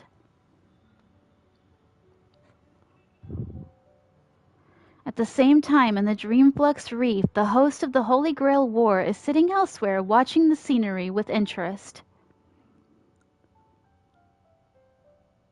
The Holy Grail broke. What a shame. People have pursued it, fought for it, made sacrifices for it, and died for it. Much like they did for our own Penacony. They poured their dreams into Penacony to shape the planet into what it is today. But the question is, has Penacony ever answered their dreams? Look at this Memoria singularity. 10 Amber Eras have passed. And out of those who once came here to build Penacony from the ground up, only one despicable old man is left. His friends, his enemies, they're all gone. I must confess to both of you, my wish has been granted. No matter how you see me, no matter how deeply we hated each other in the past, the Holy Grail has recognized your achievements and brought you forth as heroic spirits. Don't you think this is a rather unique reunion of old friends? It's unfortunate that Mikhail, that old rascal, couldn't be here to join us. Mr. Odie, your wish truly moves me. If I didn't know you better, I'd almost be swayed by your sweet words. A reunion of old friends. No, it's just another part of your business deal. Greedy? Or perhaps I should now address you as Mr. Recker. Is the editing of the footage complete? That is such an important task, after all. I've cut out everything related to the participants' privacy and kept only the most thrilling parts of the Holy Grail War. It may not be an artistic masterpiece, but it should meet your commercial expectations. That'd be enough for me. You artists always aim to carve your names into art's annals no matter the cost. Too bad those who actually succeed are as rare as the winners of the Holy Grail War. I'm not like that. What else can truly measure the effort you've put in apart from cold, hard cash? The memories of former heroic spirits are also worthy compensation. Memories of a flop director like Greedy? Do enlighten me. What worth do those hold?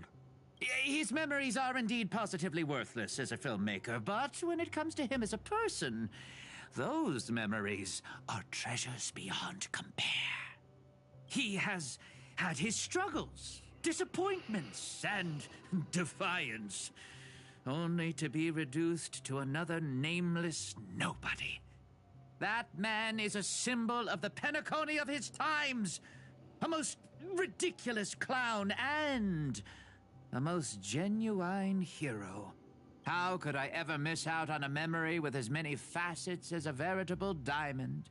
But now, I'm more curious about you, sir. You've spent so much money, only to create such an unsightly mess. Aren't you worried you'll end up in disgrace like Grady? A merchant at my age who still cares about dignity would be an absolute failure. Oh, in that case, my business here is settled. I'll take my leave. All right. It's your turn, Miss Osner.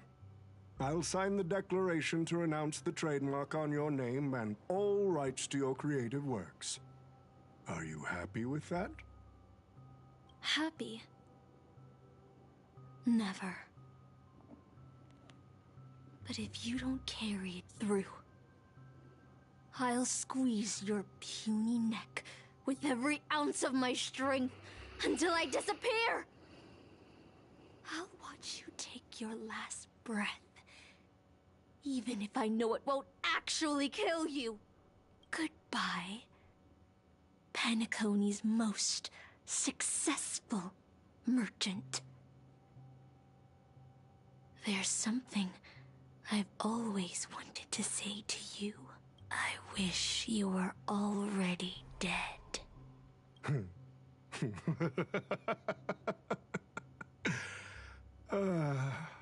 Now that's a heartfelt confession. Osner, I do hope your wish comes true one day. At the same time, aboard the Express. Far from the heat of battle, a servant summoned under the Rider class stays on the sidelines. As a writer, he once built an unsinkable little ship named the Compass. As a writer, he was once a nameless who rode the stars aboard an interstellar express. Centuries have passed. Now, as a heroic spirit, the young man finally returns to the place where he once worked tirelessly. An old friend awaits him here. Aww. Is always bringing back bizarre and curious things. One time, she even brought back something called a raiding pistol, and it only gave Pom-Pom a single point.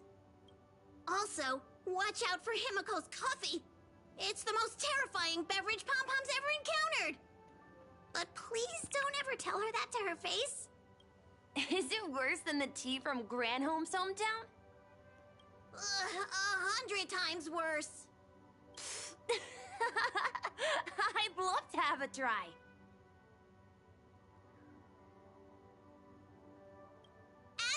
And that person is always dragging March 7th into trouble. Pom-Pom had such high hopes for Dan Hong, but even he started to follow along now. You passengers are all the same. Mikhail, you're spacing out again. What's going through that head of yours?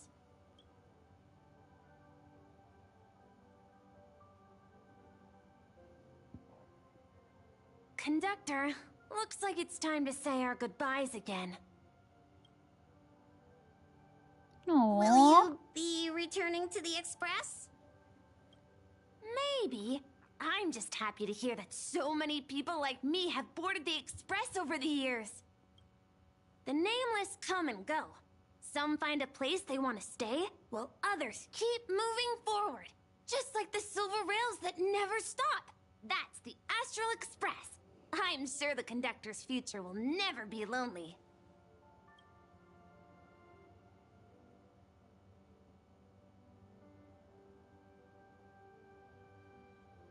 The Holy Grail War is coming to an end, and wandering souls must return to their rest. I need to go back to Penacony.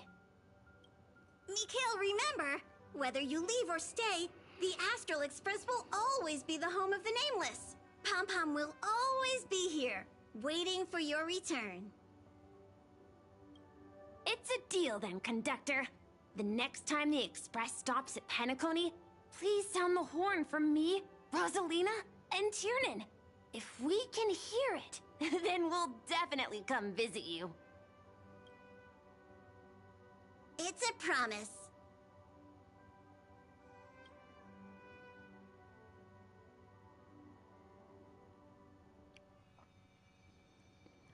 Gather your thoughts to the present.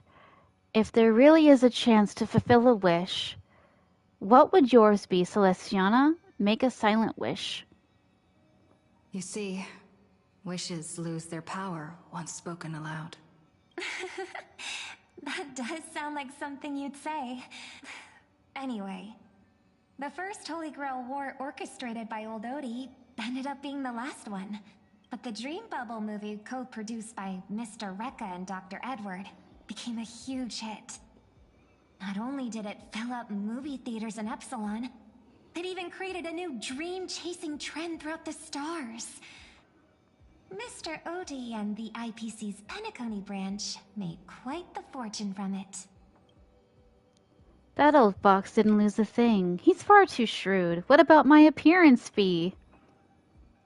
As Mr. Adventuring guest, Odie simply brushed everything off as entertainment when questioned about placing family heads and shareholders in danger. While compensation and lawsuits are inevitable, I suspect he already knew exactly what was coming, even before the Holy Grail was activated. Now, old Odie did say he planned to give you some money, but even he thought that was too crude. So instead, he gave us the most valuable thing from this Holy Grail War. Too crude? No. Crude's good. So this is his apology? That old fox, always managing to get the most out of everything.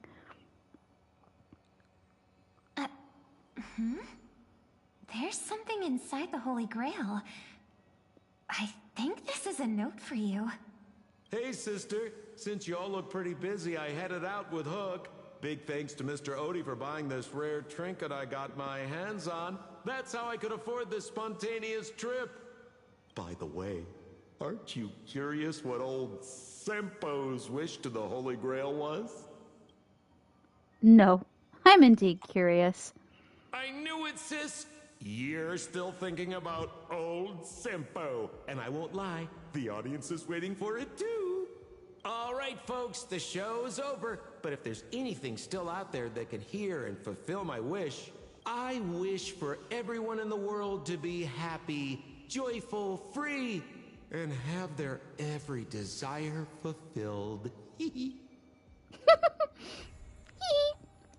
Oh, that was cute. I like that a lot. Oh, I got to keep the little puppet. That's awesome. Outlander King of Night's puppet, the memory entity you carried away from a dream in some foreign land, an artisan who admired the king and carved a puppet with heartfelt reverence, though it seems far removed from the real king, and the craftsmanship leaves much to be desired. What heroes pass down to later generations is often just like this, crude yet enough to soothe the soul. Besides, don't you think that after staring at it for a while, it actually kind of feels full of soul? I think it's trying to suck my soul in. Tarnished Glory, an old, tattered photograph, captures the past of Miss Note, the cries of injustice behind bars, the jubilant song upon breaking free, the thunderous applause beneath the stage, the scorn born of disgrace. All those voices have faded into history, leaving only a yellowed memory behind. And even so, I still choose to sing. Ciao, my friend. Oh, that's a good way to end the night. And then when I get back on, I'll continue from there. Thanks for watching. Have a good night. Bye.